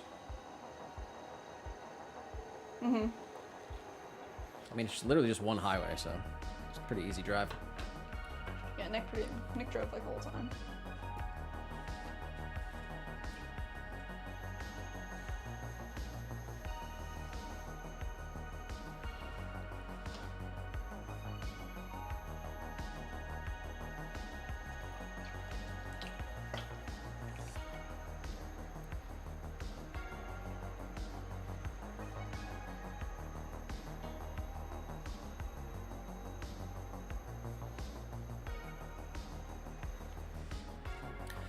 Yeah, they actually have like this brand new air service out of Lakeland because there is an airport here, but it's just mainly it's private and they use it for Amazon. But they just started doing commercial flights out of Lakeland. Yeah, that's pretty crazy. Let me see where they go.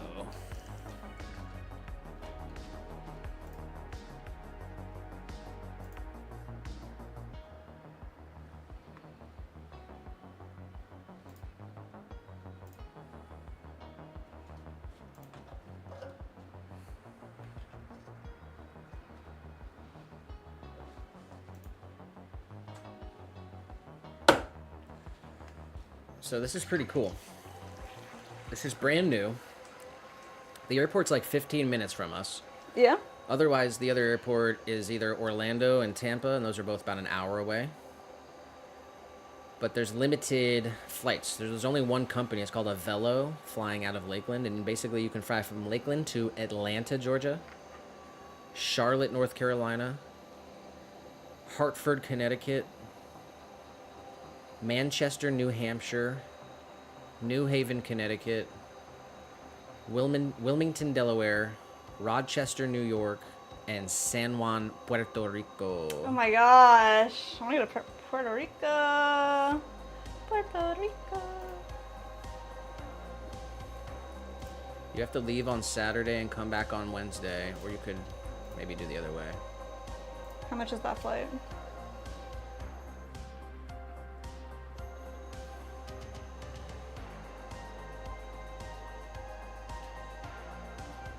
Says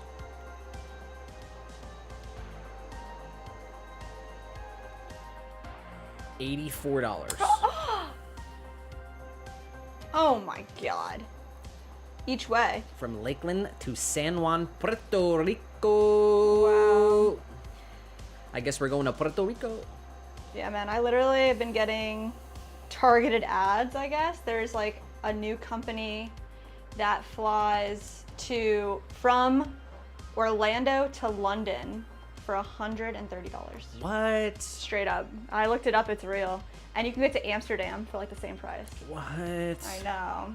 Let me see if I can find it. It's like a long flight, though. Still be freaking $100 something, like Orlando to London. So It's what called do you guys? Norse. Fly Norse. What do you guys do? Does anyone know any of those locations? Oh, yeah. I mean, of course, Atlanta, Georgia. Yeah. There's like 9 places you can fly from Lakeland. Jeez, yeah. So Atlanta, I wouldn't put that at the top of the list. Charlotte, North Carolina, I think that's pretty cool. That would be awesome. That'd be a great vacation. New Haven, Connecticut would seem pretty cool. Yeah, I've never been there. Manchester, New Hampshire, know nothing about. Me neither. Wilmington, Delaware, I mean, there's nothing there. Yeah, we've been to Wilmington. Rochester to New York, I don't know anything that's there. I'm not But sure. I guess San Juan, that's going to be the... That's it. That's it. That's the winner. Yeah, look this up. Fly Norse. Norse. TRX Boy said, "Did you know I'm a furry fish stick?" What? What are you doing?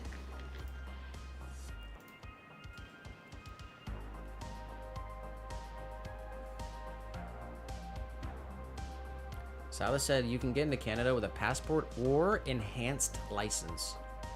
Oh yeah, I heard about that. Really? Like, go get a special license. My dad did it.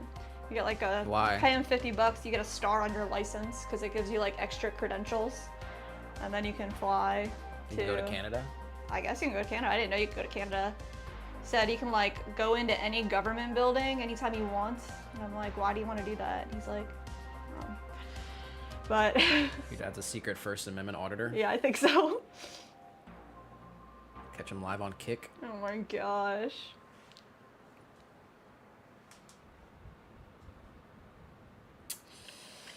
All right. I need to make the saucers for these. Let's see. Definitely going to be more like 10 ounces. Let's see.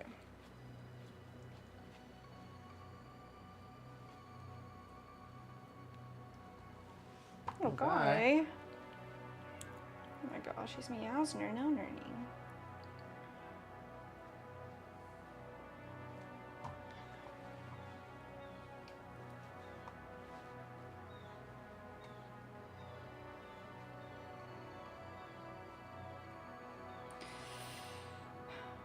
Alright, I guess I'm gonna wedge these 2 saucers up.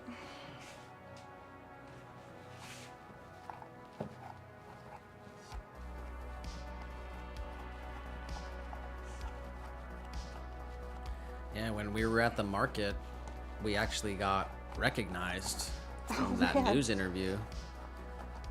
Someone at the market recognized us. Yeah, that was cool. I said, oh, are you guys on the Spectrum Bay 9 news? Is that y'all? And they said they recognized our pottery. That was pretty cool. And they bought a large spoon rest. They did. That was nice.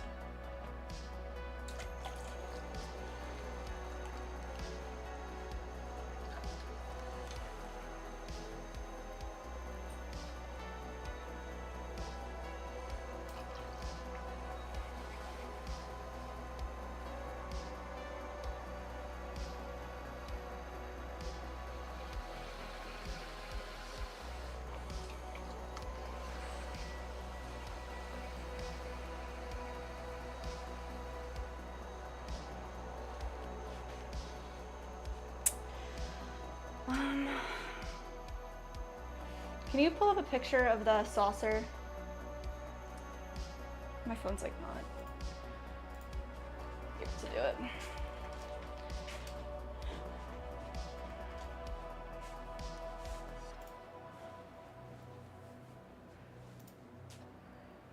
Okay.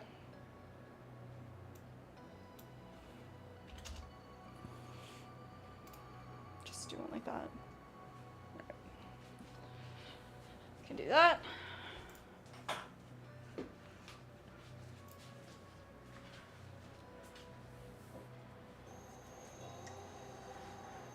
Still doing things. Please stop doing things.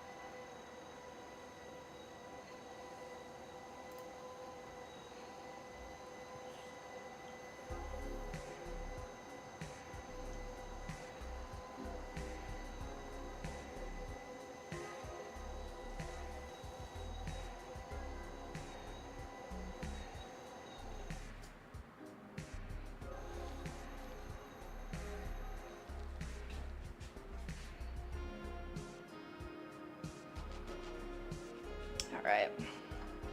This will be all trimming later.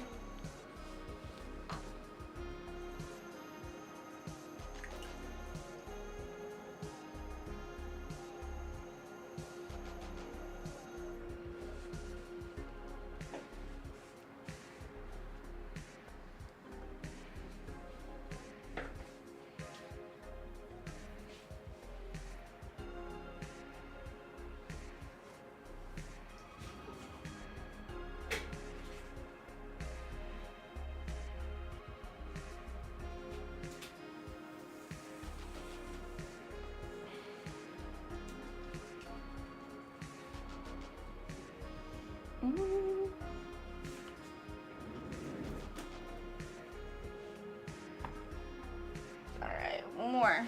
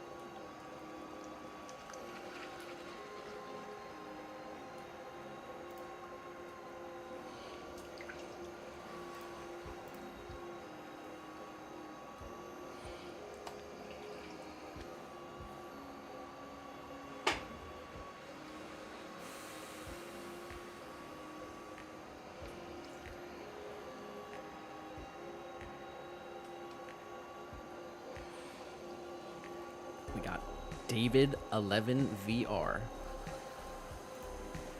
What's up, David? Big VR guy? It's like, I don't know.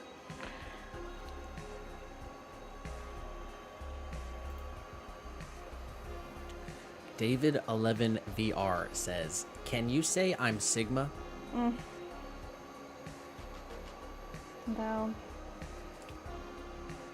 No, I cannot. You're gonna deny David? Yeah. Maybe you give him a chance. Say, David, can you prove yourself in any way that you are Sigma? And then maybe she'll call you Sigma. How are you Sigma? There you go. Make your case. He says, why not? Feels weird.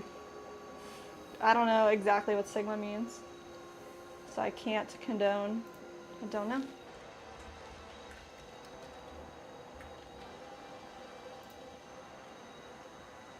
Sigma is the 18th letter of the Greek alphabet. Sigma male is a bad boy. He doesn't need other people's advice, he doesn't follow the rules, and he's even more sexist than an alpha male. That's on Reddit, so. Wow. And you need me to call you. David said, I will like the video. Oh my gosh. All right. Maybe next time, David. If you come back on the next stream, maybe tomorrow. I think if you come back tomorrow, that's kind of Sigma, but maybe.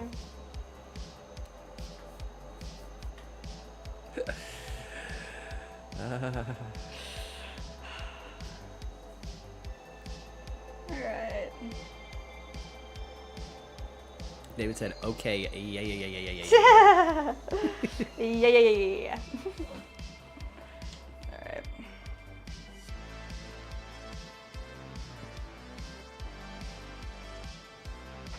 David said, I will leave a like anyway. Thank you. We'll see ya on the next stream, and today, don't leave. You don't have to leave. But that's funny. Okay.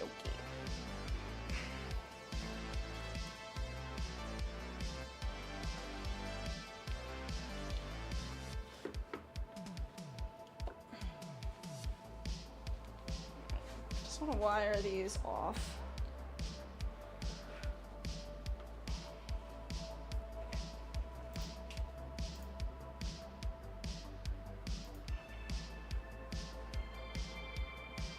They're so small.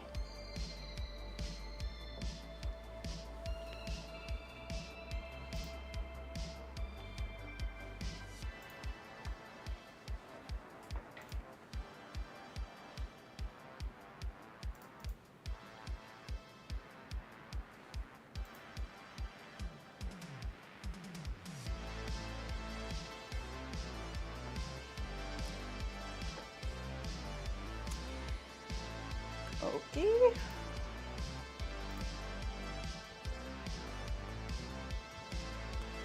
Things we know about David.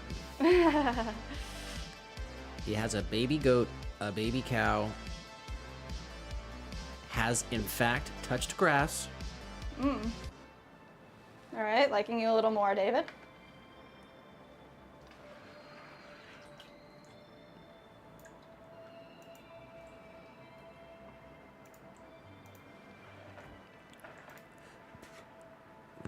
And he's from Connecticut. Connecticut. What was the stop in Connecticut we were just talking about? New Haven, Connecticut. What do you know about New Haven, Connecticut? Tell us all the touristy details we gotta know.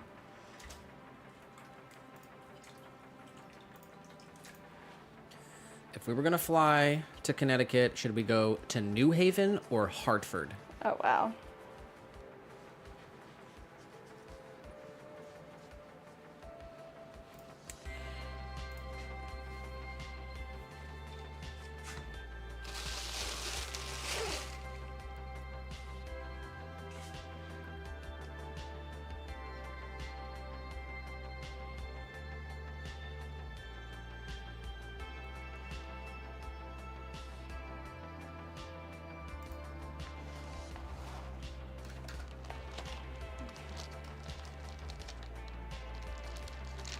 Bowls.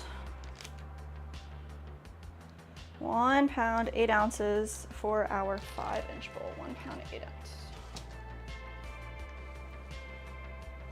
8 ounces. David said, I don't know. Shoo!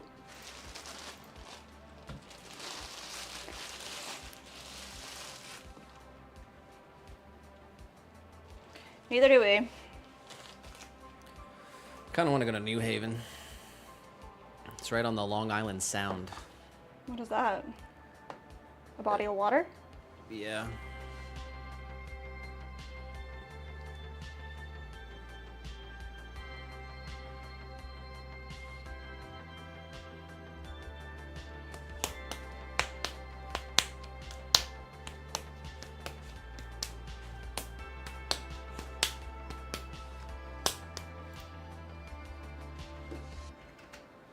Tell me more about it. About what? What's there?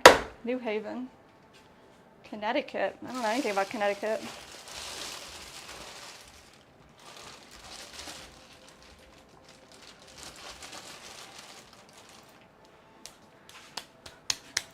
It says New Haven, Connecticut is known for being home to Yale University.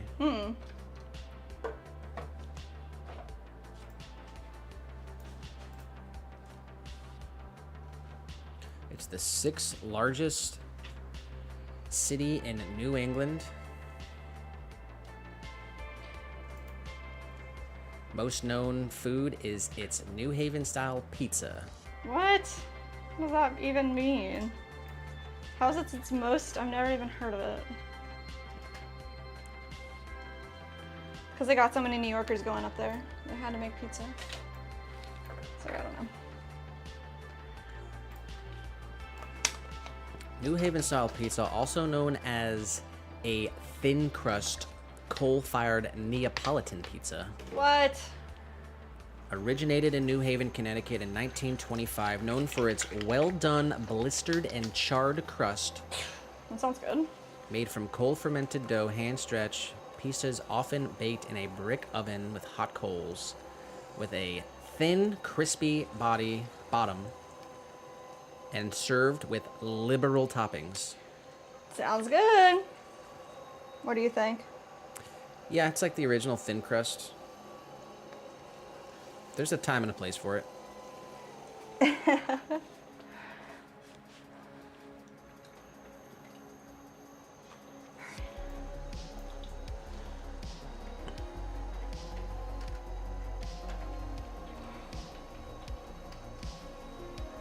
Let's look up Hartford. Hartford, Connecticut is known for many things, including insurance. Hartford is known as the insurance capital of the world and is home to many insurance companies' headquarters. The city is also a leader in property and casualty insurance groups and mutual funds. Not interested. Art. Art? Hartford is home to the Wadsworth Atheneum Museum of Art that holds the oldest public art museum in the United States still operating. Whoa. With 50,000 works spanning 5,000 years. Wow, what? Okay, that's cool. It doesn't look like there's much in Hartford.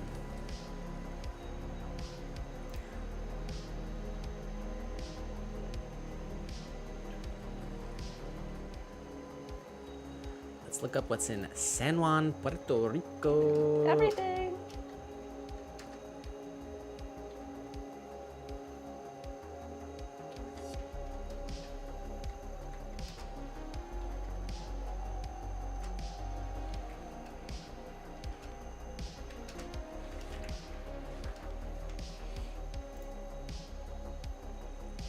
San Juan, Puerto Rico is known for its history, culture, art, food, and beauty. Food and what?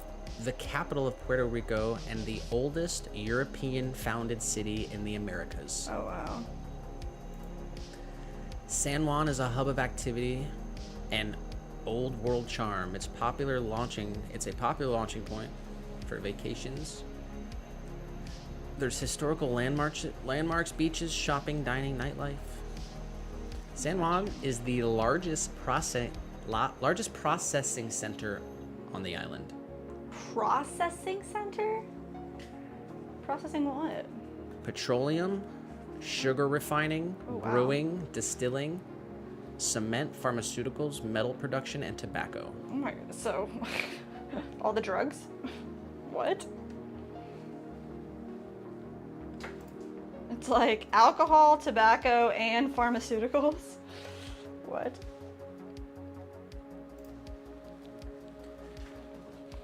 Okay. 12 top things to eat in San Juan. Number 1, Mofongo. mofongo. Oh, I knew it! Chicharrones de pollo. Mm? Arepas de coco. Yeah. Say what? De coco. What's that? Coco. Does that make more sense? Chocolate? Like, Cocoa. I mean, shit. Chocolate arepas? That's why I just thought arepas were savory, so that's my fault. What is mofongo? How do you know what that is? You know, so I guess there's like a ton of, I think there's a lot of Puerto Ricans here. Yeah, of course. So there's a lot of trucks, and the food really? trucks, they all say mofongo on them. Yeah, and it's like mashed plantains. It looks good, like I want to try it. It's like a bowl like this, like mashed plantains in a bowl style, and they put meats in the center. There's one like legit restaurant out here that I actually want to go to. I don't know what it's called off the top of my head, but David said you do not want to go to New Haven. New Haven is a bad place with lots of crime. One of my friends got a car stolen in New Haven. oh no. And Silas said, I've been to Hartford for a MTG Grand Prix. To buy a car? Oh, Grand Prix is like a race. Yeah. Okay. He said my dad went over a speed bump, an unmarked speed bump going 55, and I swear we caught air in that minivan. I believe that. Unmarked speed bump. There was a road that we would drive down in my neighborhood growing up, and it had a really steep hill, and we'd always go really fast and get air on purpose. And that was fun. Roller coaster road. Silas just says, Magic the Gathering. What? That's it? That's all he says? I'm not sure what were we talking about? What's in Connecticut? Mofongo, Puerto Rico. Not quite sure. Yeah, it's just that the flights are weird. Like, they only fly on Sunday or I guess it's Saturday and Thursday or something. So I think you could probably leave Thursday, come back Saturday, To go for or like you'd a have to week. leave Saturday, come back Thursday. But they only fly on 2 days, those flights. But I don't know, we'll figure it out. It'd be cool to go to Puerto Rico. It would be so cool. Look up if you need to have that star on your license or whatever. You don't need anything. Nothing? I mean, unless they changed it. I don't know. Used to always be, you don't need anything to go to Puerto Rico. Yeah, I thought they were gonna make it so that you needed some type of extra thing Oh, to like get on MTG. any airplane. The MTG Grand Prix. MTG is Magic the Gathering. Magic the Gathering Grand Prix. It's a trading card game. What? That's So, cool. not a car race. Not a car race, but like a big the con for Magic- the trading card for yeah. Magic Gathering. Magic the Gathering Yeah. Grand Prix in Hartford, Connecticut. Wow. I imagine it's kind of like a big Comic-Con, but very specific. Yeah, Connecticut's not too far from New York, I guess. We still need an order in Rhode Island, Delaware, and West Virginia. Wow. That's all we need for the Northeast. Really? That's it. We need Mississippi for the South. We need some states in the Midwest: North Dakota, South Dakota, Iowa, and Kansas. I feel like we have Iowa. That's like... To look it up again. I don't know if you want to search Etsy or whatever, but...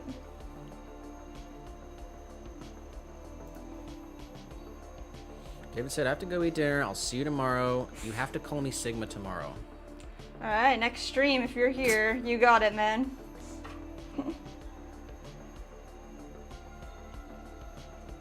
Enjoy your dinner.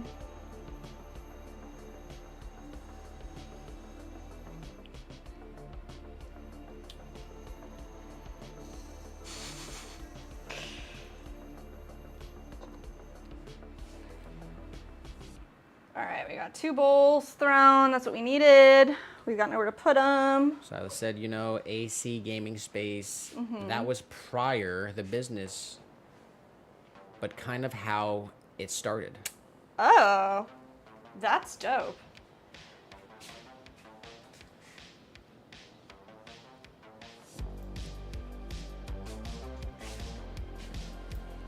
They don't really have, is there a spot in Lakeland that's kind of like that? I don't know if there is. In Lakeland? They have like an arcade spot, but not like a legit board game spot. There was some in Philly for sure.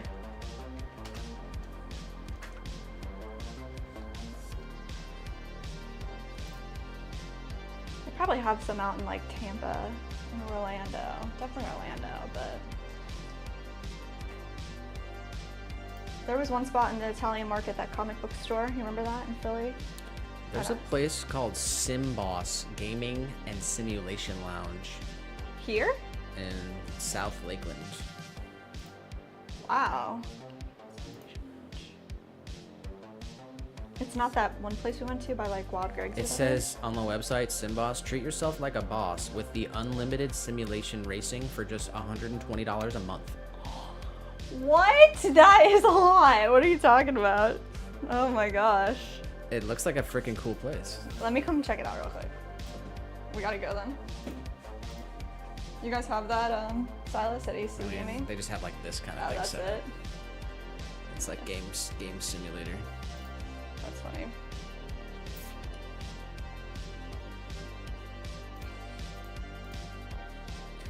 It does say rec room, and then we got Decks and Dice Tournament Center.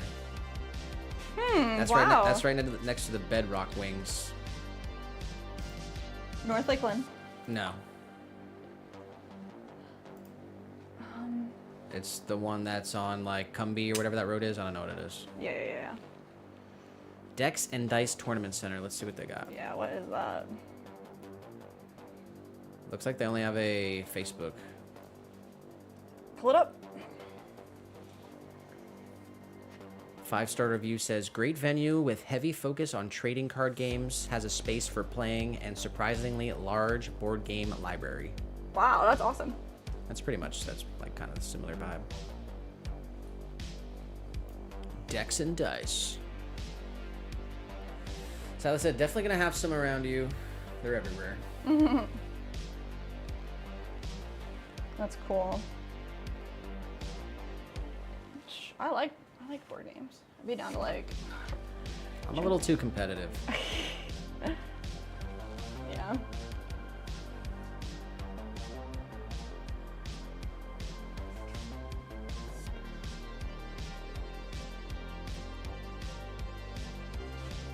What about like team games where like we can play on a team? I don't know. D&D's like not as competitive, different, I guess, but.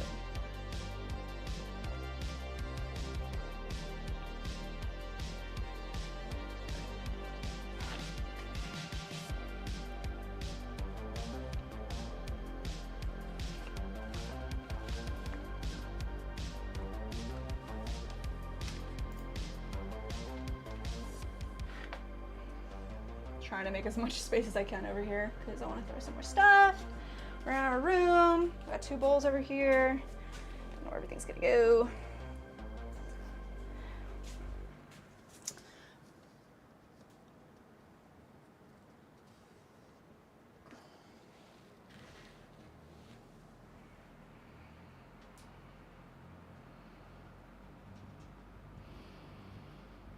We have a custom order here. I can show off a little bit. Made it this week. It's, let me see if my fingers are dry enough. Special sample for this place, Alma Matcha. Kind of mentioned it before. They want a few different, very specific things. So they want 5-inch spouted bowls for matcha. And then they want these little tiny cups like this for putting your matcha whisk in with hot water before you mix matcha together, because you need to moisten the whisk. And then they wanted these types of special mugs with lids.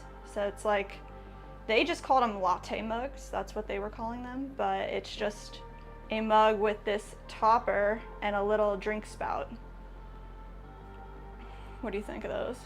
Me? Yeah. Seems great for people who are really lippy. Lippy? Get your lips all over it. Yeah.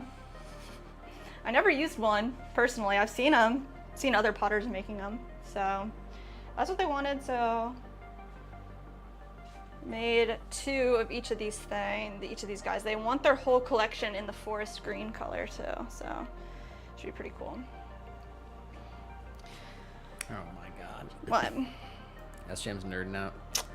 Tell me. He says, "Oh, D&D is so good. I really need to invest the time and money into Baldur's Gate." Into what?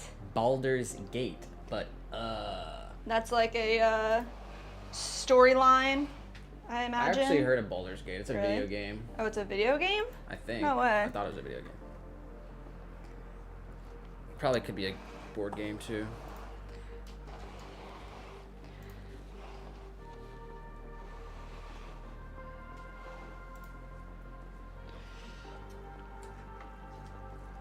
I almost got really into D&D, actually. And like, I had a group of friends that we were playing together. We probably played like 5 times.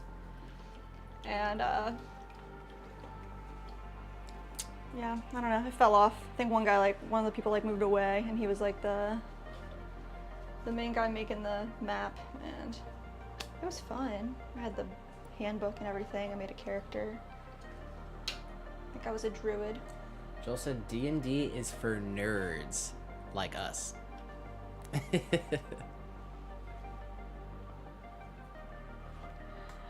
I don't mind being a nerd. Sally said Baldur's Gate 3 came out recently. It's a board game, but he's talking about the video game. Wow. Man. Alright. Do need to make a butterbell, and I'm so over making butterbells. Let's see. Steins. Maybe we'll make some steins next. To make 2 mini juicers, 2 large juicers, some hanging planters as well. What should we do next? Whatever you want. Coming up on 5 hours. Yeah, I guess I feel like we didn't really do much and I need to do more, and I'm already tired. It's coming up on 7 p.m. Really? How's it so bright? That's crazy. Okay, then this is what we're gonna do.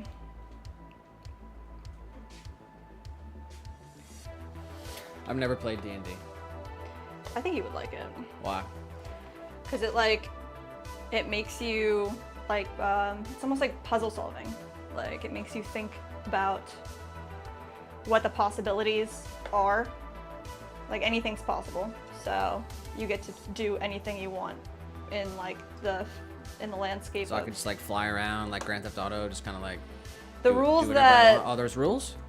So like you make your character, and some characters can fly. Can you do whatever you want, or are there rules? Both. What are the rules? Why do you think I would like it? I think you would really enjoy it, because like you get to like push boundaries, and you get to like literally Push boundaries? like just like in general, like you get Like to like socially? just choose. Well, sure. What do you mean push boundaries? Like, imagine there was like, so it's hard to explain, I guess. It's like, okay, so you're with a group of people, and they're like, okay, you're all gonna go into this bar, and like you have some type of main objective. Like, usually it's you need to whatever, get a bunch of money or save a person, or there's a goal that you and a crew of people are working towards. So the leader, like the game master, is the one who laid out the whole floor plan for everything. And he says, okay, you guys are gonna start in a bar. Well, who made him the leader? What? Who made him the leader? Well, I mean, you guys decide beforehand. Why? Because one person needs to be like the narrator, pretty much, right? So he makes up all the story. Yeah, and then he makes up the main points, and then you create the story around it. So then it's like, let's say there's 3 or 4 people playing, and the one guy's like the game master. He's like making the layout happen and kind of navigating the story. So he's got these bullet points of things that he wants to happen or they want to happen. But like at the end of the day, like you create the story. So you walk in the bar and like, let's just say you decide I'm gonna punch the bartender in the face. Like you could just do anything you wanted, and then the game master has to navigate around whatever you decide to do. And they say, okay, like this is how this NPC character is gonna react to you, you know? So they are the narrator for like all of the random characters, as well as like the entire storyline around whatever you want to do. So, I mean, your character, it's like fantasy. So there could be a character that flies if you want to decide that. And then you have like magical powers. So like, let's say you say, okay, I want to punch the bartender. So the narrator or the game master will say, okay, roll your dice. And then you roll, that's where the die comes in. So you roll the dice and you say, oh, I only got a 1. Oh, well, your punch didn't hit very well. So like, he actually punched you. Like, or you get you get the highest roll, and then it's like, oh, you punched the guy and he is actually dead now. Like, what are you gonna do? Yeah, no one would like to play with me. I'm too quirky. I would just be going crazy. Oh man, I mean, Not that could be punching cool. I don't know why you brought it to punching. I don't know why I said that either. I just like thought maybe like okay, what would be I don't know why I said that, but like it could be anything. It'd be like, okay, I want to go steal a keg, like, or I want to go. Why is it like, all bar and keg and punching related? I'm sorry, I don't know why I went there. Is I was the just game thinking all like related mischief. to that? No, I was just thinking mischief. You could What be the like, there was heck? the one game that we were playing. It was like there was like giant spiders, and we had to like kill these giant spiders in.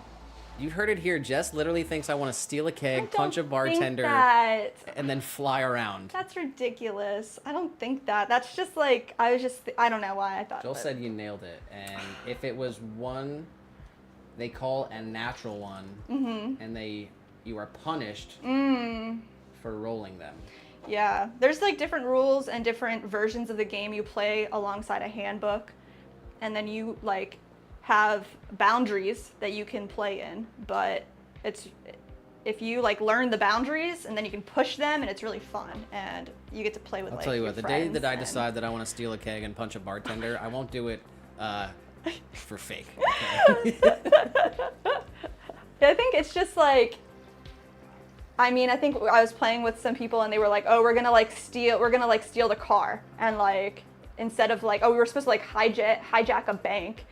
And instead of like hijacking the bank, we just like stole the car and went somewhere else. Like it was like you don't have to do anything that they tell you you're supposed to do. So when you were playing, were you in Dungeons with Dragons, or like you were playing it? So robbing a bank. No, you're not like necessarily in a dungeon with dragons. It's just the name of the game. So you like the game master creates. Sure, I get it, but I'm saying, were you in a medieval dungeony, dragony landscape, or was your game?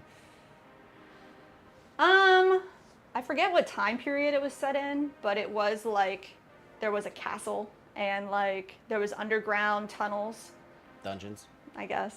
Like I don't know. It can be however you want. I mean, they like drew a small map for different days and said, okay, like we're gonna be, in this area of the world that is created today. Joel said, I think you want to punch a guy, Nick. I think, no, that's ridiculous.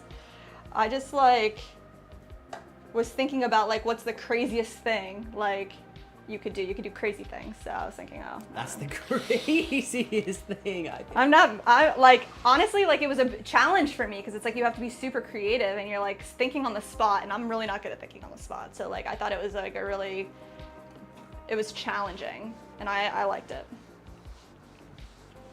I was playing with my friends, so it was fun, But all right, there you have it. Yeah, we didn't play much. I think only like 5 days or 6 days, and then like, but I got really into it because you got to like read the handbook and like understand the characters, and then like if you're an elf and I'm a fairy and we both do different things, then you need to like learn how to work together to like accomplish. I don't know. Yeah, you can be a giant or a midget. You can be Joel said, I've stolen infants in my campaign. There you go. Oh my gosh, that's crazy. What's a crazier thing? Stolen infants. I got really into listening to what is it, the Adventure Brothers? They like have a D&D podcast where they just play D&D together and record it.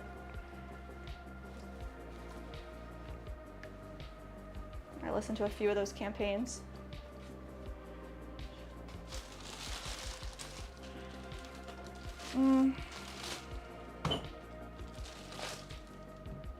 Like if y'all were trying to rescue a princess, I'd be like, why?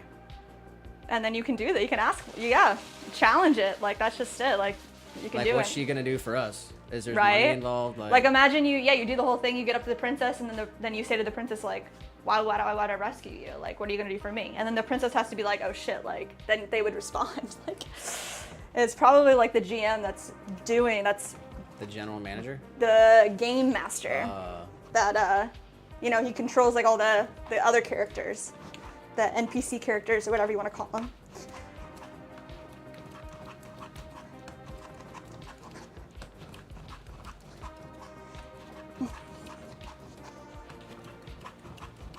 Joel said, we once dug a pit and drained our enemy's blood into it and threw a pool party for the town. Oh my god.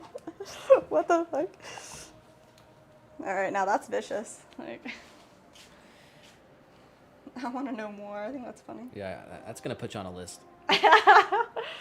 You type that into the internet, you get put oh on my a list. god, you got put on a list.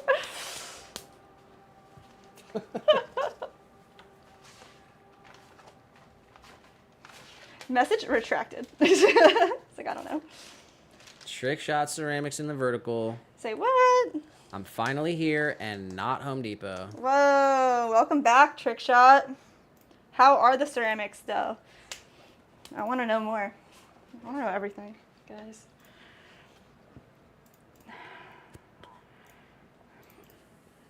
All right, we're going for 1 pound, 14 ounces. We're going to try one.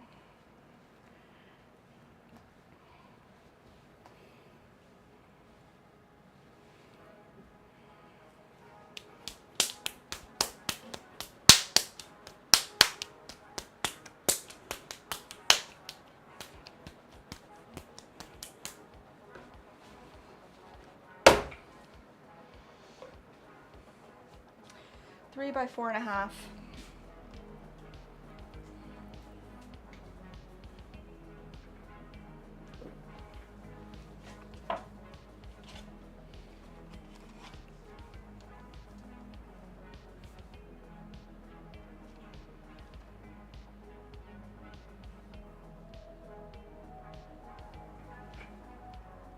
Trickshot said, I got new clay, which is way better than the last one. That's awesome. Why is it better? Like, what's different?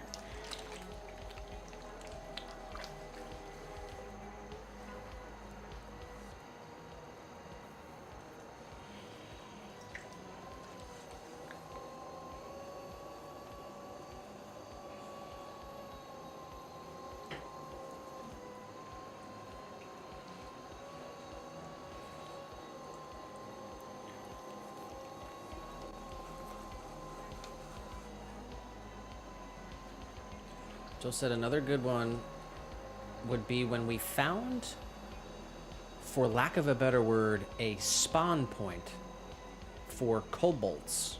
And we stayed there for 3 years in-game, slaying them and grinding their bones to powder. What?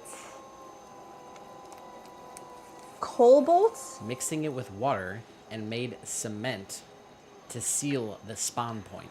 Oh my god. What?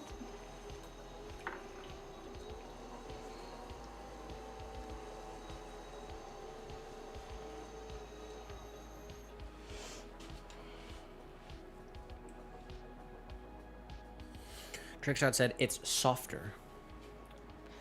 That's nice. It'll be a lot easier to work with when it's softer.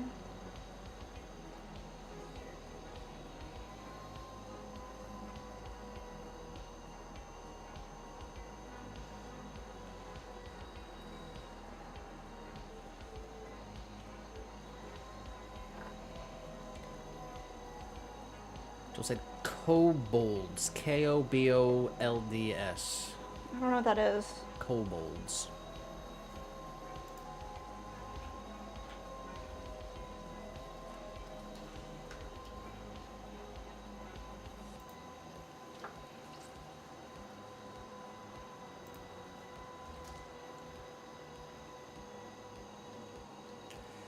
A kobold in Germanic mythology is a spirit that haunts houses or lives underground in caves or mines. What? Kobold, in the general sense of house spirit, is known by various other names. So they were spawning from a point, spirits, and then you made that point like forever. And then what did he say that they did? He said that they had to wait there for 3 years and kill every kobold and then take all their bones, grind them up into a cement so they could seal the portal. Oh my god, 3 years of gameplay? How many like sessions did that take y'all? Yeah, now I'm remembering we had something like we were on a boat and we had to like fight skeleton ghost pirates. Joel said, my friend writes some wild campaigns. He encourages these types of activities. Oh, nice. I thought they were nicer in Canada. You got blood pits and bone grinding and baby stealing. They're only nicer to your face. It's like, baby stealing? Pretty wild, eh?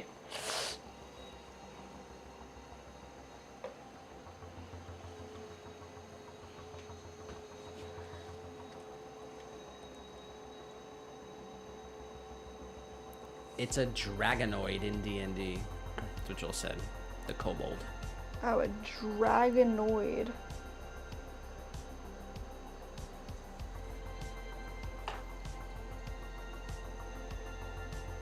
Wow.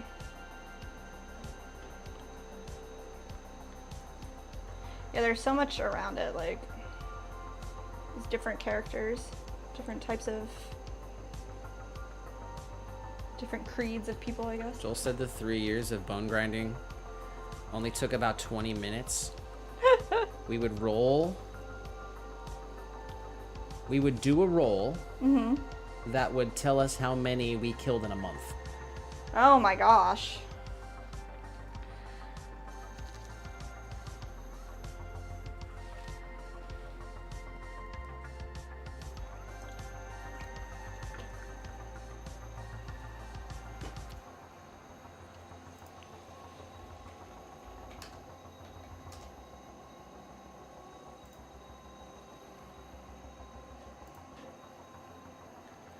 A kobold in D&D has an armor class of 12, a high 0.5, and a speed of 30 feet. Jeez. Sunlight sensitivity. So you gotta know all these things. And pack tactics. Well, there's like this cool thing that you can do, I guess, when like you come up on like a villain, like an enemy, and you can do different types of checks. So like you'd say to the game master, like, oh, before we do anything, I'm gonna do like an insight check or like a magical check, and then you roll in order to see like what the villains or the enemies' characteristics are. So if they have like, let's say they are like magical beings, you'd say, okay, I need to do like a magical check. And I'm probably not saying any of this like correct lingo, but then you'd roll and say, okay, I got a 1. Like you don't get any information, but if you get like a really high number, then you get to know whether or not. All right, it says kobolds in D&D are a craven reptilian humanoid that commonly infests dungeons. They make up for their physical ineptitude with a cleverness for trap making. They have a dagger and a sling. Oh, I see. You do? I see an image of the kobold dragonoid. Yeah. And he has like a shepherd sling and a dagger. What? Oh my god, Joel, do you have a shepherd sling in your D&D character?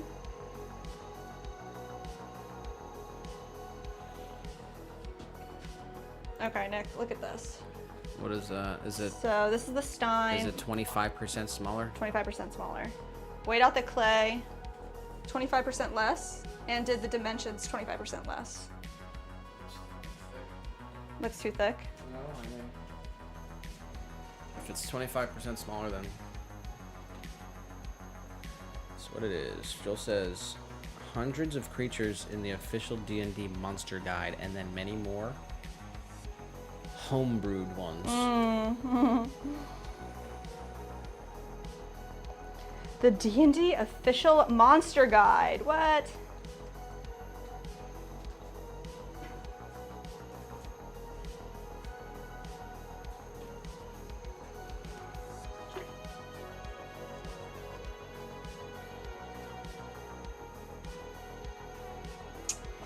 All right.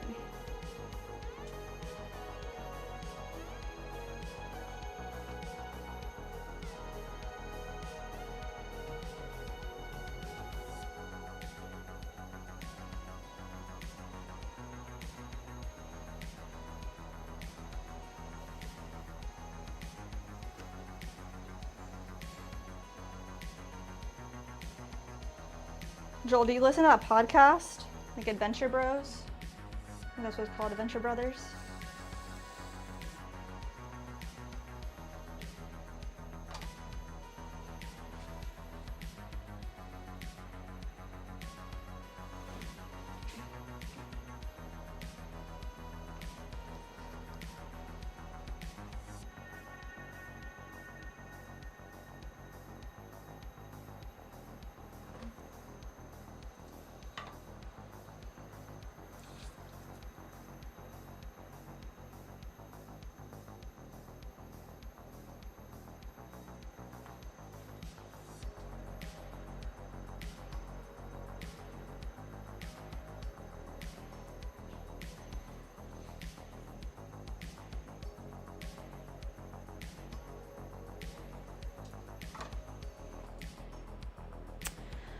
All right, so yeah, we did make these steins and they were giant. They were 32 ounces once we measured them out. And we wanted them to be 24. So we figured it out, it would be 25% smaller to make them the right amount of ounces. So this just looks so small, but I don't know, it's what it's supposed to be. So we're gonna try it out.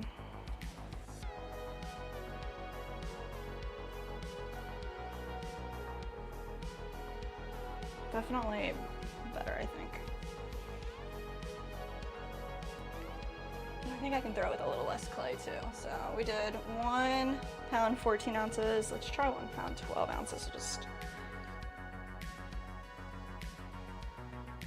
1 pound, 8 ounces. That's what I got right here. I guess I'm gonna try it. No, I don't know. Keep it consistent.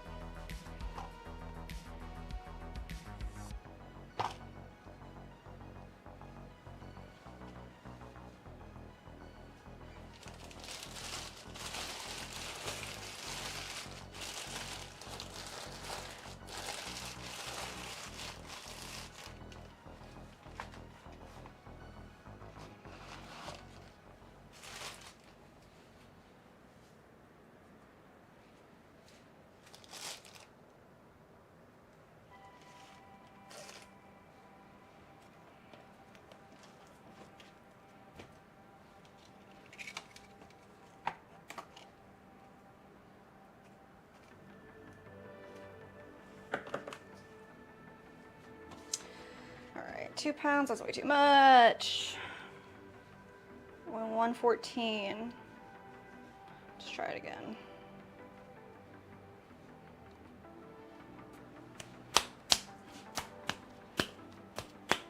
I want to make like 6 of these.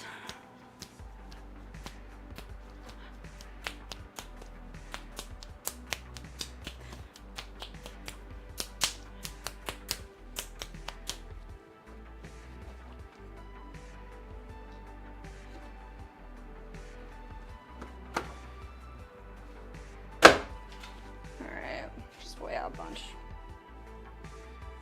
1.8. 114. That's a bit much.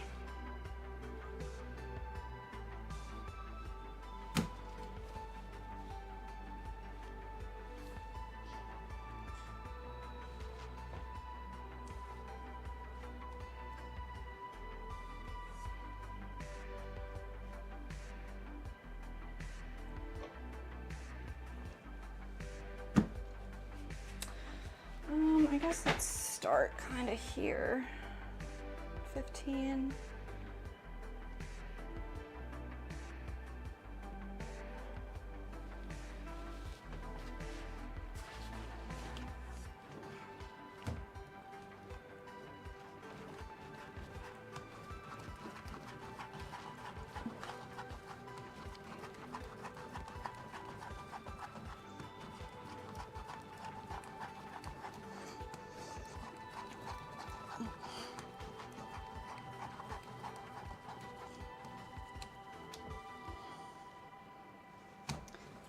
More.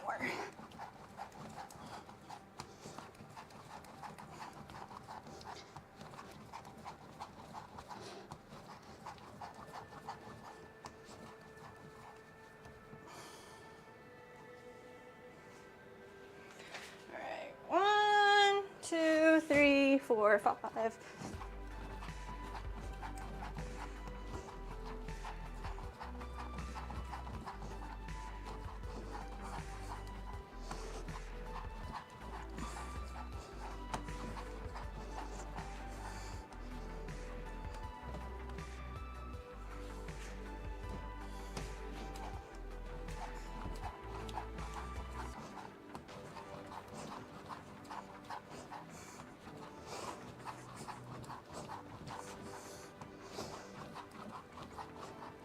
Oh, literally smashing my piece over here.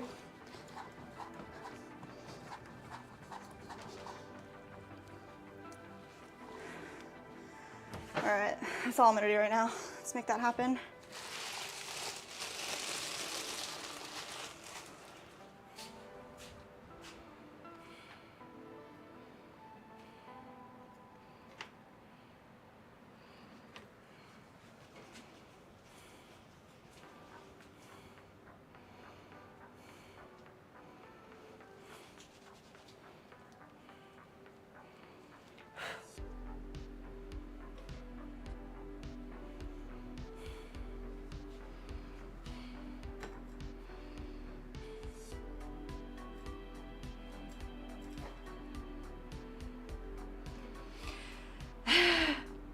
Joel said, I listened to Dungeons and Daddies. What is that? I used to more, but to be honest, I started playing, listening to someone else play, just yeah. I guess that's when I started listening to it, was like when I couldn't play anymore, so. I was also like learning a lot just by listening.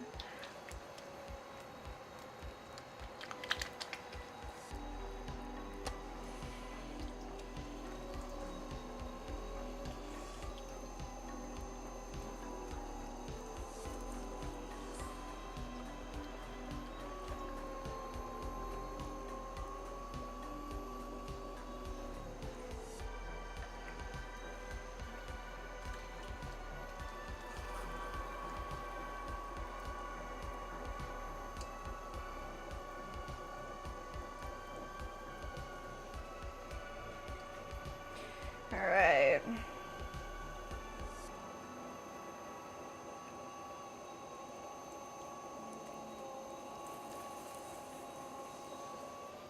There we go. Let's find our sponge. Straight down.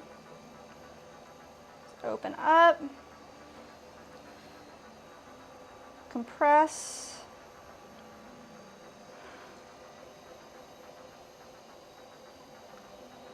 Compress our base. Do this 3 to 5 times minimum. Let's see where we're at.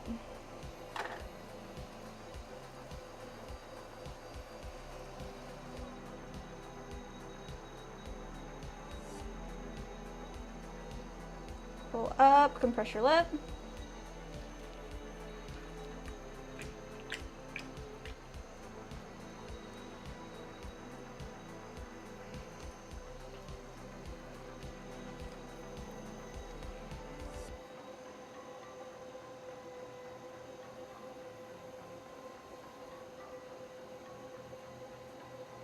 press.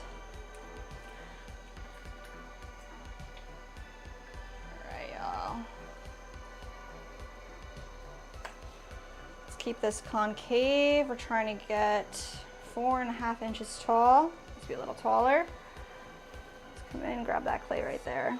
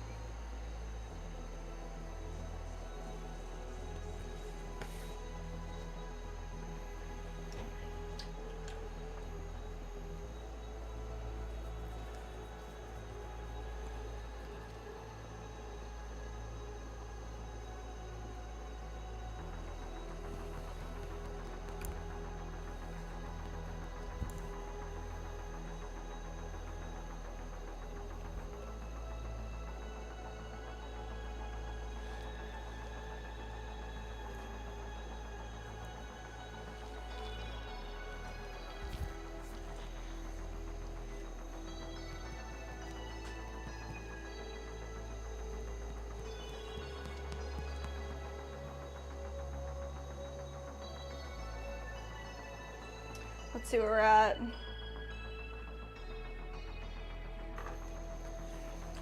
too bad, just about.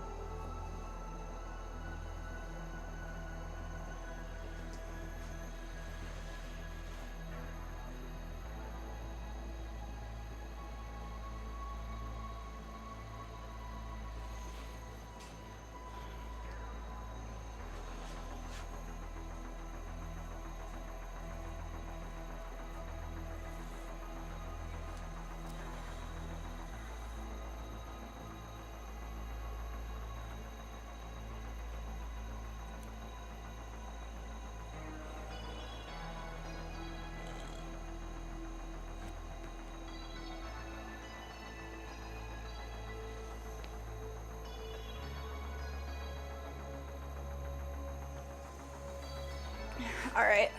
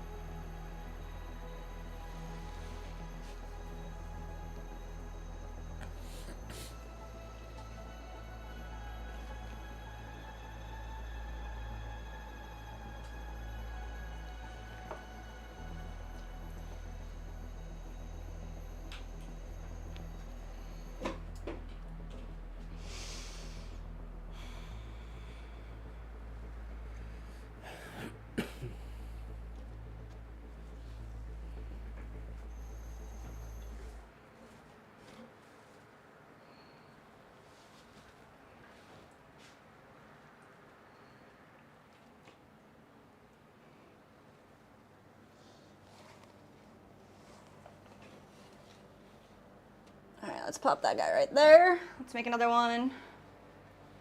This looks pretty good.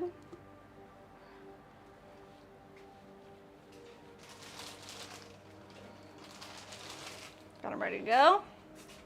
Got stream elements in the chat. Streaming for 5 hours and 32 minutes. Killing it, killing the game.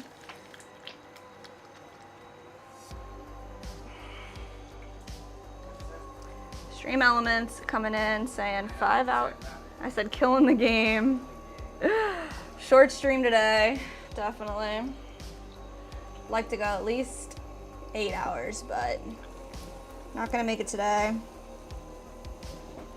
Well, there's rumors online that you're a part-time streamer. No. Full-time potter.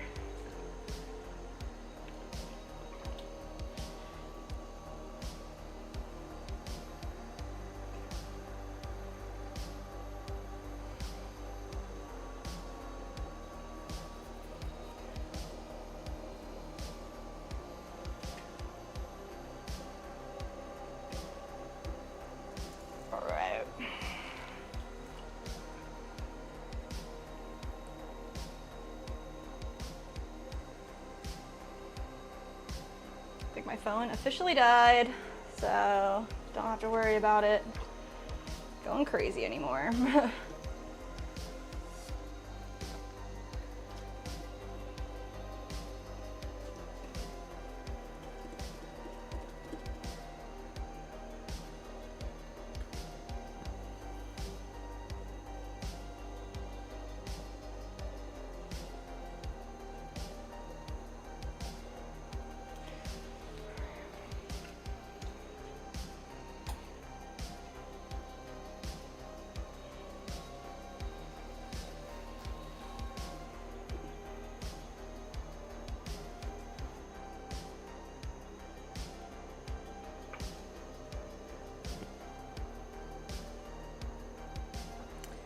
All right, let's see.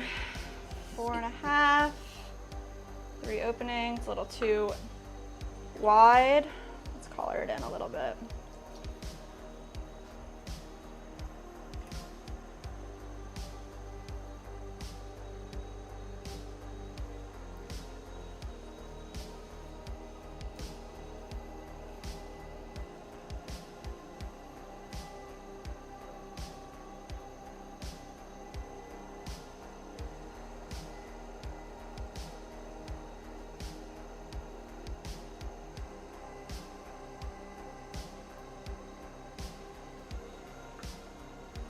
More like it.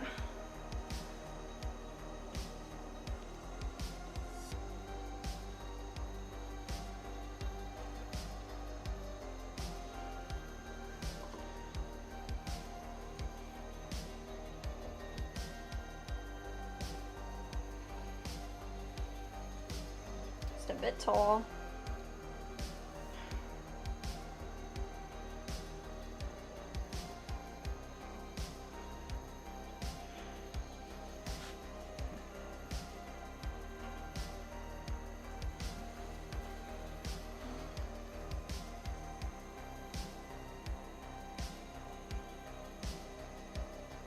What are your thoughts on Mofongo, Nick? I didn't ask. What do you think about it? I don't know if you looked up a picture or not. All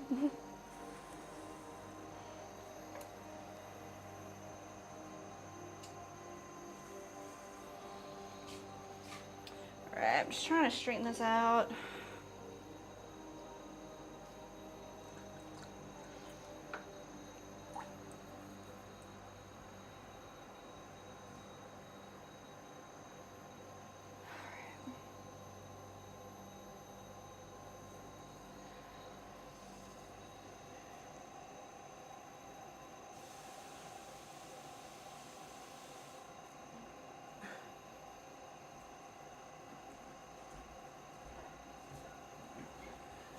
All right, let me check it out.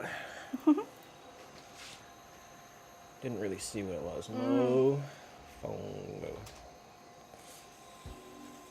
Oh, what? I just like stabbed this piece because I'm getting tired.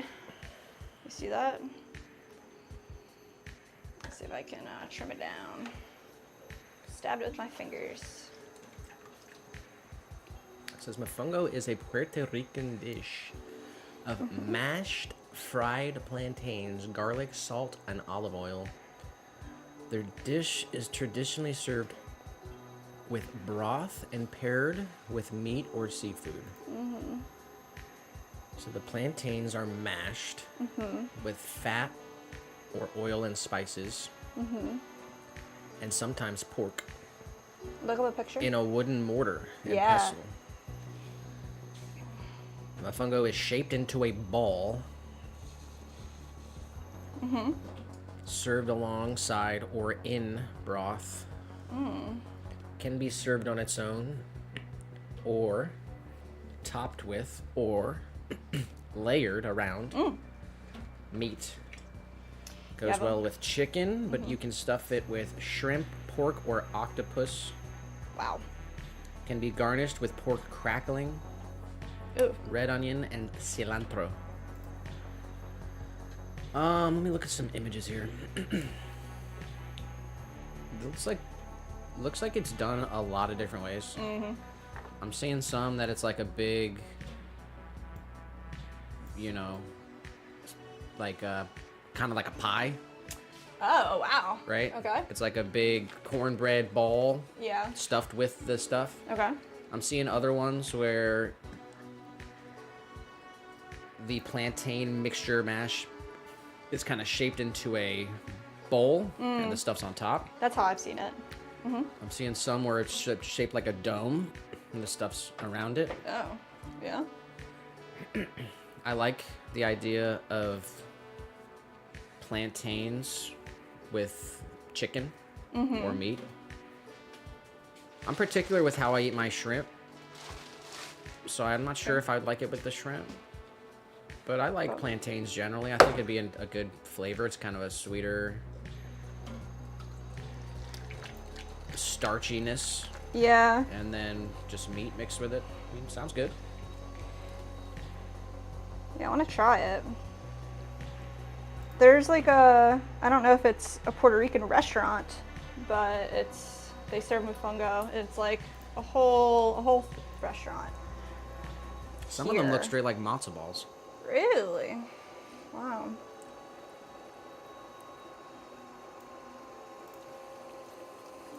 I think they have more Cuban stuff around us. But there's definitely a huge Puerto Rican population. It's funny because they have like, their flags are like almost, well, they're like identical but different colors. Really? It's kind of an interesting story behind it. I read it one time. And a lot of people have it like on their rear view mirror. Yeah, yeah. They'll have a little flag. Sometimes you'll see the Cuban flag. Sometimes you'll see the Puerto Rican flag.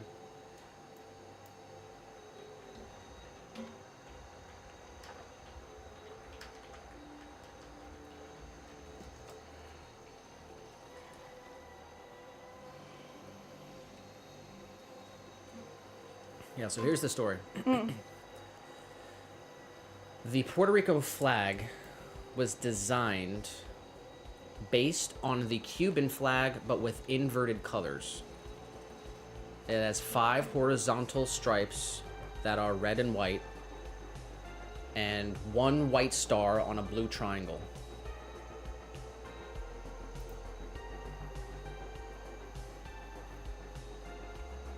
Wow. Why was it based off of it? Like, Because of the way that the governments went. oh yeah? When Puerto Rico... Yeah, I mean...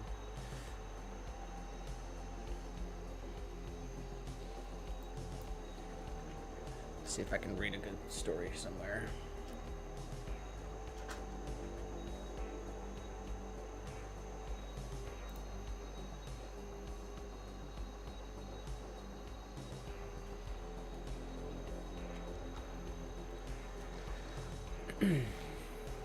So it says the Puerto Rico flag has multiple versions of its origin story. One version is that in 1985, Juan de Mate Torforte, a veteran of the Grito de Lares, presented the flag to a group of 59 Puerto Ricans exiled in New York. The exiles were part of the Cuban Revolutionary Party, and the flag was the Cuban flag but with inverted colors.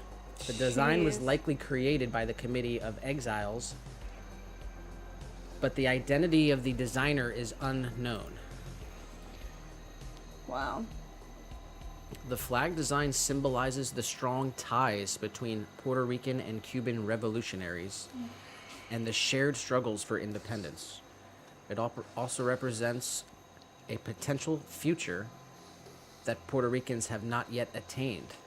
The flag has become a symbol of pride and resistance for Puerto Rico, and in 1948 the government passed a law making it illegal to fly the flag in an attempt to suppress rebellion. Today, the flag is reclaimed by Puerto Ricans of all identities and displayed proudly around the world. Wow, man. That's crazy. The adoption of the Cuban flag with inverted colors as the new revolutionary flag of Puerto Rico symbolizes the bond existing between Cuban and Puerto Rican revolutionaries and the United States independence. Wow.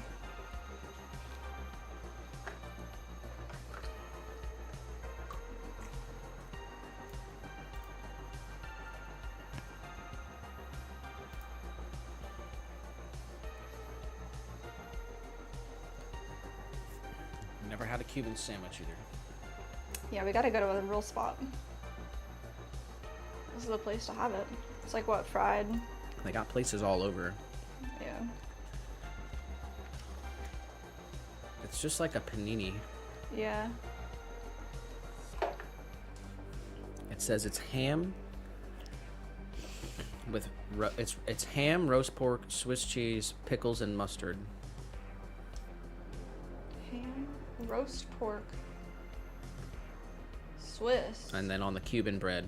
The special bread, yeah. Yeah, it's interesting.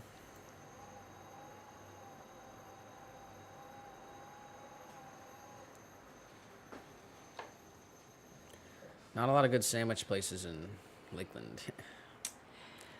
Yeah, unfortunately. Miss a good hoagie.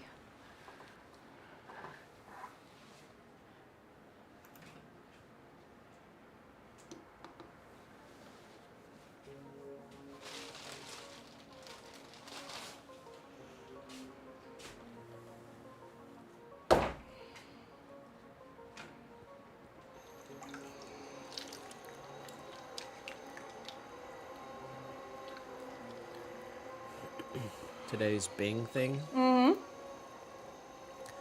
The Mask of Agamemnon.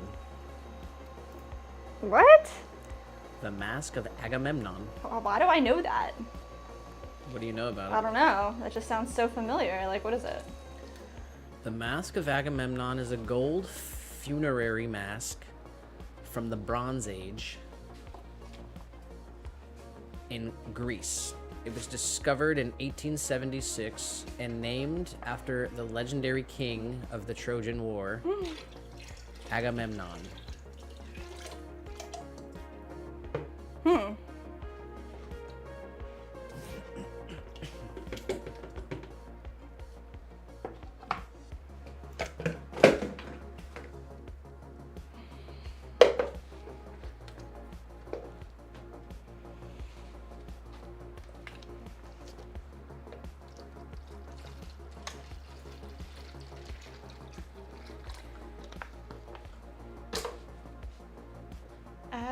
Agamemnon.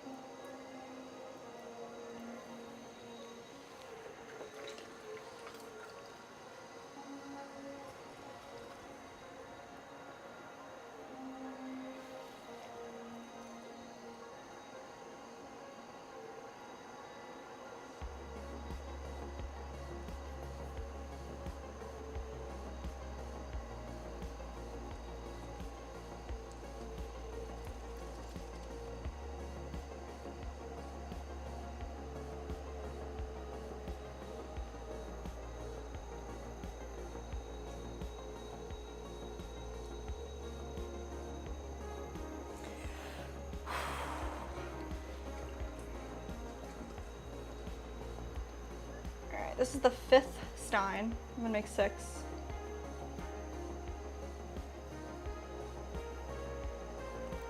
You gonna call it there?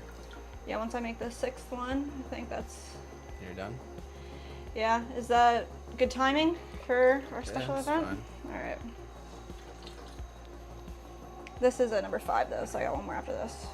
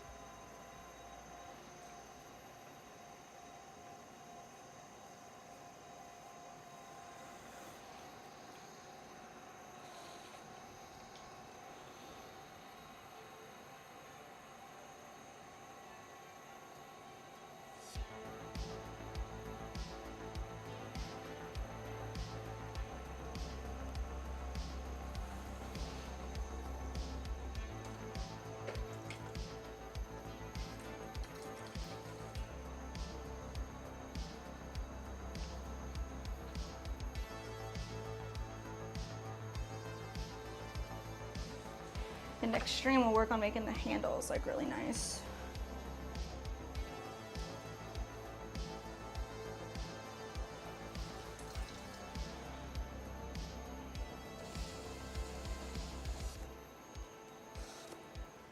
All right.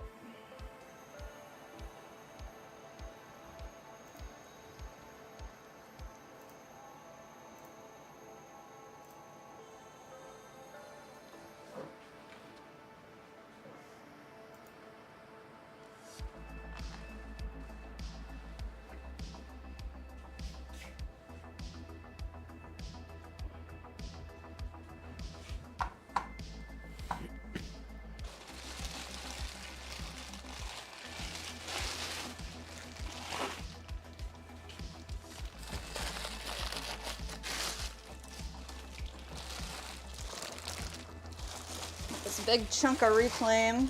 It's really nice. Soft. All right, scale. You just have to weigh out one more thing. Please work.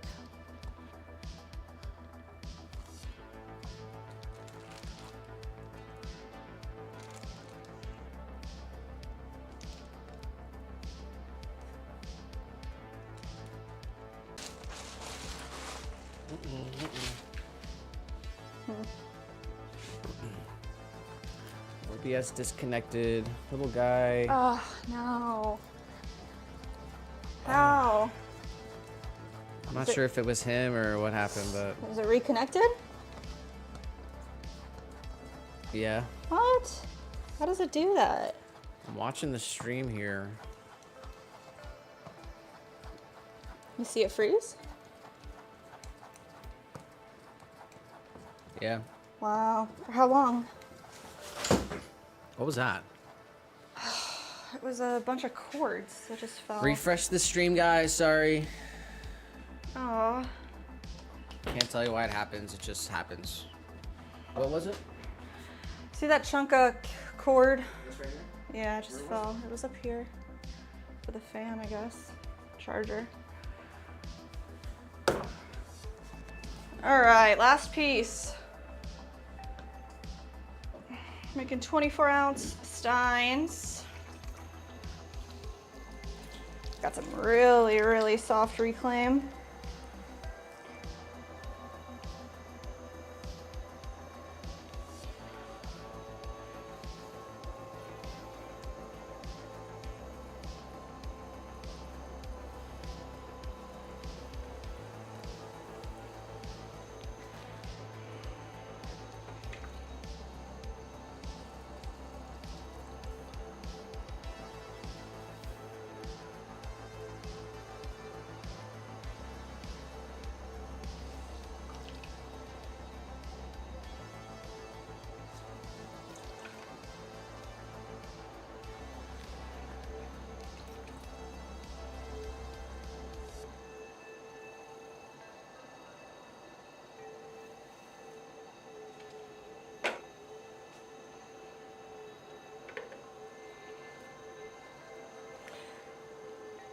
our wall, concave, press the rim. Let's come in, get another pull, all the way up.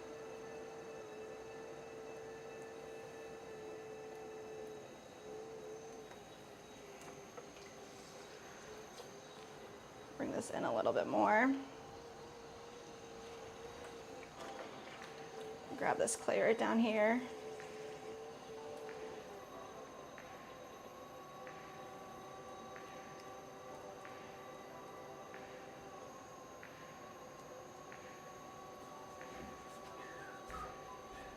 Straight up, press our rim.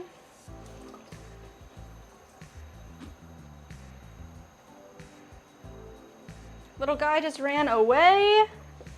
What?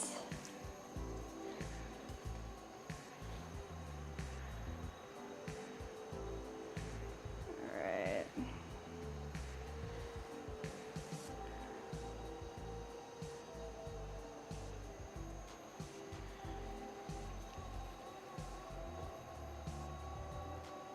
Keep this wall pretty straight here. Get all the way up. Curve in a little bit, compress our rim. Let's see what our height's looking like. Good. Width, good. All right, let's get all the water out.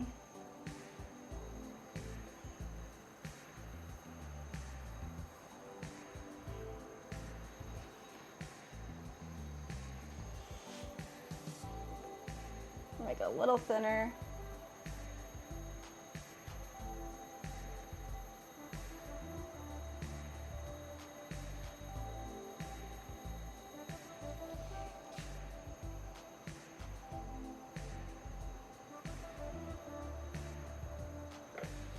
There we go.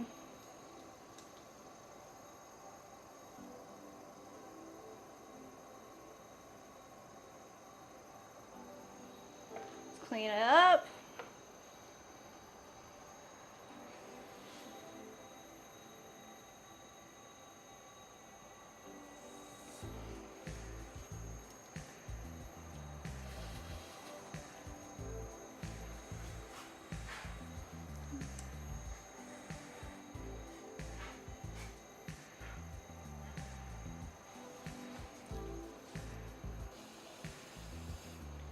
All right, y'all.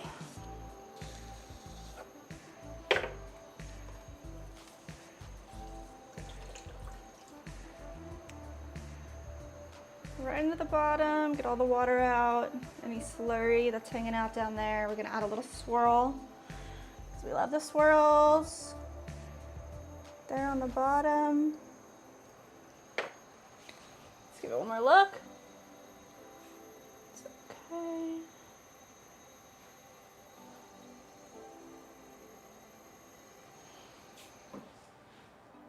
Wow, 6 of them. I don't know where we're gonna put them. Well, we got a lot of work done today. We'll probably wait till they dry out a little bit and then consolidate everything together. Let's see, let's do a little cleanup. Put everything back where it's supposed to be. Nice. There. This one goes here. So we did make 2 of our custom tea sets, the guy ones. Those are really cool. Made 2 bowls that we're gonna add a little lip to right now, actually. So we wanna add a little spout right there. Ah, perfect. And another one. Just gonna pop that in there. Little spout for our matcha bowls. They're 5 inches wide instead of our 6 inches. They're custom orders. Made 2 bowls. We made 10 4-inch tabletop planters, 5 5.5-inch tabletop planters, made 6 steins, and we trimmed our 10 4-inchers planters from yesterday. think we did a lot. Joel said, don't forget to wedge that like button, compress the subscribe. We don't want to see any cracks in the finished piece. Oh my god, I love that. I'm gonna steal that. We gotta get it. We gotta get the whole thing. I'll figure it out. Yeah, that's amazing. All right, let me put all this slurry into our reclaim guy right here.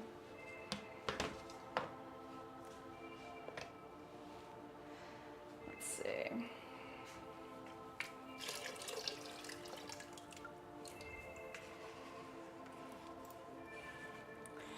Definitely threw a ton of clay today.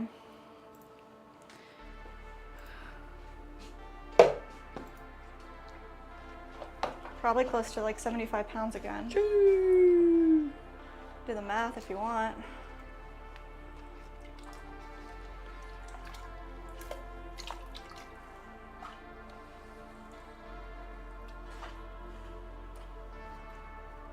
Yeah, we got a ton of reclaim to process. That's what I like. All right, let's get this clay disc off of our wheel head as well. I want that there anymore.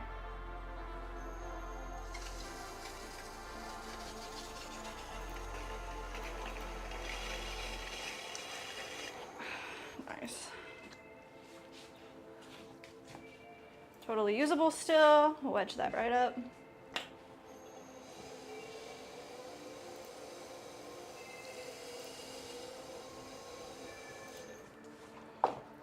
Wouldn't say that's a clean wheel head, but it's what we're doing today. Let's see, let's get the side of this pan in here as well.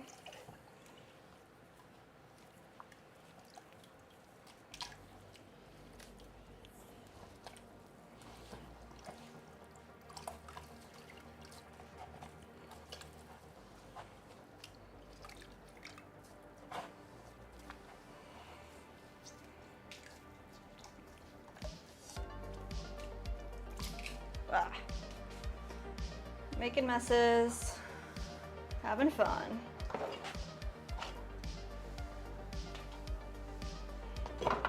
Is that gonna be the next shirt? Making messes, having fun. It's a good one. I don't know if it belongs on a shirt. Think it's good enough for a shirt or not?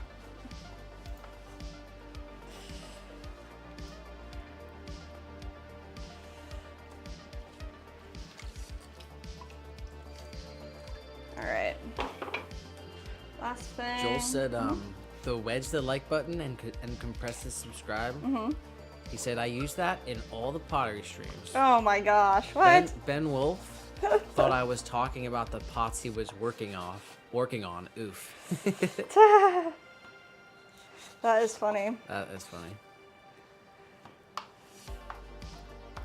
Yeah, throw is like a hard one. Like, how would you, like, throw is like, you can't like say like throw the like button. Yeah. Say throw us a like. Ooh, that's kind of clever. Joel said, still want a me mommy shirt. Oh my god. Me mommy Florida. It just says me mommy on it, like. Dude, you know what's actually hilarious?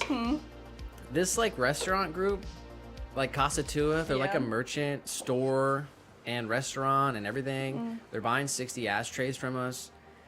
They're in Aspen, Colorado, New York, Paris, and Miami. And they're a big deal. Like, they're a big company. Yeah. They're literally never gonna know about the Me Mommy like thing. Like, oh my gosh, you're right. Like in our little community. They're literally never gonna know. That's so funny. Wow. That's so funny. I wonder if maybe one of them is a lurker. Maybe they know. Oh, maybe. That'd be pretty funny. Nobody tell them. Don't send them an email. email. Yeah, don't, please. It's private. They're not going to get any Me Mommy merch. Yeah, merch. Okay. I want to take a quick break. Or I just want to run to the bathroom. All right, go wash up. Yeah. My hands are really, really gross. I'm going to try to clean off this area over here. Our special event. then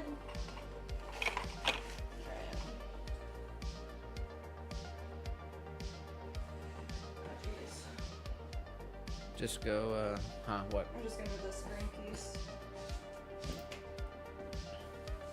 somewhere. You know where? Don't know. Alright. We're gonna try to make a little room over here. You gonna save this or no? No. That's a good piece. Put it over there. I can't touch it right now. Look at all this stuff on this plate. There's pottery in here though, so be careful. Nice.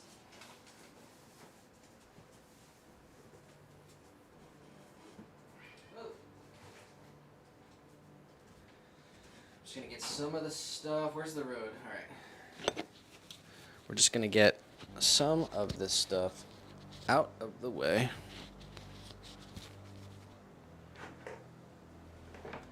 A lot of trash.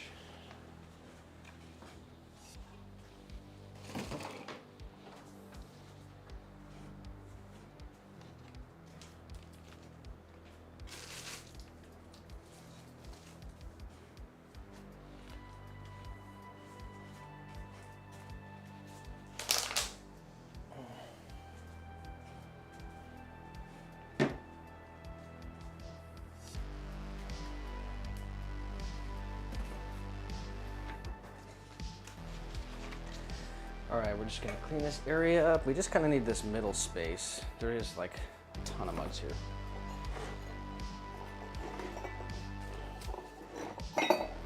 What's that, 246? There's like 15 mugs right here. Just move everything over a little. Got our glazes here for an order we had. Turquoise, pink opal, and our purple. So someone ordered our triple melt glaze. So we'll be happy to send that off. This actually just needs to get packed up. That's ready to go.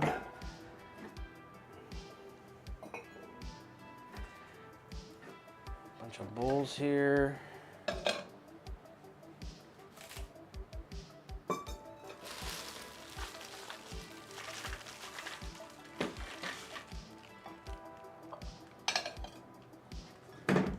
This is literally trash. Do you want to keep this incense burner that's like burnt really bad? No, it's just the one that we have been using for 2 years. We don't need it. No, it has a crack in it. That's the incense burner we kept because it was cracked, but now it's all dirty, so. Pretty sure we have some new ones we can probably take one out of.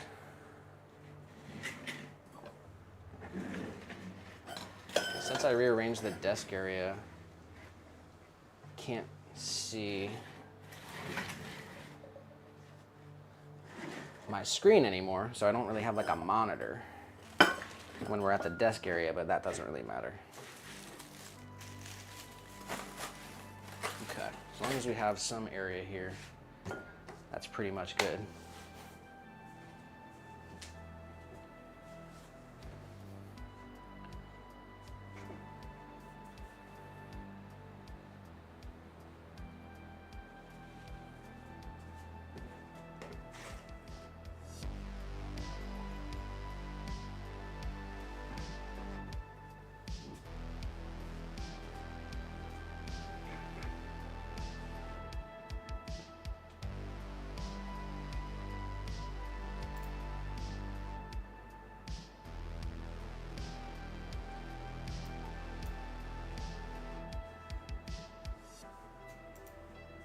Is that enough space? Here. Hello. Let me make sure I can pull up on my windows and everything.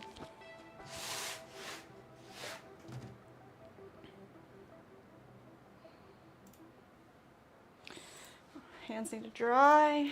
Just washed them off.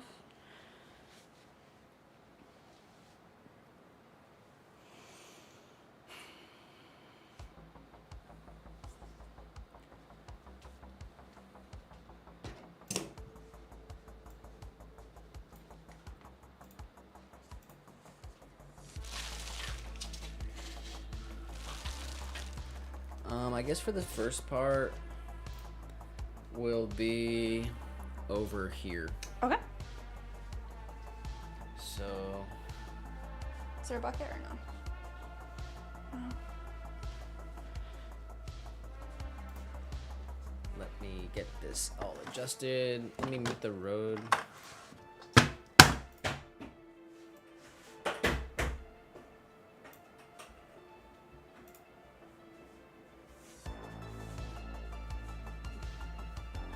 I'm gonna come over here. Yeah. You said no road or?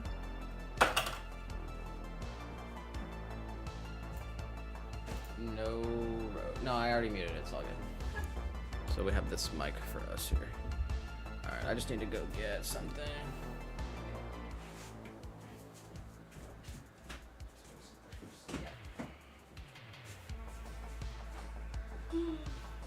Oh, nice. Hello, guys.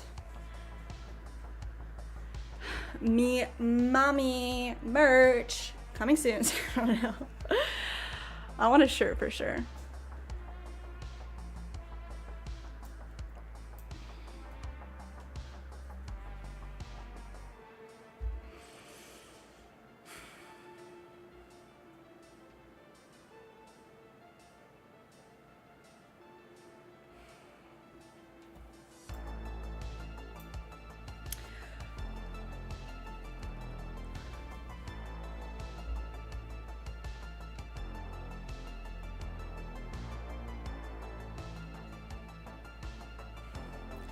TRX Boy says, when are you ending the stream?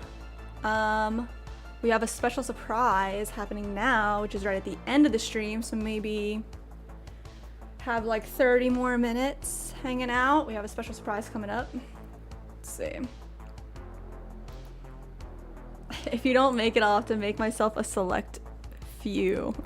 Like, I just want it to be like so low key and it just like across like the front right here, or even like a hat, like a Me Mommy hat, and it just says it in like straight up regular text.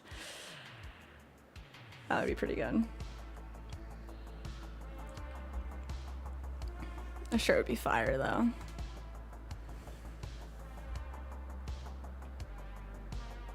I can't believe I did that. Oh my gosh. Yeah. I'm glad we did two different styles and like showed him both of them, because I'm glad he picked the chiller one, the one that is, it'll be better for production. But I was thinking like maybe I need to Photoshop this Me Mommy out, or maybe he just won't know. And I sent him a few pictures, but he didn't say anything about it. I just said they were prototypes, so everything's gooch.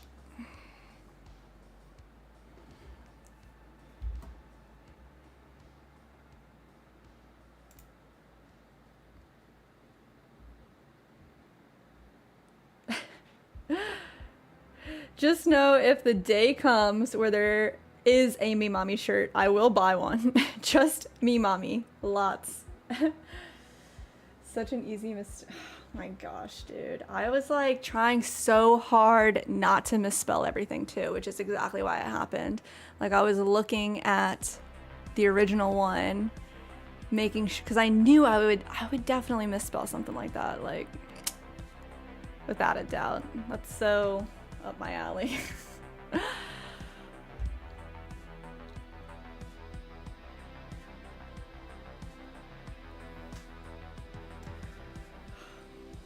I want a Me Mommy shirt too, though. Not gonna lie. I want like I want to just like put together a hat. We had like an old logo, a Swan City logo on, I think it was like on a button up. That was pretty awful. So Nick cut out the logo and I stitched it onto a hat. I've been wearing that hat and that's been pretty cool. I like that a lot.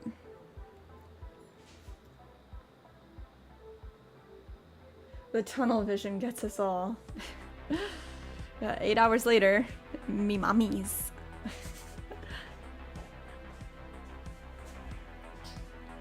We all just need a little Me Mommy.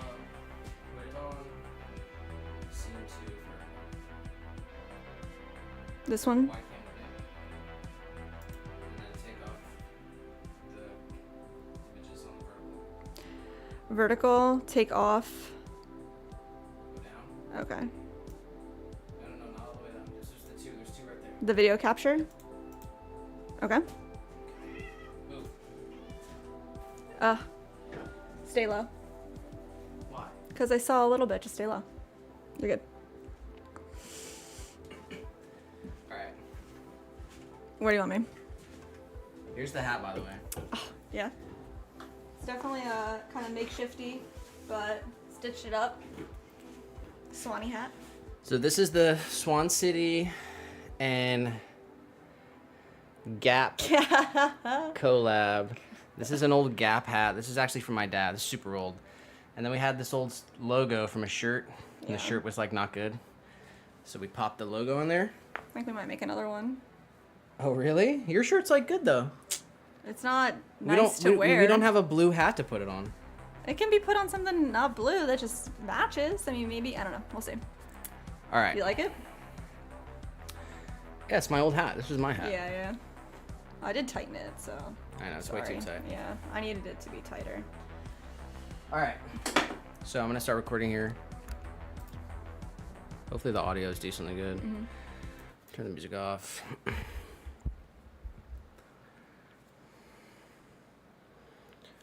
Let's see here.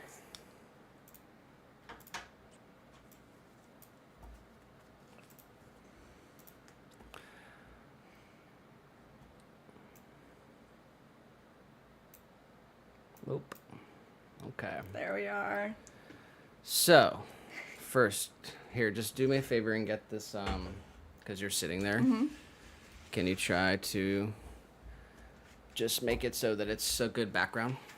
We're just going to start with the email here. So, big shout out to YouTube and Domino's for sponsoring our dinner this evening. Yes. And sponsoring our, I want this to be the entire screen. Okay. And then we're going to have to go to the browser and zoom in on the... Is it this one? Which one?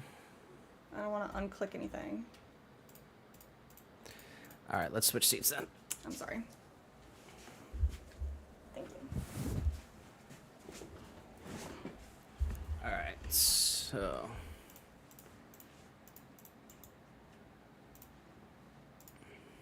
Wait, you don't want to wear this?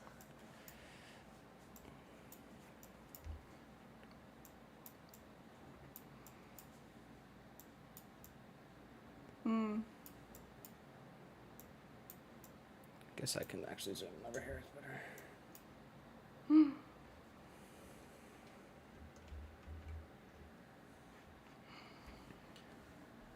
All right.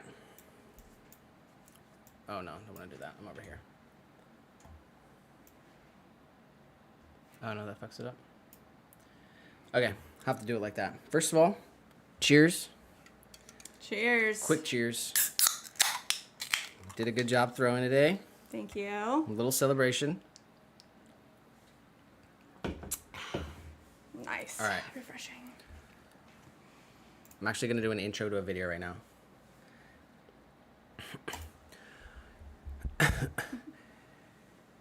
Yo guys, welcome back to another video. We are happy today to announce a little special project we had. Well, not a project we had, but something special that YouTube did. Mm-hmm. It's called the High Five Partner Program, I guess.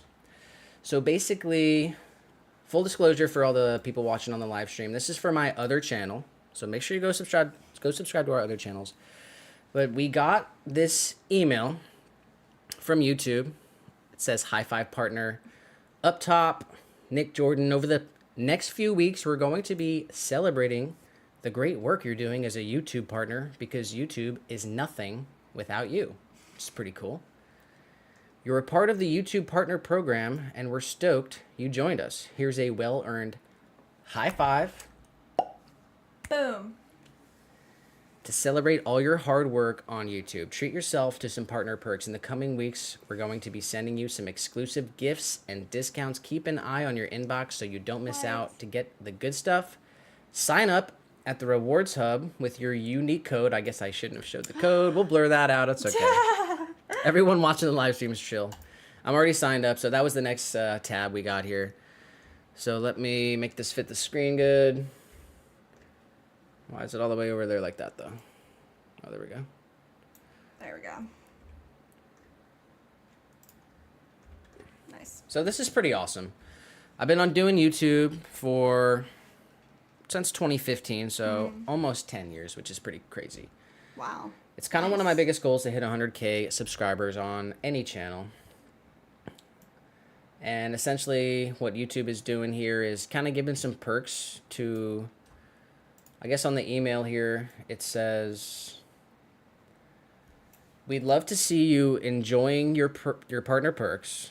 So tag your content at YouTube creators and hashtag YouTube high five so we can check it out. Speak soon, your friends at YouTube. P.S. Just so you know, we're only sending these high five emails to a small group of creators, and you're one of the partners in the club. Special. Wow. So I think that's really cool. We're gonna put out a short and a video and tag this because basically it kind of shows that YouTube's taking care of their creators, which I think is great. Giving back. I mean, the fact that they have monetized content is awesome. You know, it took Instagram a long time to do it. Yep. Rumble does it right off the bat. You know, YouTube still has some, things you need to accomplish before you can do it. But I think it's really cool. I always encourage everyone that I've ever known to start a YouTube channel, right? Yeah, you have. Yeah, I mean, that's why we have the Swan City channel right now, because you told me start a channel, and then we came together, and now it's bigger than I could have ever thought. Yep, I convinced Jess to that we should do it on YouTube. We should live stream it, everything.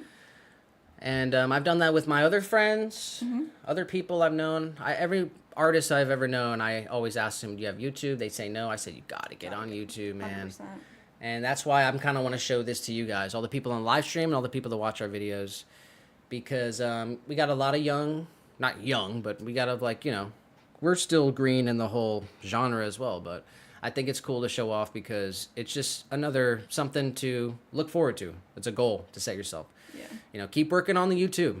You know, keep growing your channel. Go work on your videos, and I genuinely tell people that that I meet and care about because I think it's great. I love doing it. You know, I started doing it just for me to save my experiences. And it's been awesome. It's been great. So I encourage you to do the same. I always do that, to people that I care about. So work on it and grow your craft, grow your catalog, grow your library. 100%. And you will thank yourself for doing so. And even if no one watches it, and even if it doesn't matter, but it's really all about doing it for you. That's what it's about. Recording what you do. Yeah, having the memories in the storage bank. So once you get the email, basically you sign up for this high five partner perks. So this is kind of what it looks like. It says, as a valued YouTube partner, you're eligible for some top perks. And so here was the perks. Illuminate your space. Unfortunately, we didn't get this one because I don't check my email very often. So I wasn't quick to the thing. But it says it was a limited edition neon light to illuminate it's illuminated. It's a sign. It's a YouTube sign. Little neon it says sign. First come, first serve. Get yours fast.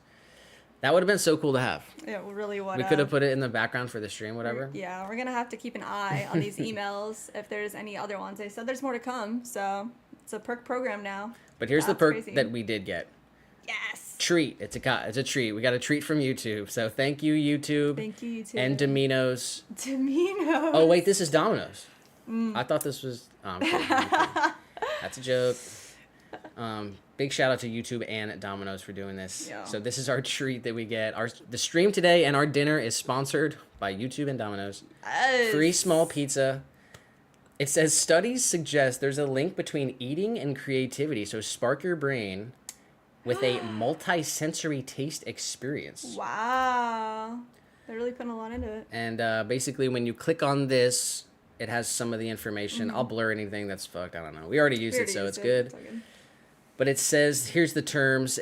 All the creators are, you get basically what you get is a online gift card for $15. So they say you get a small pizza, but actually you get more than a little bit more than that. $15. Big shout out to YouTube and Domino's for doing that. And Thank you, guys. we'll do a quick transition here. Let's go. Let's go Let's show go it off. Show it off. Ha. Oh, that was none on the vertical. I'm literally shutting down vertical. Bye. Sorry, vertical. Hope no one was watching that. All right, what do we got here? All right. First off. We need the road now. Oh yeah, I got it. You're good? Yeah. All right. All right. First thing we got here is two sauces? You gonna talk about the sauces? We're not gonna talk about the sauces because you can't get pizza without garlic sauce. I'm only mad that we don't have ranch or blue cheese. We ate it already. We did. So here we go. Actually, I'm gonna need me to stand in a certain way for a thumbnail. I know it's crazy. It's ridiculous. That's all What it's right. like. We'll be like Here's what we got. It'll be good to review show bra. off the pizza. Nice. So here. Okay. How do you want me to be?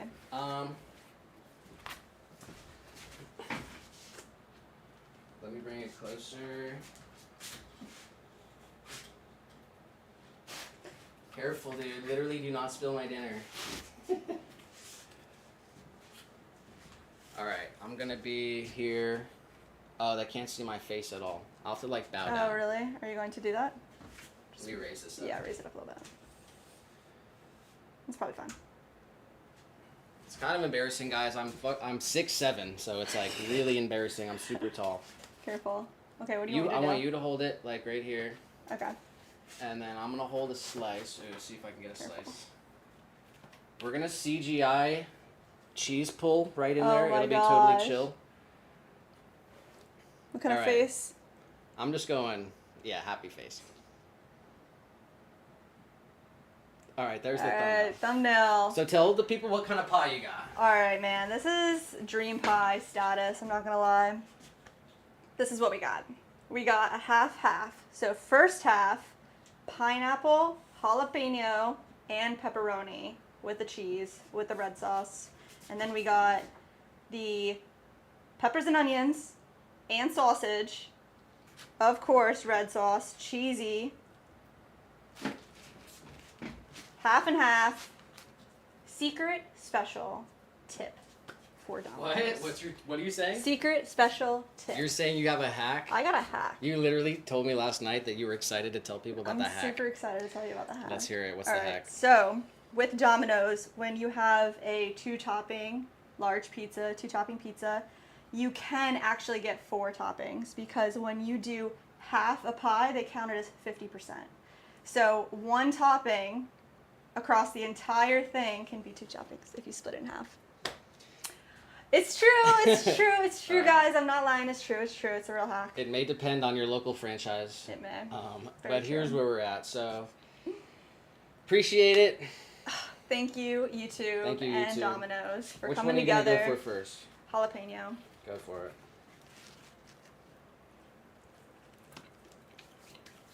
Yum. Yes.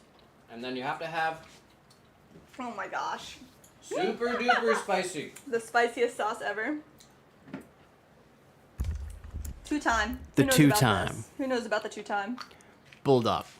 Bulldog. 2-time. 2-time spicy. Whoa, you're going for it? I'm going for it. Get over here. Wow.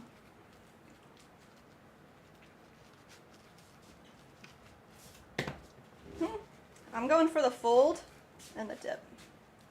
Gotta go for the fold and the dip.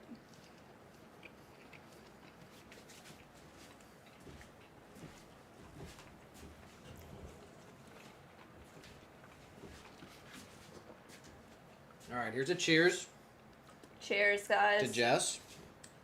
To Nick. To me. Mm-hmm. Oh, you're gonna say speech? No. Speech, speech, No, speech. no. You go. All right, well, it's fun doing the live stream. It is. Shout out to Joel, Silas, Mandy, Thank you for Sheila, everybody. TRX boy, Trick Shot, everybody. Everybody. 15%. Oh man. And everybody that we forgot. We love doing what we do Yes. and being able to do it with you guys. It's even more fun. And shout out to Joel, Yeah. of course, for sticking around. He was excited about the thing. Sorry. Sorry. It's not, I don't know. I think he's gonna. We can't read the chat right now. Well, but I this think is you're like excited. most special for Joel, honestly, because this is. I want to put this out there to. I'm gonna try to wrap it up and say it at the end, but work on your YouTube. Mm-hmm. It'll pay off, even like will. you know, whatever in whatever way it does. You'll feel good about it. Yeah. And I encourage Joel to do it, and I'm gonna watch your streams, and I'm excited to see the whole community grow. So let's do a cheers. Cheers to all you guys. Cheers Thank to all of you. Cheers. We're not gonna eat the whole pizza in front of you, but We are gonna eat this slice.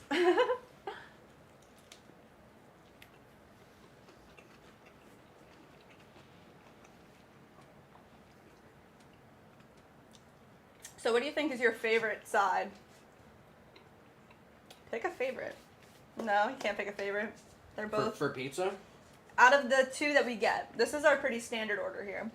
This is our thing. Oh, which your side favorite do you, side yeah, of which, pizza. Yeah, do you like the peppers, onions, sausage, or do you like the jalapeno, pineapple, pepperoni better? It's a hard decision. Yeah, that's tough. I can get peppers, sausage. Peppers, onions, sausage type of deal. I could do that like in pasta, or like on something else. And the pineapple jalapeno situation, that's kind of more of a rare situation, so I might have to keep that. True. That's a good I'm just thinking like justification. that's how I think. You know? That's smart. That is very smart. I'm trying to think about like when else would we have had pineapple and jalapeno? Maybe like the mango salsa with. I'll take a tiny bit. I'll try it. Please, tiny. Oh my gosh. All right, you do you. Well, cheers. 2 times spicy.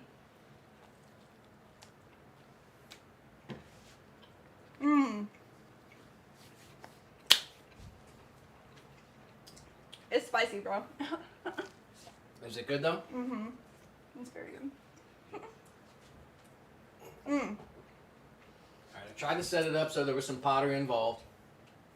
I know this is a different kind of video, so I'm not sure where it's going to go on the channel, what playlist it'll end up in, but appreciate it, YouTube and everyone watching.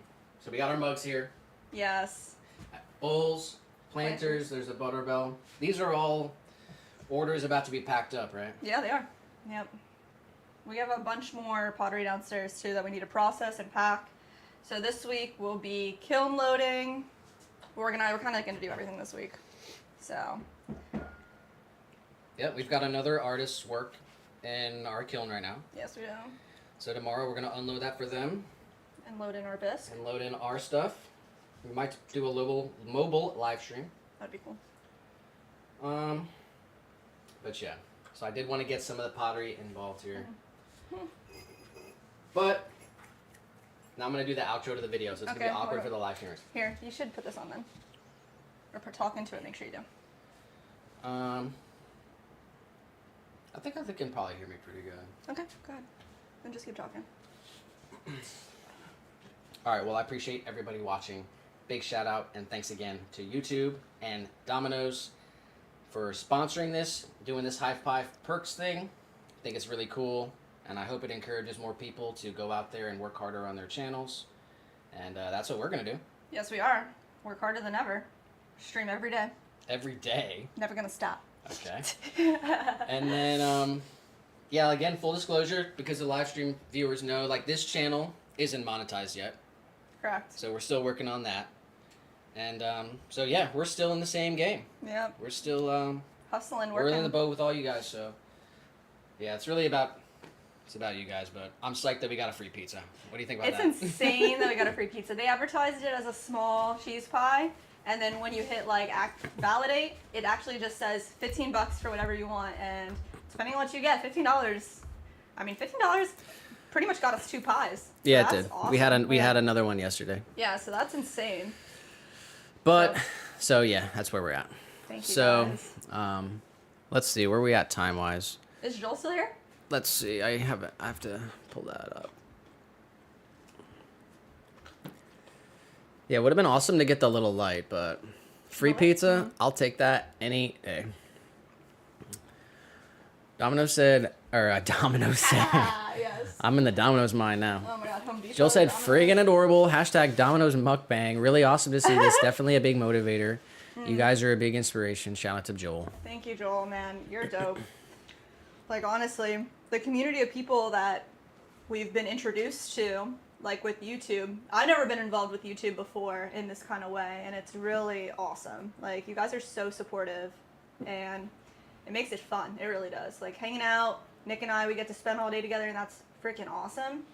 And you guys just make it like 10 times better. Yeah, I literally wish someone was streaming right now. Like, why isn't Silas like going live right now? Yeah, where's your campfire, Silas? Like when we wrap up our stream, usually Silas is like going live. Yeah, well, he's having fun.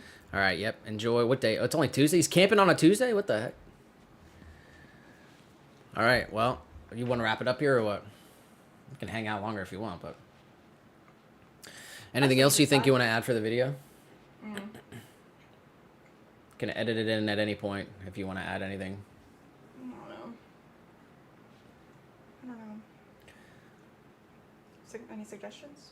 Well, we got the intro. We pretty much explained the high five email and perk thing. Do you want to get like a close-up shot of each slice? Like we talk about this, I'm talking about the slice, and like Talk about the slice. you're talking about the slice, and then like show like a straight up like. I showed a little bit. Okay. I think we did it. Yeah. All right, I'm gonna stop recording. Okay.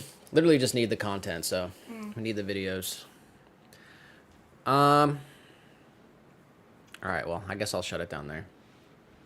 We'll eat the pizza and chill out. Anything else you need to do in here? Like what? There's a bunch of pieces that like need wrapped up. Like I need to figure out a space to put them because right now we're kind of out of space. There's a lot of greenware that can be boxed up. Joel said gotta get the tomorrow. B-roll, though. Do a glamour shot. It's getting dark in here. Let's see. Are you gonna record? Yeah, What I'll do I do? I'll do one glamour shot, 100%. What does that mean? Glamour shot. Like this. Here, I got this. Hold on, I need to turn this light on.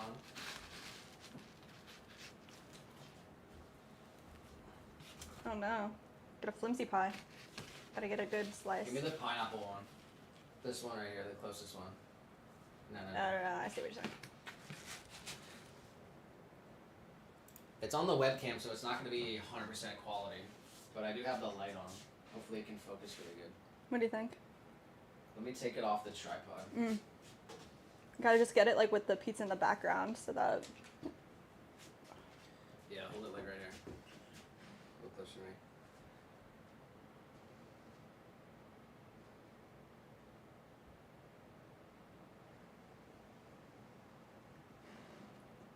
It's shaky, but might work. Can image stabilization in post?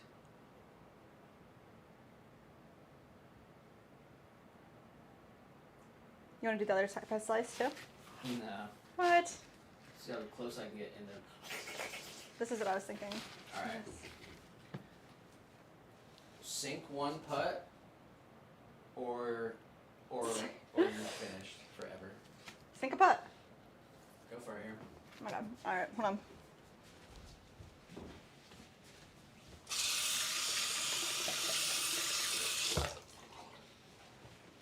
Turn this light off because it's blinding. What is it?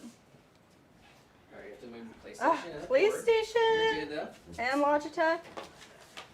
Is this cat cam? Cat cam? Yes. We got cat cam. We are reorganizing everything. Here you go. Thank you. I just think I'm mad at putt right now. Alright.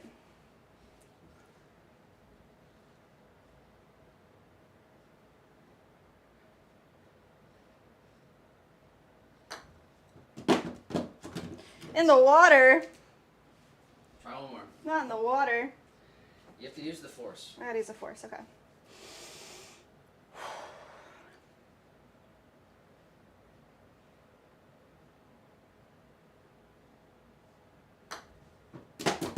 Way too hard, man. Yeah, well, You gotta kiss it. yeah, you're right. Alright, let's see. Alright, last try, I'm telling you that. Third time's a charm.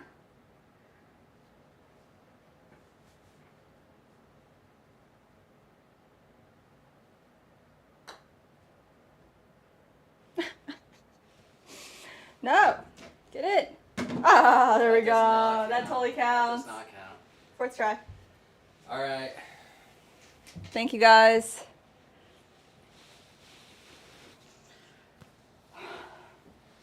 See if I can put this back on here real quick. Oh man, it's hot in here now.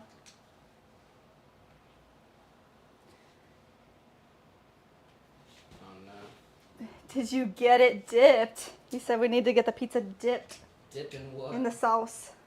Where's Saucy Man?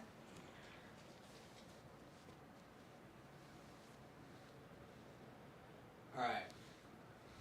Who said did we get it dipped? Joel. Like, I think he means close up, like dipped in the garlic. Oh, I see. Like, I mean, if you want to. Is it still recording or It's a no? glamour shot. I wasn't even recording the first time, so let's. Oh, let's are do you both. serious? Yeah, we're good. Ah. Shout out Joel. Thank you. Have a good night, brother. Yo, you're awesome. He's Thanks, like, Joel. All right, what are we doing right here? This one? Give me the glamour shot. Here?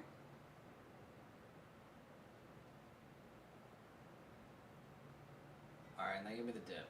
All right, ready?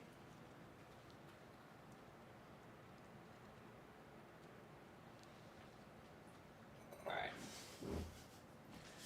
That clip's making it. Good. All right, say bye.